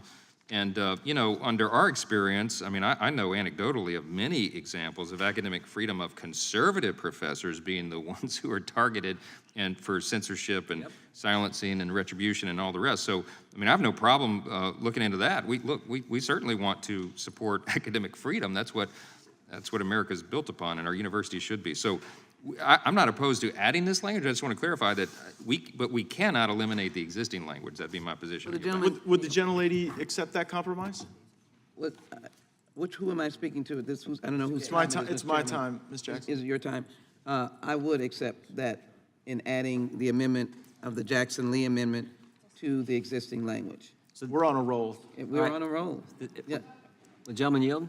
I'll yield to the chairman. I thank the gentleman. So if I understand it right, Ms. Jackson Lee's amendment, instead of the first sentence which says on page 10, strike the paragraph beginning freedom of speech and replace with the following, we get rid of that first sentence and then we keep what's in our original oversight document And then we add her freedom of speech language, the second sentence, the subcommittee will examine threats to the right of free speech, including state attempts to undermine or attack academic freedom at state colleges and universities. If the gentleman would yield, that is my acceptance. All right? Without objection, Mr. Chairman? the gentleman from Arizona is recognized. Thank you, Mr. Chairman. I don't mean to be the stinker in the punch bowl, but I think I'm going to have to. Are you objecting? Yeah, I guess that's an objection. And I think we should have a vote on it. And here's why. The term academic freedom, in and of itself, is amorphous. So I quickly went through to see what does academic freedom mean? Well, to the American Federation of Teachers, it means only the teacher has a right to academic freedom. And to the gentleman from Florida's point, having spent many years on campus, as a 40-year-old going back for an MA and working on a PhD, and knowing I couldn't say what I really thought because they held me hostage, and listening to one of my professors saying, gee, I've never met a liberal on a college campus. And as we discussed, he meant a classical liberal. He met plenty of Marxist liberals. He just never met a classical liberal. I think you need to, if you're going to include your language on academic freedom, I think you need to define it. I also think you should include things like admission policies. How about admission policies, where places like certain universities like Berkeley have now gone to a race-based admission policy. Would the gentleman yield? Rather than a... Would the gentleman yield? Sure. I would just point out that, excuse me, without going to the merits of what the gentleman is saying, that would seem to be a separate amendment, not here. Thank you. And I'll yield now to Mr. Bishop for a moment. I think the gentleman's point is well taken. There seems to be, and the thing that's most problematic in the language as it stands is this implicit premise that Ms. Jackson Lee gave voice to, that it is that at state colleges and universities, the faculties are on their own to define whatever it is they want to do. And in fact, their power is, without exception. And I've been seeing that at the University of North Carolina for some time. And I know what the Constitution of the state of North Carolina says about that. Power and control over the university system is vested in the General Assembly. And we always hear about preserving our democracy, except when they don't want to preserve our democracy.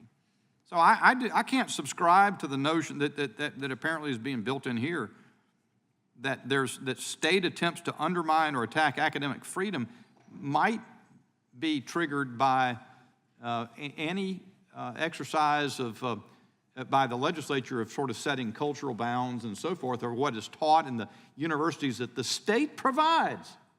So I think Mr. Biggs is right, and I yield back to him. Thank you. And I want to add to it, just before I yield to you, Mr. Vendrew, and I will yield to you, is that we're not talking here about, unless you're imputing to the state university, which in most states by constitution is a subdivision of the state. In Arizona, it's a subdivision of the state. So the state legislature can actually make definition on policies and standards. But what do you do when it is the state university itself that is restricting the academic freedom of students? And that is a problem, and is not addressed in this, and actually might be exacerbated by this clause. And I'll yield to the gentleman from New Jersey.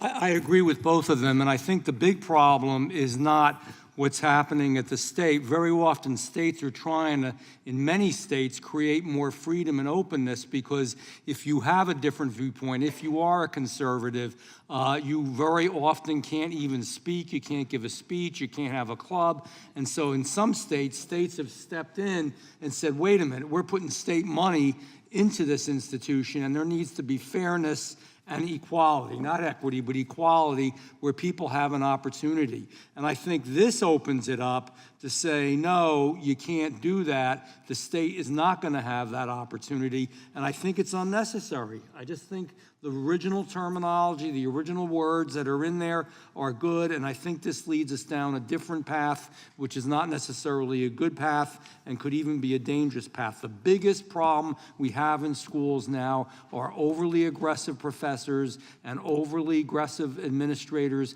who do not allow everybody at the table. The state sometimes can straighten that out. Yeah, and I'll just add one more homely anecdote because it applies to my own family. Having a daughter majoring in political science at a public university who said, hey, in my Congress class, I don't dare mention that you're my father. Why? The professor's, no. Gentleman's time has expired. Just to be clear for the committee, the amendment in front of us now is the original Jackson Lee amendment. Anyone seek recognition to speak on the amendment?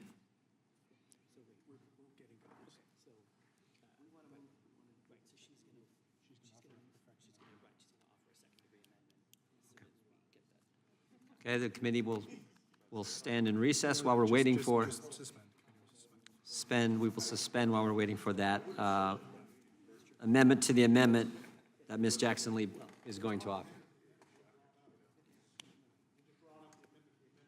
Understand. We understand.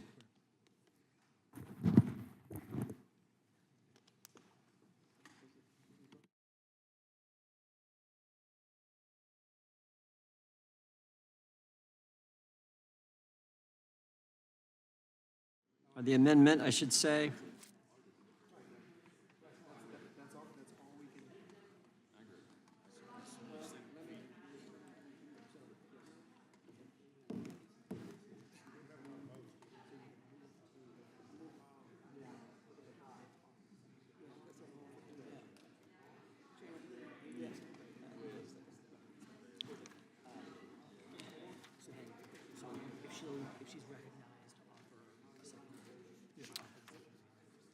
Okay. Gentlelady from Texas is recognized to explain her amended amendment. Mr. Chairman, thank you for your courtesy. With the reasoned arguments and advocacy of my friends on the other side of the aisle, I am delighted to offer an amendment in the second degree to the Jackson Lee amendment.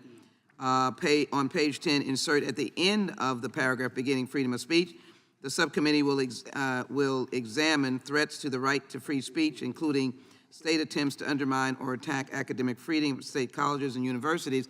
And let me be very clear, there's no adjective in front of this. There's no particular state or particular political philosophy. So the point I want to make is that we have all been in different jurisdictions that one might attribute different philosophies to different state leadership. This is just as your language that I am now amending, it speaks generically to the idea that no philosophy should be denied in terms of refuting the rights of free speech that does not endanger, which we would not allow, any of those who are in the custody, when I say custody, are entrusted to our fine state academicians, institutions rather. And everyone knows that that is our jurisdiction. Our jurisdiction is not on private institutions, so that's the only reason why the word state is in there. And it could be a state that's trying to stifle the very fine thinking of Congressman Bishop, and if he was a guest lecturer. And so this is a neutral amendment, of which I hope that you will accept this amendment to the second degree to the Jackson Lee amendment. Mr. Chairman? Gentleman from North Carolina is recognized. Thank you, Mr. Chairman. And here's the concern that I have. The first sentence, as this would then do the amendment to that section at the top of page 10, first sentence would be the subcommittee will examine restraints on free speech, including efforts by some colleges and universities to limit protests, speeches, distribution of literature, petitions, and other expressive activities. It's really talking about activities by students, by people in the university community or college community that we've seen constant efforts to shut down and control or stigmatize, delegitimize. But then Ms. Jackson Lee's amendment would add this language: the subcommittee will examine threats to the right to free speech, including state attempts to undermine or attack academic freedom at state colleges and universities. And so it begs the question what it is that we're talking about. And my staff just shot me this article from the New Republic, the New Republic, an opinion magazine of the left. It's titled, "Florida Republicans' New Bill May Be the Biggest Attack on Academic Freedom Yet." So I was anxious to read into the article to learn what it is that they said was the biggest attack on academic freedom yet. And they refer to House Bill 999, which is further characterized as presenting radical concentrations of power, taking liberties away from students and teachers and instead subjecting them to constant surveillance and paranoia for simply trying to embrace a fulsome education. And so I wanted to read more because I wanted to learn what it is that they're doing. Goodness gracious. It says the bill directs university boards of trustees to be responsible for faculty hiring and reads that a faculty member's tenure could be reviewed at any time. That doesn't sound like fascism to me. And then it goes on down that. If that wasn't enough, the bill also says that general education courses may not, quote, suppress or distort significant historical events or include a curriculum that teaches identity politics such as critical race theory or defines American history as contrary to the creation of a new nation based on universal principles stated in the Declaration of Independence. And they ought to, quote, promote the philosophical underpinnings of Western civilization. My goodness, is that the attack on academic freedom that we're hearing requires the committee's oversight? It goes on to say that general education courses further must, quote, promote the values necessary to preserve the constitutional republic through traditional, historically accurate, and high-quality coursework, and cannot be based on unproven theoretical or exploratory content. Now, that is further characterized by the writer as continuation of DeSantis' assault against academic freedom. And I guess I would pose the question to Ms. Jackson-Lee, is that what you have in mind when you say we should conduct oversight of these state attempts to undermine or attack academic freedom? If the General Lady care to address that? I certainly do. My amendment is literally and factually and word-wise very straightforward, and it indicates in any form of diminishing or hindering free speech that does not generate into any injury, because universities, with which we only have jurisdiction over state universities, have the responsibility to protect all students, faculty, and others. Well, does the General Lady share the... You allow me to finish? Or? Oh, I beg your pardon. Yeah. Only got a minute, though. Well, let me just quickly say that the state does not undermine those rights to be able to speak in different viewpoints that will enhance the educational life of the campus. Do you share the perspective of this article that a bill with the contents that I read into the record constitutes an attack on academic freedom that we should be conducting oversight of? Pardon me, what did you say? I'm sorry. Do you share the perspective of the article that the bill that I read the contents of into the record constitutes an attack on academic freedom? Well, let me go back to my basic interpretation of this language, which is it appeals and it is relevant to how we engage in academic freedom in our institutions. And it means that if I am a governor or a state that has one view and there is academic expression of another view, it should be allowed. And I may be a governor that has liberal views, or I may be a governor that has conservative views. But my academic institution should be allowed to move forward. I confess, my time having expired, I confess that intensifies my concern rather than alleviates it. I yield back. Ranking members recognized.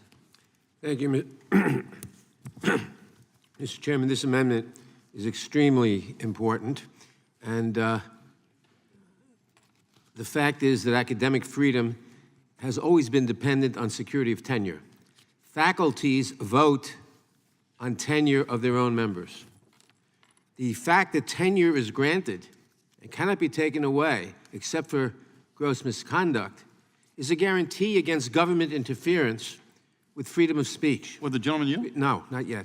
Is a guarantee against government interference with freedom of speech. Under the legislation in Florida, for example, and I'm taking it only because the gentleman referred to it, under the legislation in Florida, for example, there is no tenure.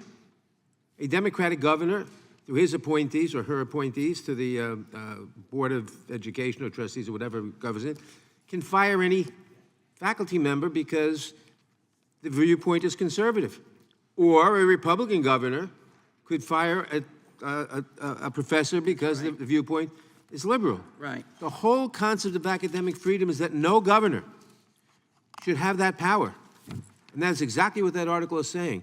Tenure, academic freedom means that you have, that the professors, having earned tenure in the judgment of their colleagues, retain tenure until or unless some gross misconduct. So the subcommittee will examine threats to the right of free speech, including state attempts to undermine or attack academic freedom of state colleges and universities. There is an attempt in Florida, for example, to undermine academic freedom at state colleges and universities by removing the guarantee of tenure. And by removing the guarantee of tenure, that will subject every professor to the political whims of whoever the governor or state majority, perhaps, in the legislature happens to be. And now I'll yield to Mr. Bishop. I thank the ranking member for yielding. And this is clarifying for certain. Sure is. But I'd just like to pursue that. You don't dispute that the state of Florida, through its constitutionally elected powers, has the prerogative to decide whether exactly what type of college professor tenure system they want to have. Taking back, I certainly do dispute that. The tradition in this country for the last better than a century has been for academic freedom guaranteed through tenure. Now, I certainly do not dispute the ability of, or the right of the government of Florida or any other state to specify subjects that must be studied, Western civilization, for example, if they want to, or Chinese civilization, whatever they want to. They have the right to do that. But the right to control the professors is not the state's prerogative, because that's the only way you can protect academic freedom and freedom of inquiry. I yield back. Which is the gentleman yield for? I'll yield to the gentlelady. Which, if I can finish, the gentleman's very clear-headed response, which can protect people of all viewpoints, or professors of all viewpoints, and to Ranking Member Nadler's point, tenure in and of itself, and I know there are some different perspectives on tenure, and my friends on the other side of the aisle, is not guaranteed in today's academic world. We should at least be able to guarantee the professor's ability to be as brilliant as Congressman Massey has been at this table when he speaks about science. So let's hope that we can come together when we vote on this. Thank you. Gentleman from California, gentleman from New York yields back. The gentleman from California is recognized. Thank you, Mr. Chair. I think it's important to recognize that freedom of speech and academic freedom are not the same thing. Freedom of speech is a right that's guaranteed in our Constitution.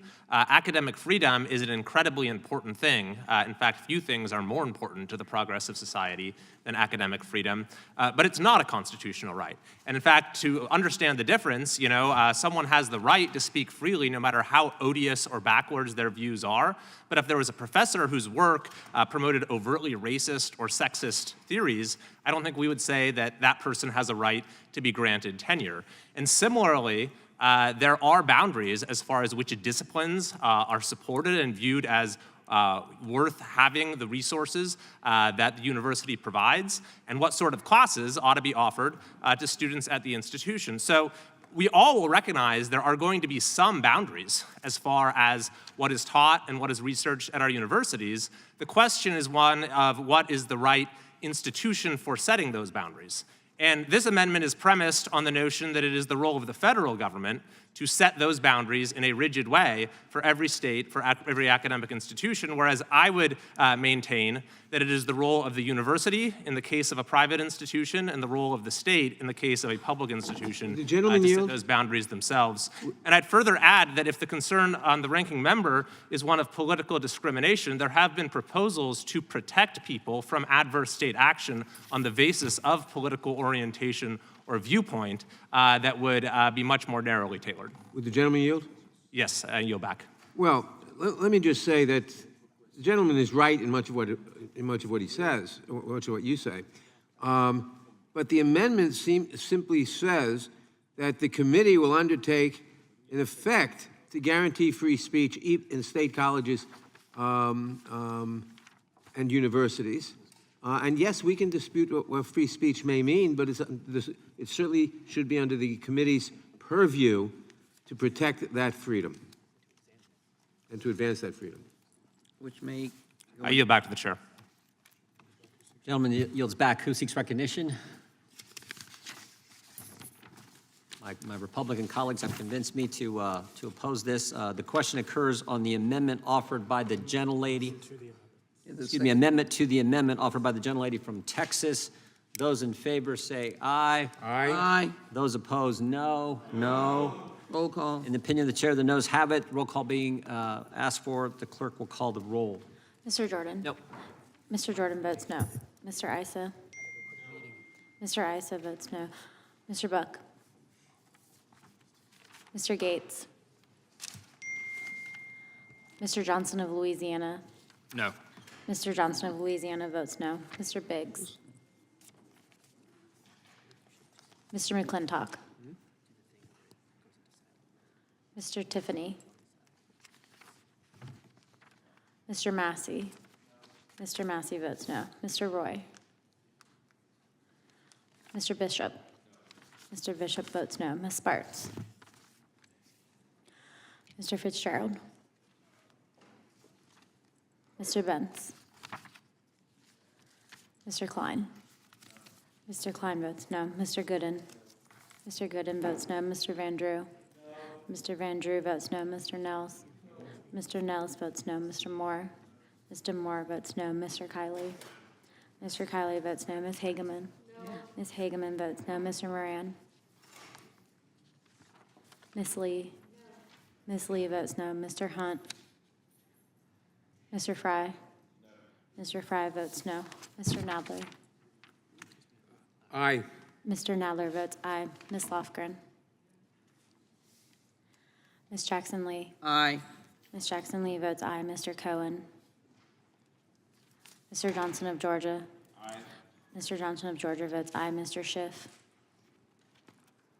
Mr. Cicilline? Mr. Swalwell? Mr. Liu? Ms. Jayapal? Ms. Jayapal votes aye. Mr. Correa? Ms. Scanlon? Ms. Scanlon votes aye. Mr. Neguse? Ms. McBath? Ms. Dean? Ms. Dean votes aye. Ms. Escobar? Ms. Ross? Ms. Bush? Mr. Ivy?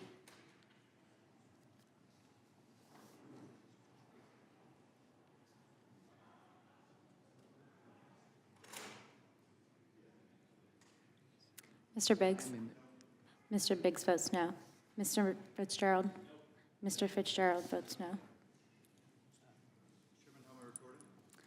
Mr. Schiff, you are not recorded. Mr. Schiff votes aye.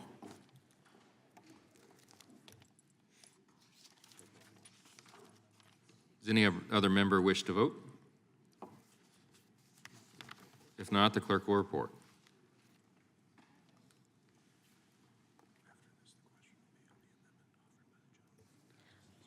Mr. Chairman, there are 7 ayes and 16 noes. The amendment is not agreed to. And, Mr. Chairman, Yes. What purpose does the lady seek recognition? now I offer the underlying amendment, please. Yes. So the question will be on the amendment offered by the gentlelady from Texas, Ms. Jackson Lee. All in favor, say aye. Aye. All opposed? No. Roll call. Roll call vote is requested. Mr. Jordan. Mr. Issa. Mr. Issa votes no. Mr. Buck. Mr. Gates. Mr. Johnson of Louisiana. No. Mr. Johnson of Louisiana votes no. Mr. Biggs. Mr. Biggs votes no. Mr. McClintock. I got one more. Mr. Tiffany. I'll be. Mr. Massey. Mr. Massey votes no. Mr. Roy. Mr. Bishop. Mr. Bishop votes no. Ms. Sparts. Mr. Fitzgerald.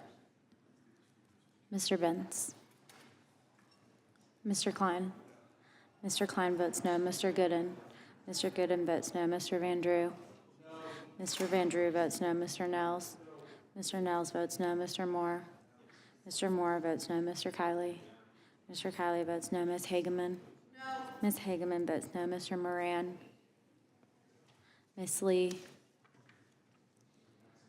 Mr. Hunt. Mr. Fry. Mr. Fry votes no. Mr. Nadler. Aye. Mr. Nadler votes aye. Ms. Lofgren. Ms. Jackson Lee.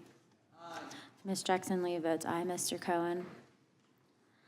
Mr. Johnson of Georgia. Mr. Johnson of Georgia votes aye. Mr. Schiff. Mr. Schiff votes aye. Mr. Cicilline.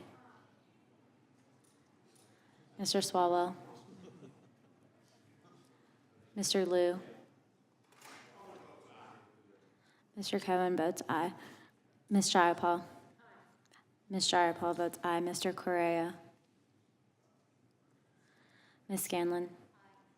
Ms. Scanlon votes aye. Mr. Neguse. Ms. McBath. Ms. Dean. Ms. Escobar. Ms. Ross. Ms. Bush. Mr. Ivy. Mr. Fitzgerald? Mr. Fitzgerald votes no. Ms. Dean? Ms. Dean, you are not recorded. Ms. Dean votes yes. Ms. Escobar? Ms. Escobar votes aye. Do any other members wish to vote? If not, clerk will report.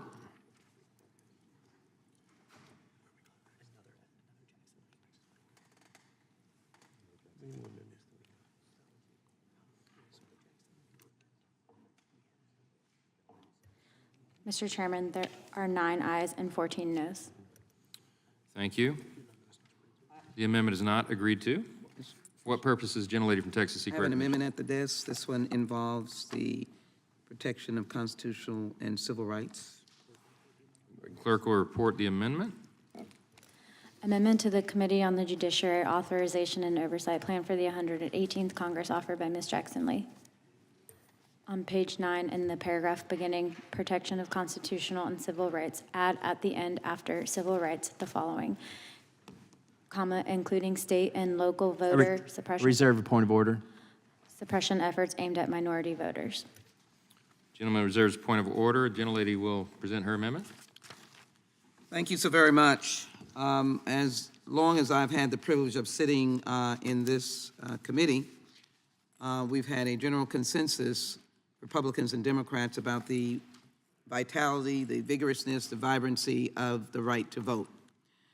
I recall the very important collaborative work that we did with Chairman Sensenbrenner on a powerfully important reauthorization of the Voting Rights Act. It was truly the conquering of fears and the work of Republicans and Democrats. I know that Ranking Member Nadler recalls the much work that we did on that reauthorization, and that every member here had an opportunity to include language that enhanced the right to vote. Tragically, through some misunderstanding that the right to vote is only to be given to those of a particular view or maybe a particular region, contrary to the American spirit and the American right, the Constitution, I refer us again to equal protection of the law, 15th Amendment, protecting the right to vote, 13th Amendment, getting rid of and undoing slavery, which created less than a person. All of that was to give wholeness to citizens of the United States. And so it hurts me to know that we have had over the years, the last couple of years, an intrusion on the right to vote. An intrusion on the right to vote, almost an absolute prohibition on the right to vote, on impoverished people, on people who are out of state, from their state, on individuals who work night shifts, on individuals who are in the United States military. We've found challenges to military personnel getting their ballots in timely and being counted. In particular, in the state of Texas, when our communities championed around-the-clock voting, banned. Drive-through voting, banned. All of these are with documentation. Public officials sending vote-by-mail applications, banned. Senior citizens being challenged as to whether or not their votes could be counted. And having to drive senior citizens to the polls, frail as they were, because they were denying either mail ballots were not received. There was a fear and intimidation by expanding the right to vote legally. So my amendment is clearly one that this body that protects the Constitution has often said that is our task. It is a protection of constitutional and civil rights. Let me applaud my colleagues on the other side of the aisle for having that heading. And so I believe they should include looking at whether or not states and local governments suppress anyone's vote, and in particular, the votes of those who have experienced this suppression, and that is minority voters. Well documented in every election over the last few years. And so I'd ask my colleagues to support this amendment, and I yield the time. Thank you, gentlelady. I recognize myself in opposition to the amendment. Here are the facts. During the last 4 years, House Democrats passed legislation to impose what would amount to a federal takeover of election administration and politicize the voting process in an attempt to garner a political advantage. As part of their efforts to politicize voting rights, a number of Democrats unfairly maligned election integrity laws in states like Georgia, calling it Jim Crow 2.0 and voter suppression and all other manner of criticism. But in reality, as many witnesses have come before our committee to testify, it is easier to vote today for all Americans than ever before in our nation's history. For example, in Georgia, they saw a record turnout during the May 2022 primary election under that new voter integrity law, and they experienced even stronger voter turnout during the 2022 midterm elections. Voter ID laws are often maligned by some of our colleagues on the other side, but they aren't discriminatory and they don't suppress anybody's votes. The left has claimed for years that voter ID laws discriminate against African Americans, for example, and some of our key witnesses have been in front of this committee and said that itself is a racist trope, and they claim that it suppresses the vote, and it does not. 8 in 10 Americans support voter ID laws, 8 in 10. In 2019, a study by the National Bureau of Economic Research concluded that voter ID laws, quote, have no negative effect on registration or turnout overall or for any group defined by race, gender, age, or party affiliation, unquote. A February 2023 study published, new publication, Proceedings of the National Academy of Sciences. This study reinforced this conclusion and categorically refuted the myth propagated by the left that voter ID laws place a disproportionate burden on, quote, historically disadvantaged groups, such as the poor and people of color, and therefore hurt candidates of the Democratic Party, unquote. The study concluded that the first voter ID laws actually benefited Democrat candidates. It also concluded that both parties saw an increase in voter turnout after the implementation of new voter ID laws. The Supreme Court case in Moore versus Harper will be decided this term. The issue there is whether a state court may nullify a congressional map passed by the legislature and replace it with a court-drawn map. But Article 1, Section 4 of the Constitution declares that it's the state legislatures that set the times, place, and manner of holding elections, and that includes drawing the boundaries of congressional districts. So there's a lot of controversy about this, but let me just say, all that said, in summary, why I oppose this amendment by Ms. Jackson-Lee is that on page 9, in these descriptions of what our subcommittee on the Constitution and limited government are going to do, there are just simple one-line, sometimes one-phrase descriptions that encompass a lot of things that we may be investigating.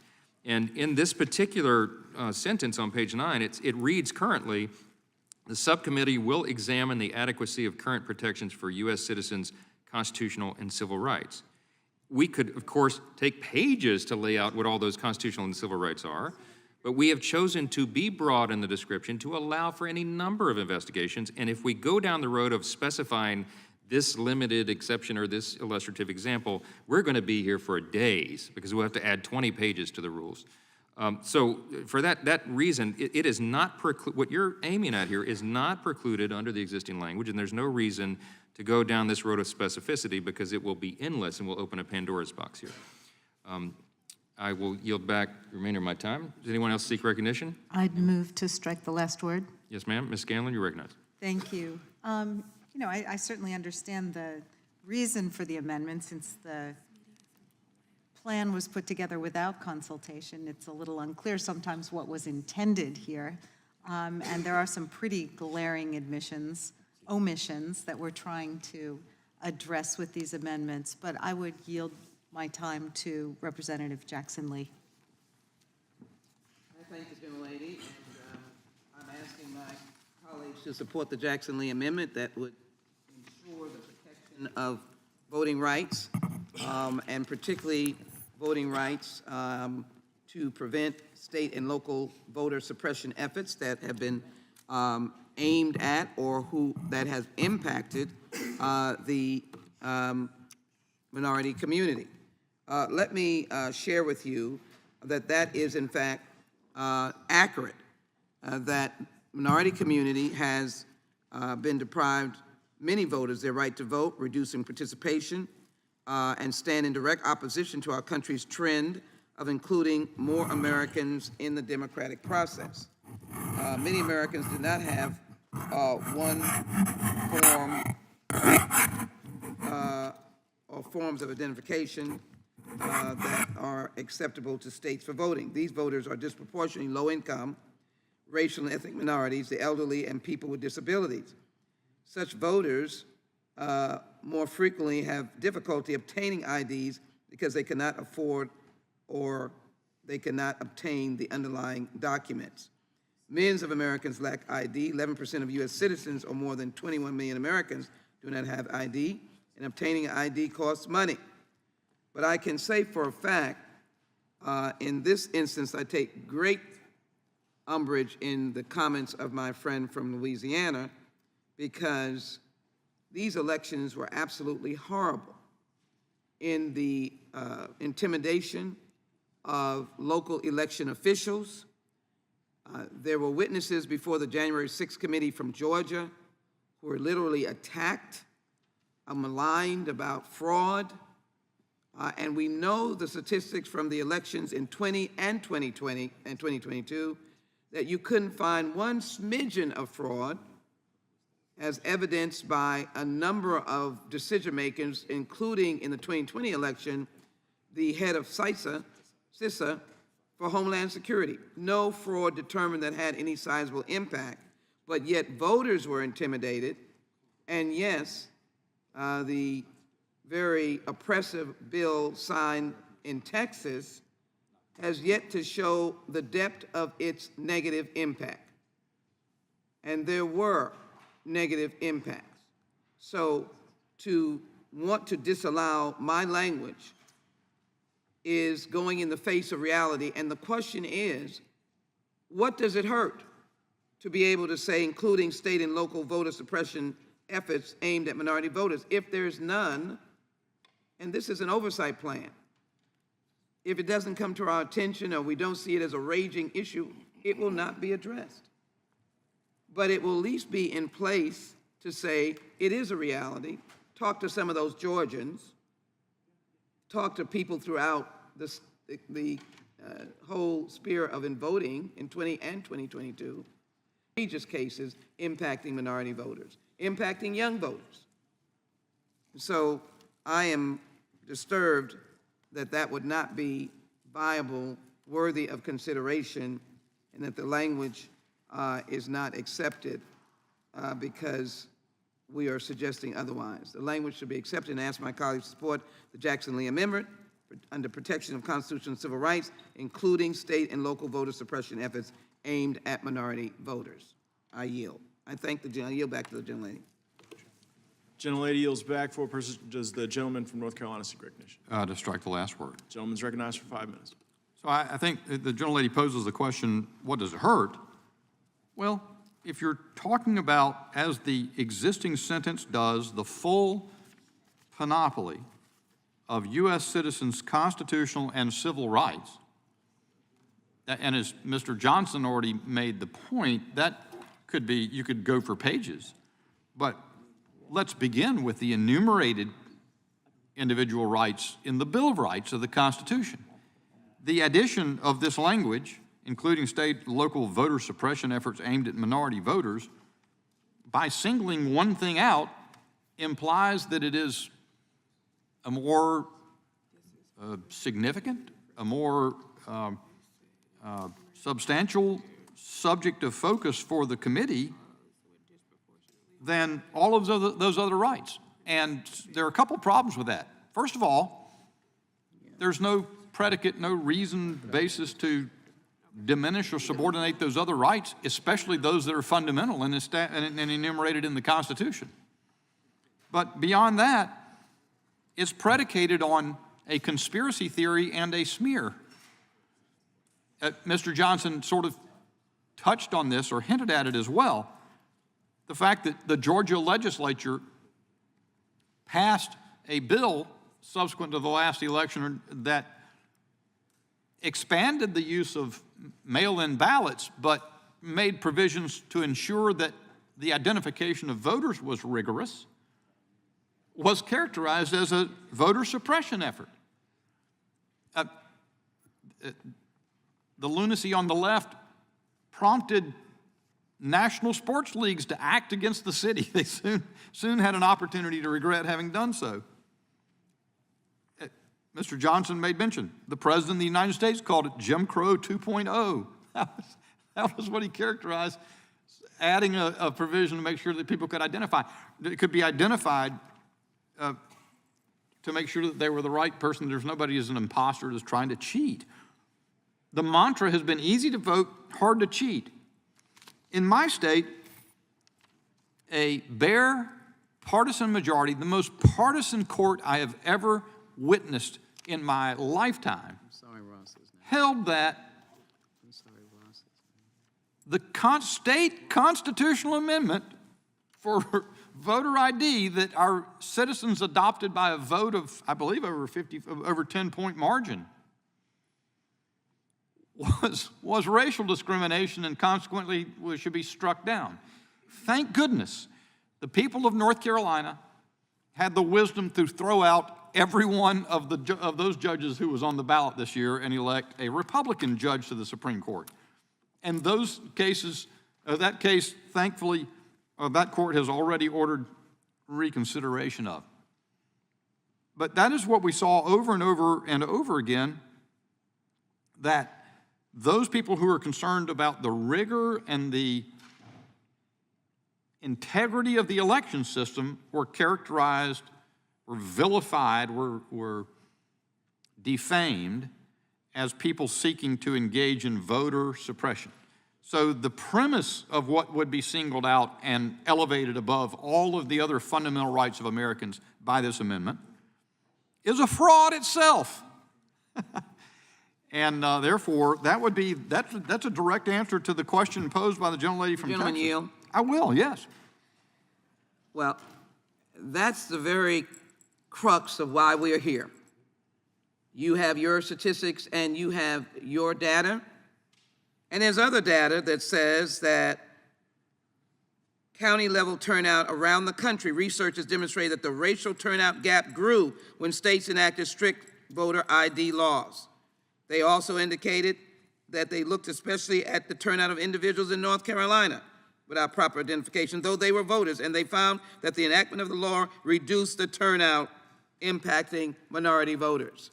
So this is not taking a stand. This is just saying in our oversight plan, let us make The gentlelady for the clarification such as it was, but there's nothing to prevent you from advocating the notion that we should look at North Carolina's voter ID plan because some study that you just cited or somebody's article said something about the very notion of its existing harmed voter turnout. I can tell you this, the people of North Carolina overwhelmingly disagree with you. They think it's common sense. And I yield back.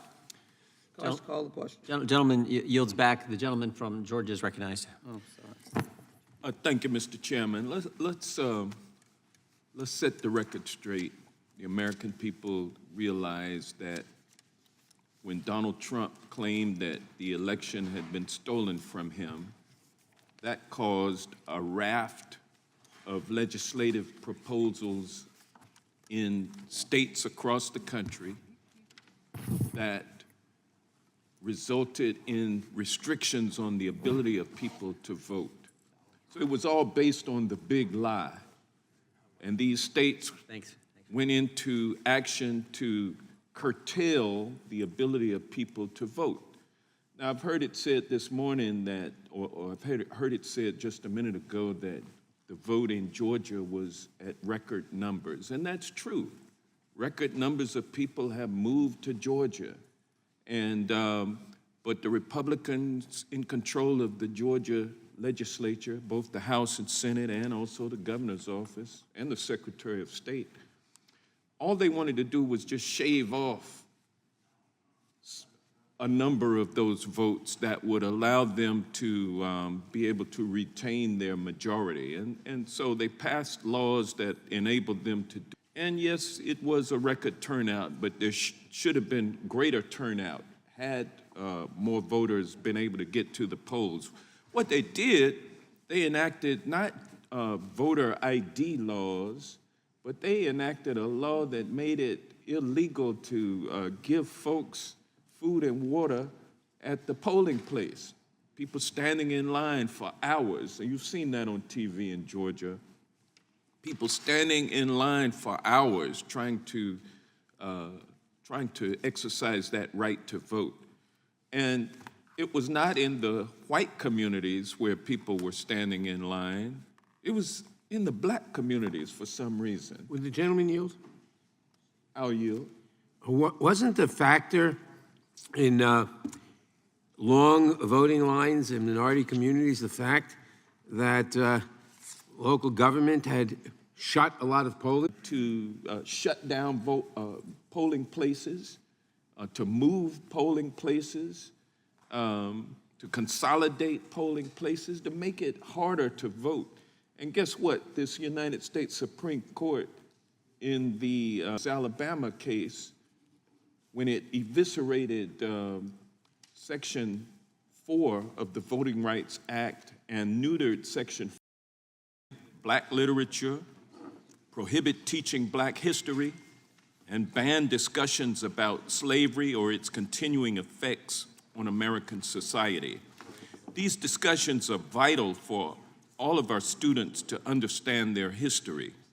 The problem is that the American Legislative Exchange Council, also known as ALEC, has found an issue that divides Americans. ALEC, which is a corporate bill mill that spews out model legislation to state and local Republican legislators, has found an issue that they can use to get Republicans elected who will pass legislation that promotes corporate interest. Turn the white people of Palestine, Ohio against the black people of Flint, Michigan. Get the whites to vote Republican, and Republicans then promote deregulation so that corporations can spew poison and pollute our environment while making trillions of dollars in profits, which they don't have to pay taxes on, leaving the cleanup costs to the voters who put them in.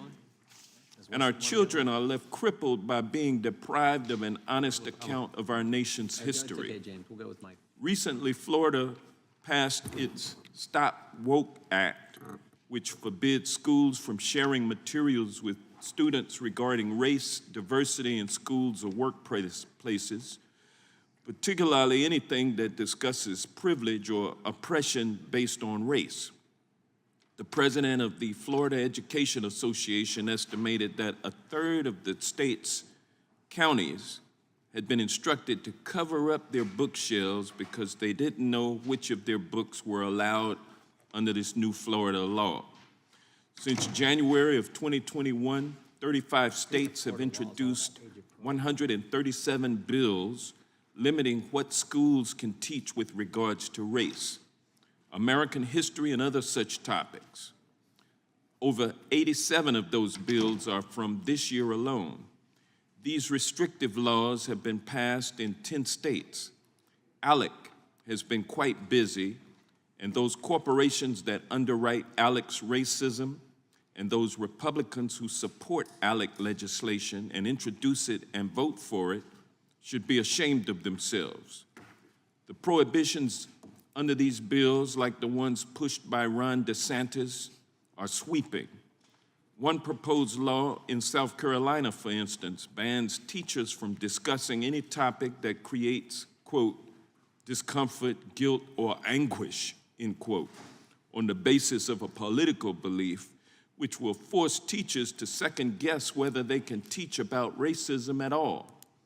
In 2021, a measure passed the Texas House that would limit teacher-led discussions of current events. And in New Hampshire, a local group has offered a $500 bounty to catch teachers who break a state law prohibiting certain teachings about racism.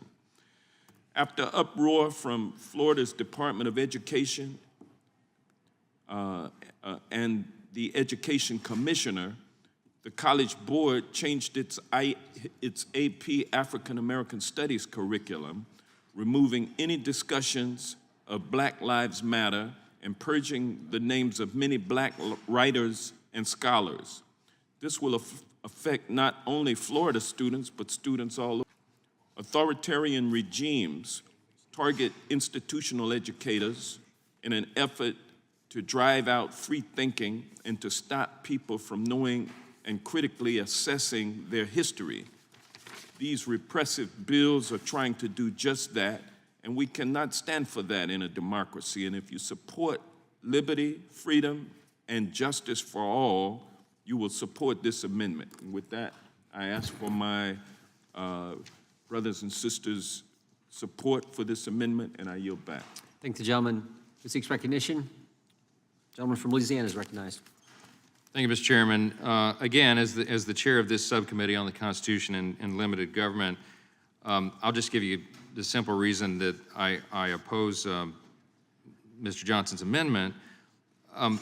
In this section, Part 2 of the plan that we are considering today, we were by design very limited in the language. There's just a very simple, often one sentence, sometimes one phrase description of the various topics that we'll cover. And so I think that what Mr. Johnson is concerned about, anything conceivably that he would be concerned about under this category, is already well covered by the broad language here. And let me tell you specifically what I mean. Under this paragraph, the freedom of speech, it says that we're going to examine restraints on free speech. It gives some illustrative examples about colleges and universities limiting protest and speech and distribution of literature and other expressive activities, because that is widely regarded in a wide body of litigation and news stories and public reports and polling to be a big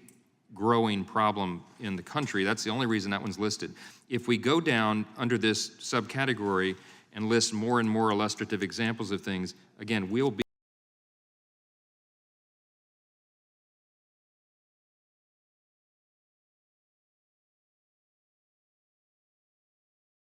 here for days, because we'll have to add pages and examine the adequacy of current protections for U.S. citizens' constitutional and civil rights.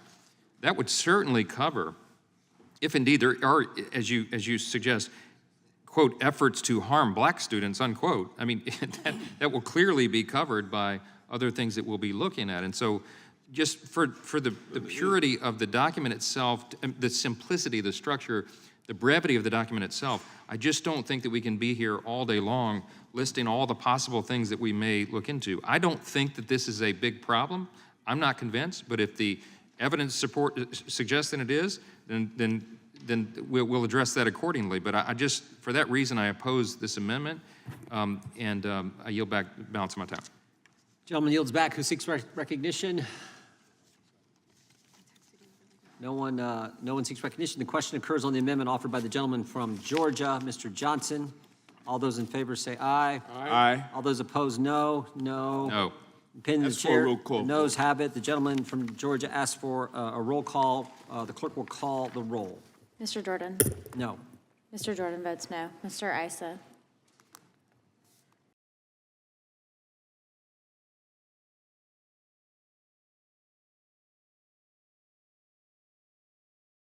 Mr. Johnson of Louisiana?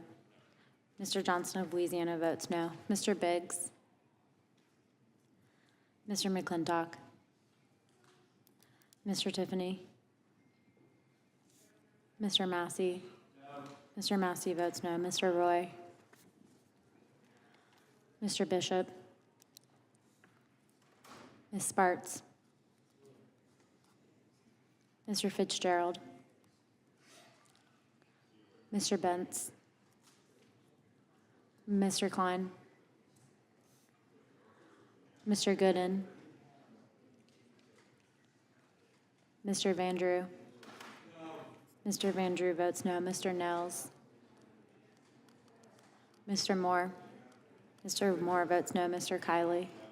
Mr. Kiley votes no. Ms. Hageman? Mr. Moran? Ms. Lee? Mr. Hunt? Mr. Hunt votes no. Mr. Fry?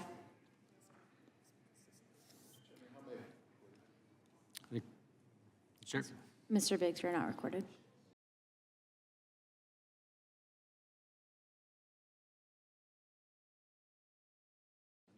Mr. Biggs votes no. Mr. Nadler? Aye. Mr. Nadler votes aye. Mr. Cohen votes aye. Mr. Johnson of Georgia? Aye. Mr. Johnson of Georgia votes aye. Mr. Schiff? Aye. Mr. Schiff votes aye. Mr. Cicilline? Mr. Swalwell? Mr. Liu? Sound good. Ms. Jayapal? Ms. Jayapal votes aye. Mr. Correa? Ms. Scanlon? Ms. Scanlon votes aye. Mr. Neguse? Ms. McBath? Ms. Dean? Ms. Dean votes aye. Ms. Escobar? Ms. Escobar votes aye. Ms. Ross? Ms. Bush? Mr. Ivy? Any member not voted seek recognition? Gentleman from California. McClintock, no. Mr. McClintock votes no. Gentleman from Virginia. Mr. Klein votes no. Gentleman from South Carolina. Mr. Fry? Mr. Fry votes no. Mr. Gooden votes no. All right, clerk can call the roll. Or excuse me, give the tally, excuse me. Do it again? No, I don't.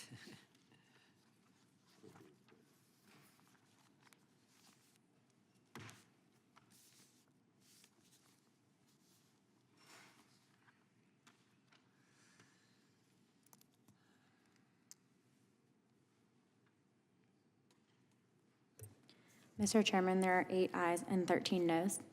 The amendment is not adopted. Who seeks recognition? Gentlelady from Pennsylvania is recognized. Mr. Chair, I have an amendment at the desk. Clerk will report the amendment.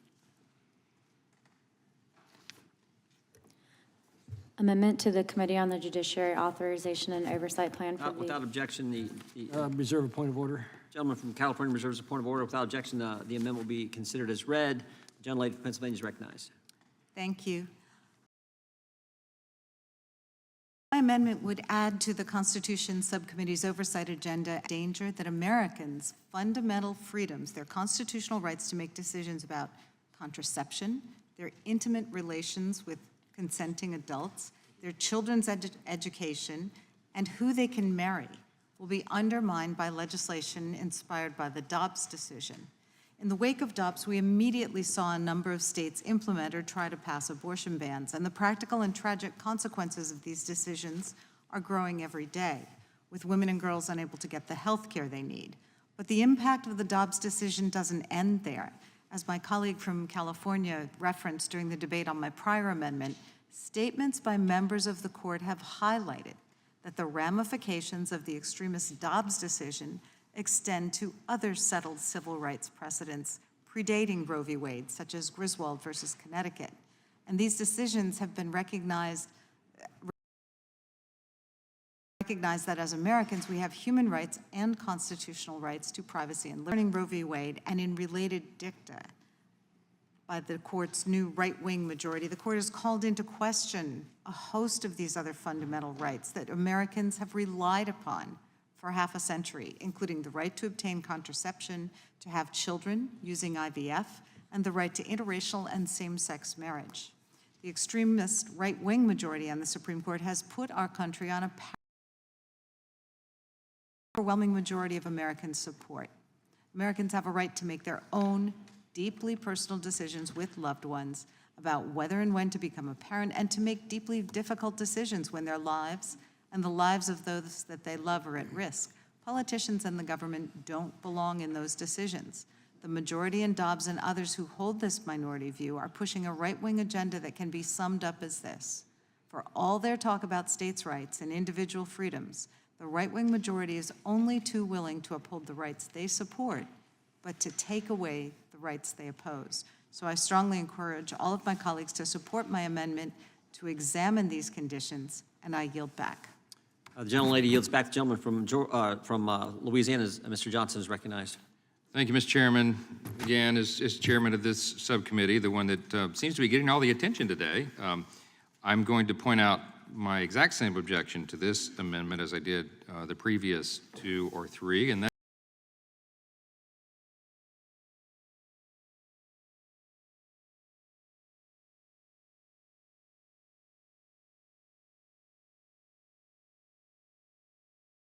examine the adequacy of current protections for U.S. citizens' constitutional and civil rights.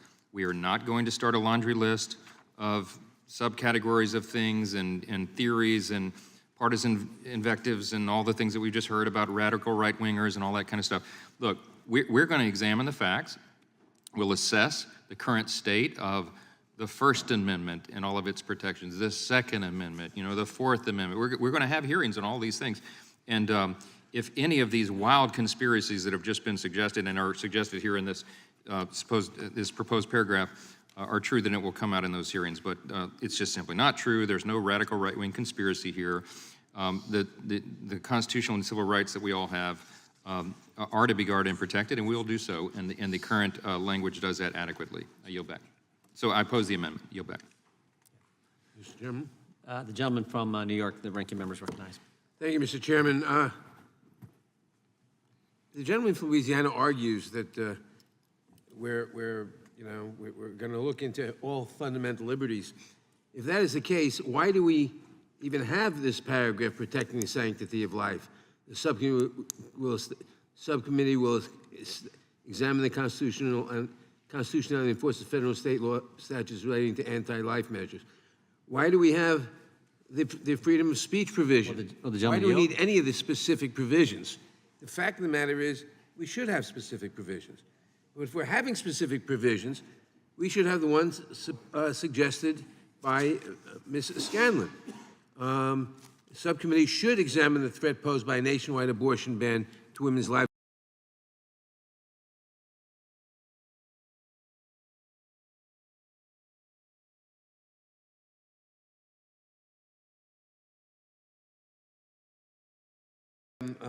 Gentlelady from Pennsylvania remarked that the decision in Dobbs, strongly hinted that Griswold, the right to contraception, was in question, that Lawrence, the right to same-sex relationships, never mind same-sex marriage, the right to same-sex relationships, that Loving, the right to interracial marriage, all of these are on the chopping block under the logic of the Dobbs decision.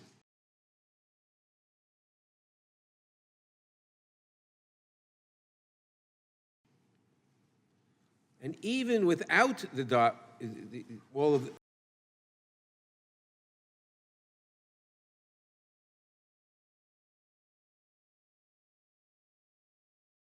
he said, or Alito's majority opinion, in which he said that the fundamental rights were different here because you're dealing with a life.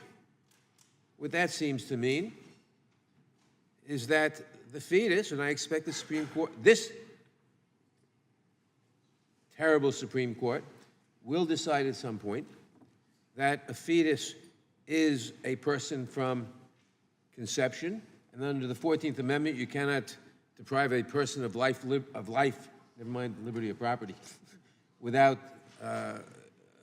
due process of law, and therefore we'll have a total ban on abortion, which would also mean a ban on in vitro fertilization, a ban on a lot of things. So it's certainly within the purview of this committee. If we're going to be looking at protecting the sanctity of life, we also ought to be looking at the threat of a nationwide abortion ban. Some people, if we're going to be looking at the threat to fundamental rights, we should be looking at the danger that Americans will lose their constitutional rights to make decisions about contraception, their intimate relationships with consenting adults, their children's education, who they can marry. These are certainly fundamental rights within the purview of this committee, and we should look at them. And that's all that this amendment does, and I therefore support the amendment.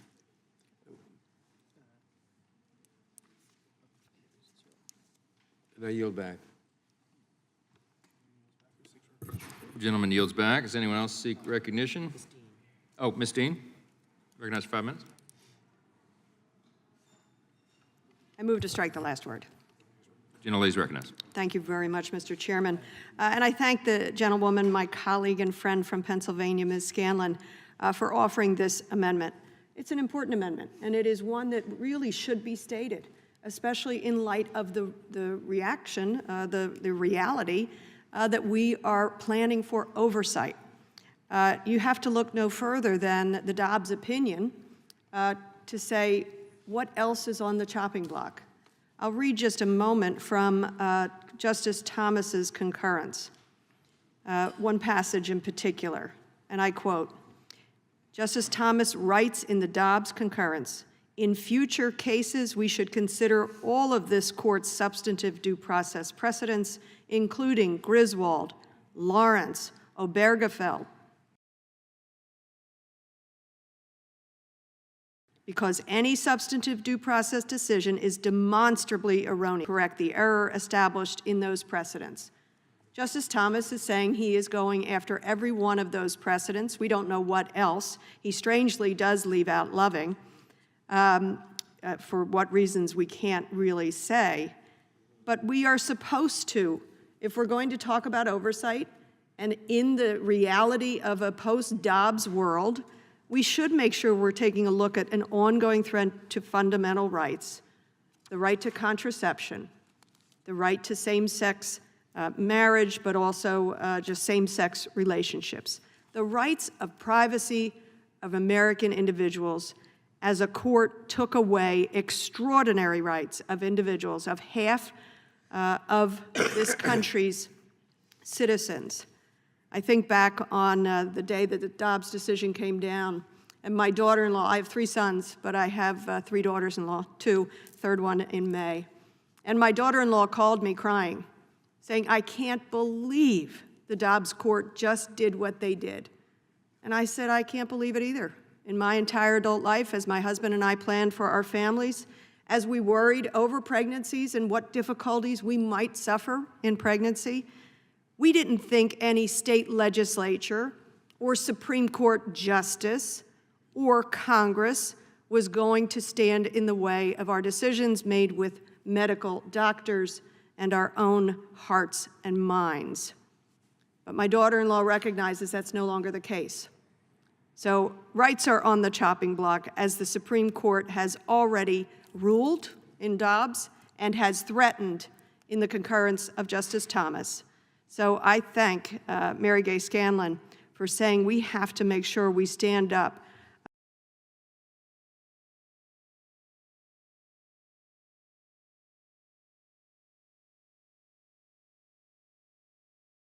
Rhode Island. I thank the gentlelady for yielding. I too rise in support of Congresswoman Scanlon's amendment and thank her for putting it forward.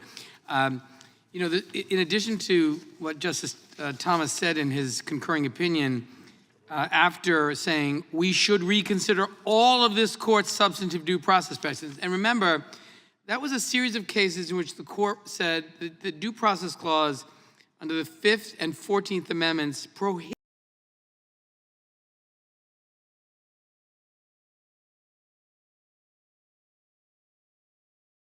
or freedoms upon which they were entitled to constitutional protection.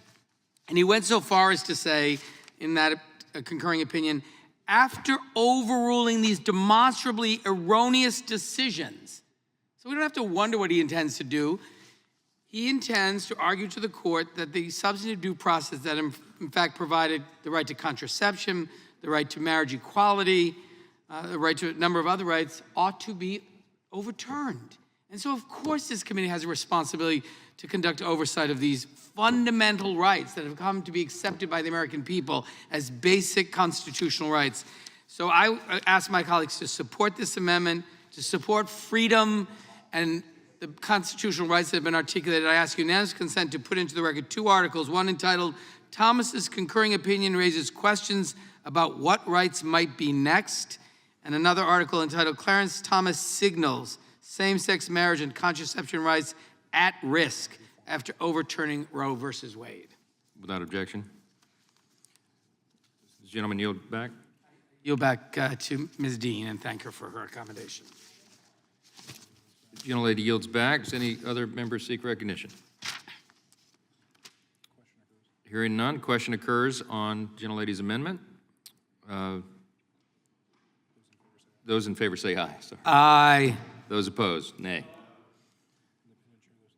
Independent chairs, noes have it.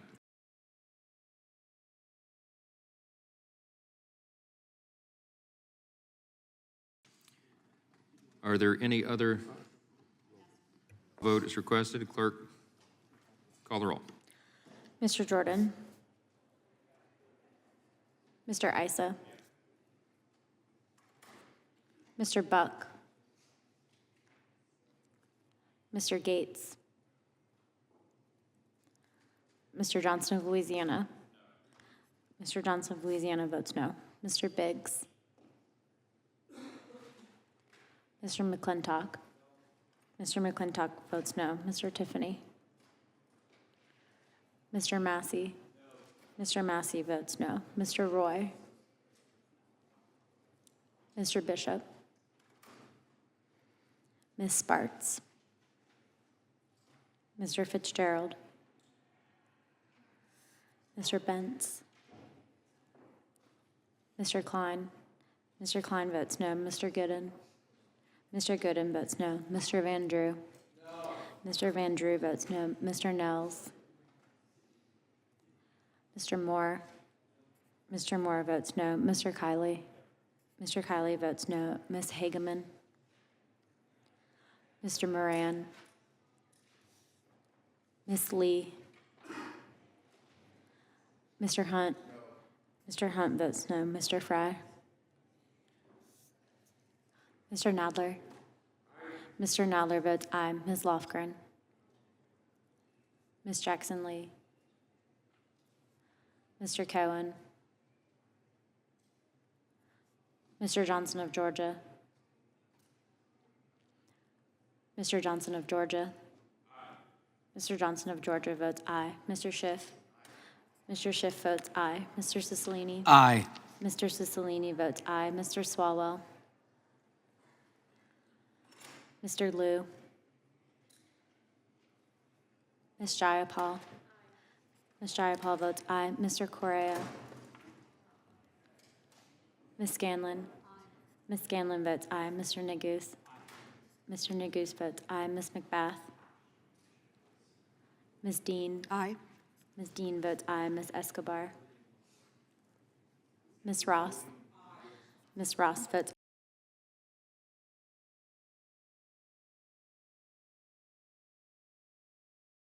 aye. Ms. Bush.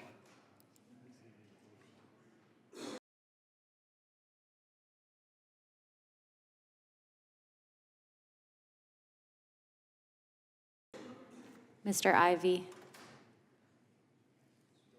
Chairman Jordan? Mr. Jordan.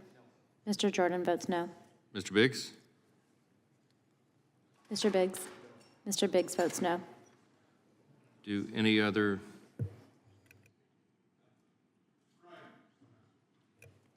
Mr. Fry? No. Mr. Fry. Mr. Fry votes no. Any other members wish to vote? Clerk will report.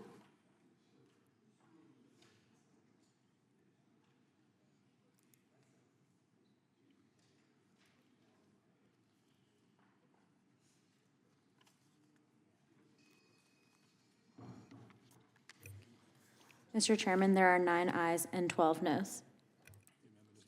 The amendment is not agreed to. Who seeks recognition? Mr. Cicilline. Mr. Chairman, I have an amendment at the desk. Clerk will report. Amendment to the Committee on the Judiciary, Authorization, and Oversight Plan for the 118th Congress, offered by Mr. Cicilline. Mr. Chairman, I reserve a point of order. Point of order is reserved. Beginning protection of constitutional. Without objection, we'll consider the amendment as read. The gentleman is recognized to explain his amendment.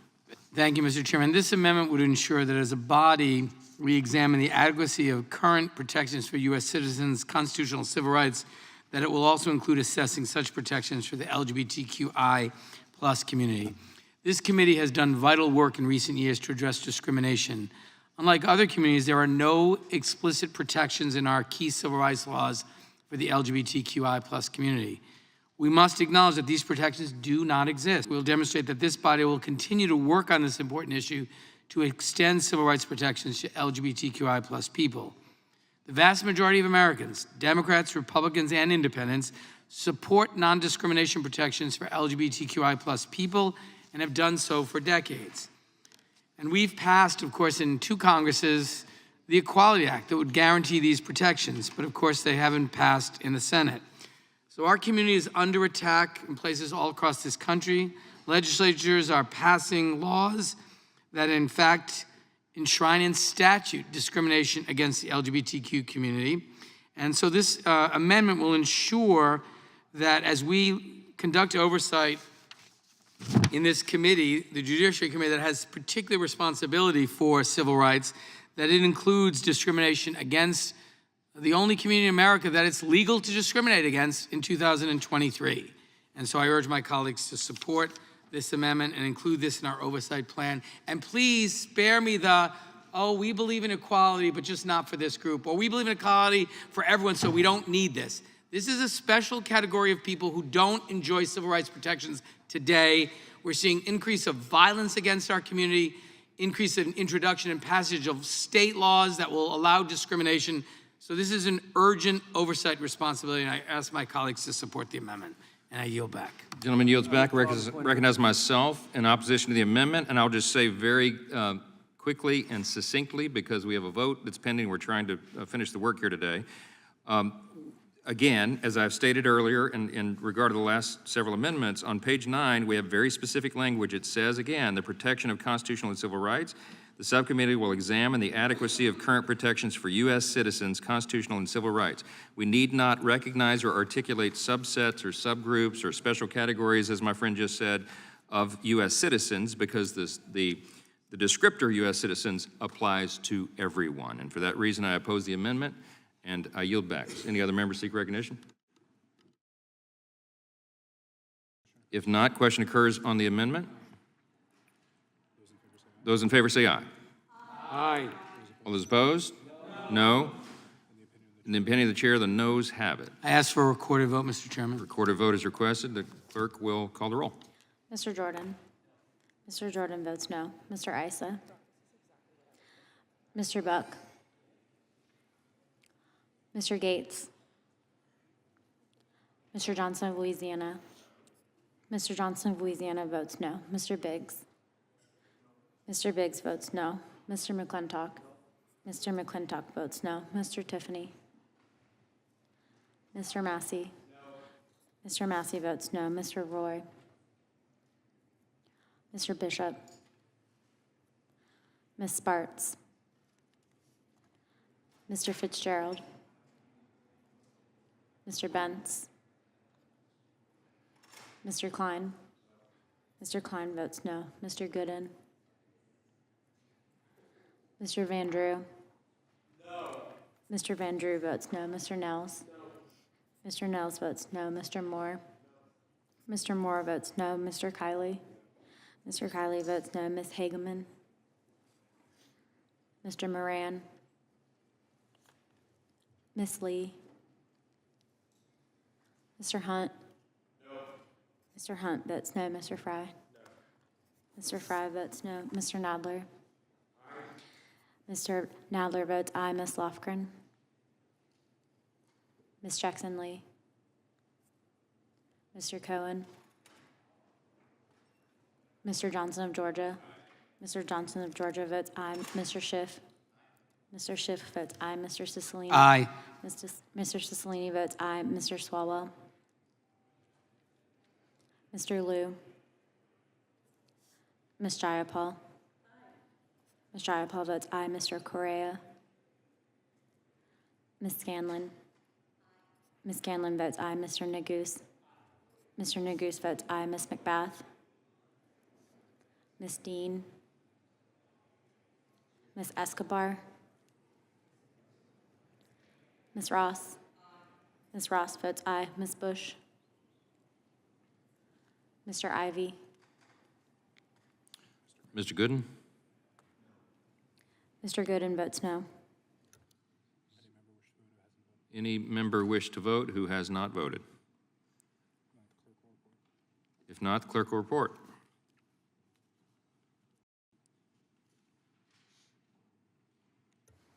Mr. Chairman, there are 8 ayes and 13 noes. The amendment is not adopted. A quorum being present, the question occurs on adopting the authorization and oversight plan. Those in favor say aye. Aye. All those opposed? No. No. In the opinion of the chair, the ayes have it, and the plan is adopted. Roll call. Roll call vote. Clerk will call the roll. Mr. Jordan. Mr. Jordan votes yes. Mr. Issa. Mr. Buck. Mr. Gates. Mr. Johnson of Louisiana. Yes. Mr. Johnson of Louisiana votes yes. Mr. Biggs. Mr. Biggs votes yes. Mr. McClintock. Mr. McClintock votes aye. Mr. Tiffany. Mr. Massey. Mr. Massey votes yes. Mr. Roy. Mr. Bishop. Ms. Spartz. Mr. Fitzgerald. Mr. Bentz. Mr. Klein. Mr. Klein votes aye. Mr. Gooden. Mr. Gooden votes aye. Mr. Van Drew. Mr. Van Drew votes yes. Mr. Nels. Mr. Nels votes yes. Mr. Moore. Mr. Moore votes yes. Mr. Kiley. Mr. Kiley votes yes. Ms. Hageman.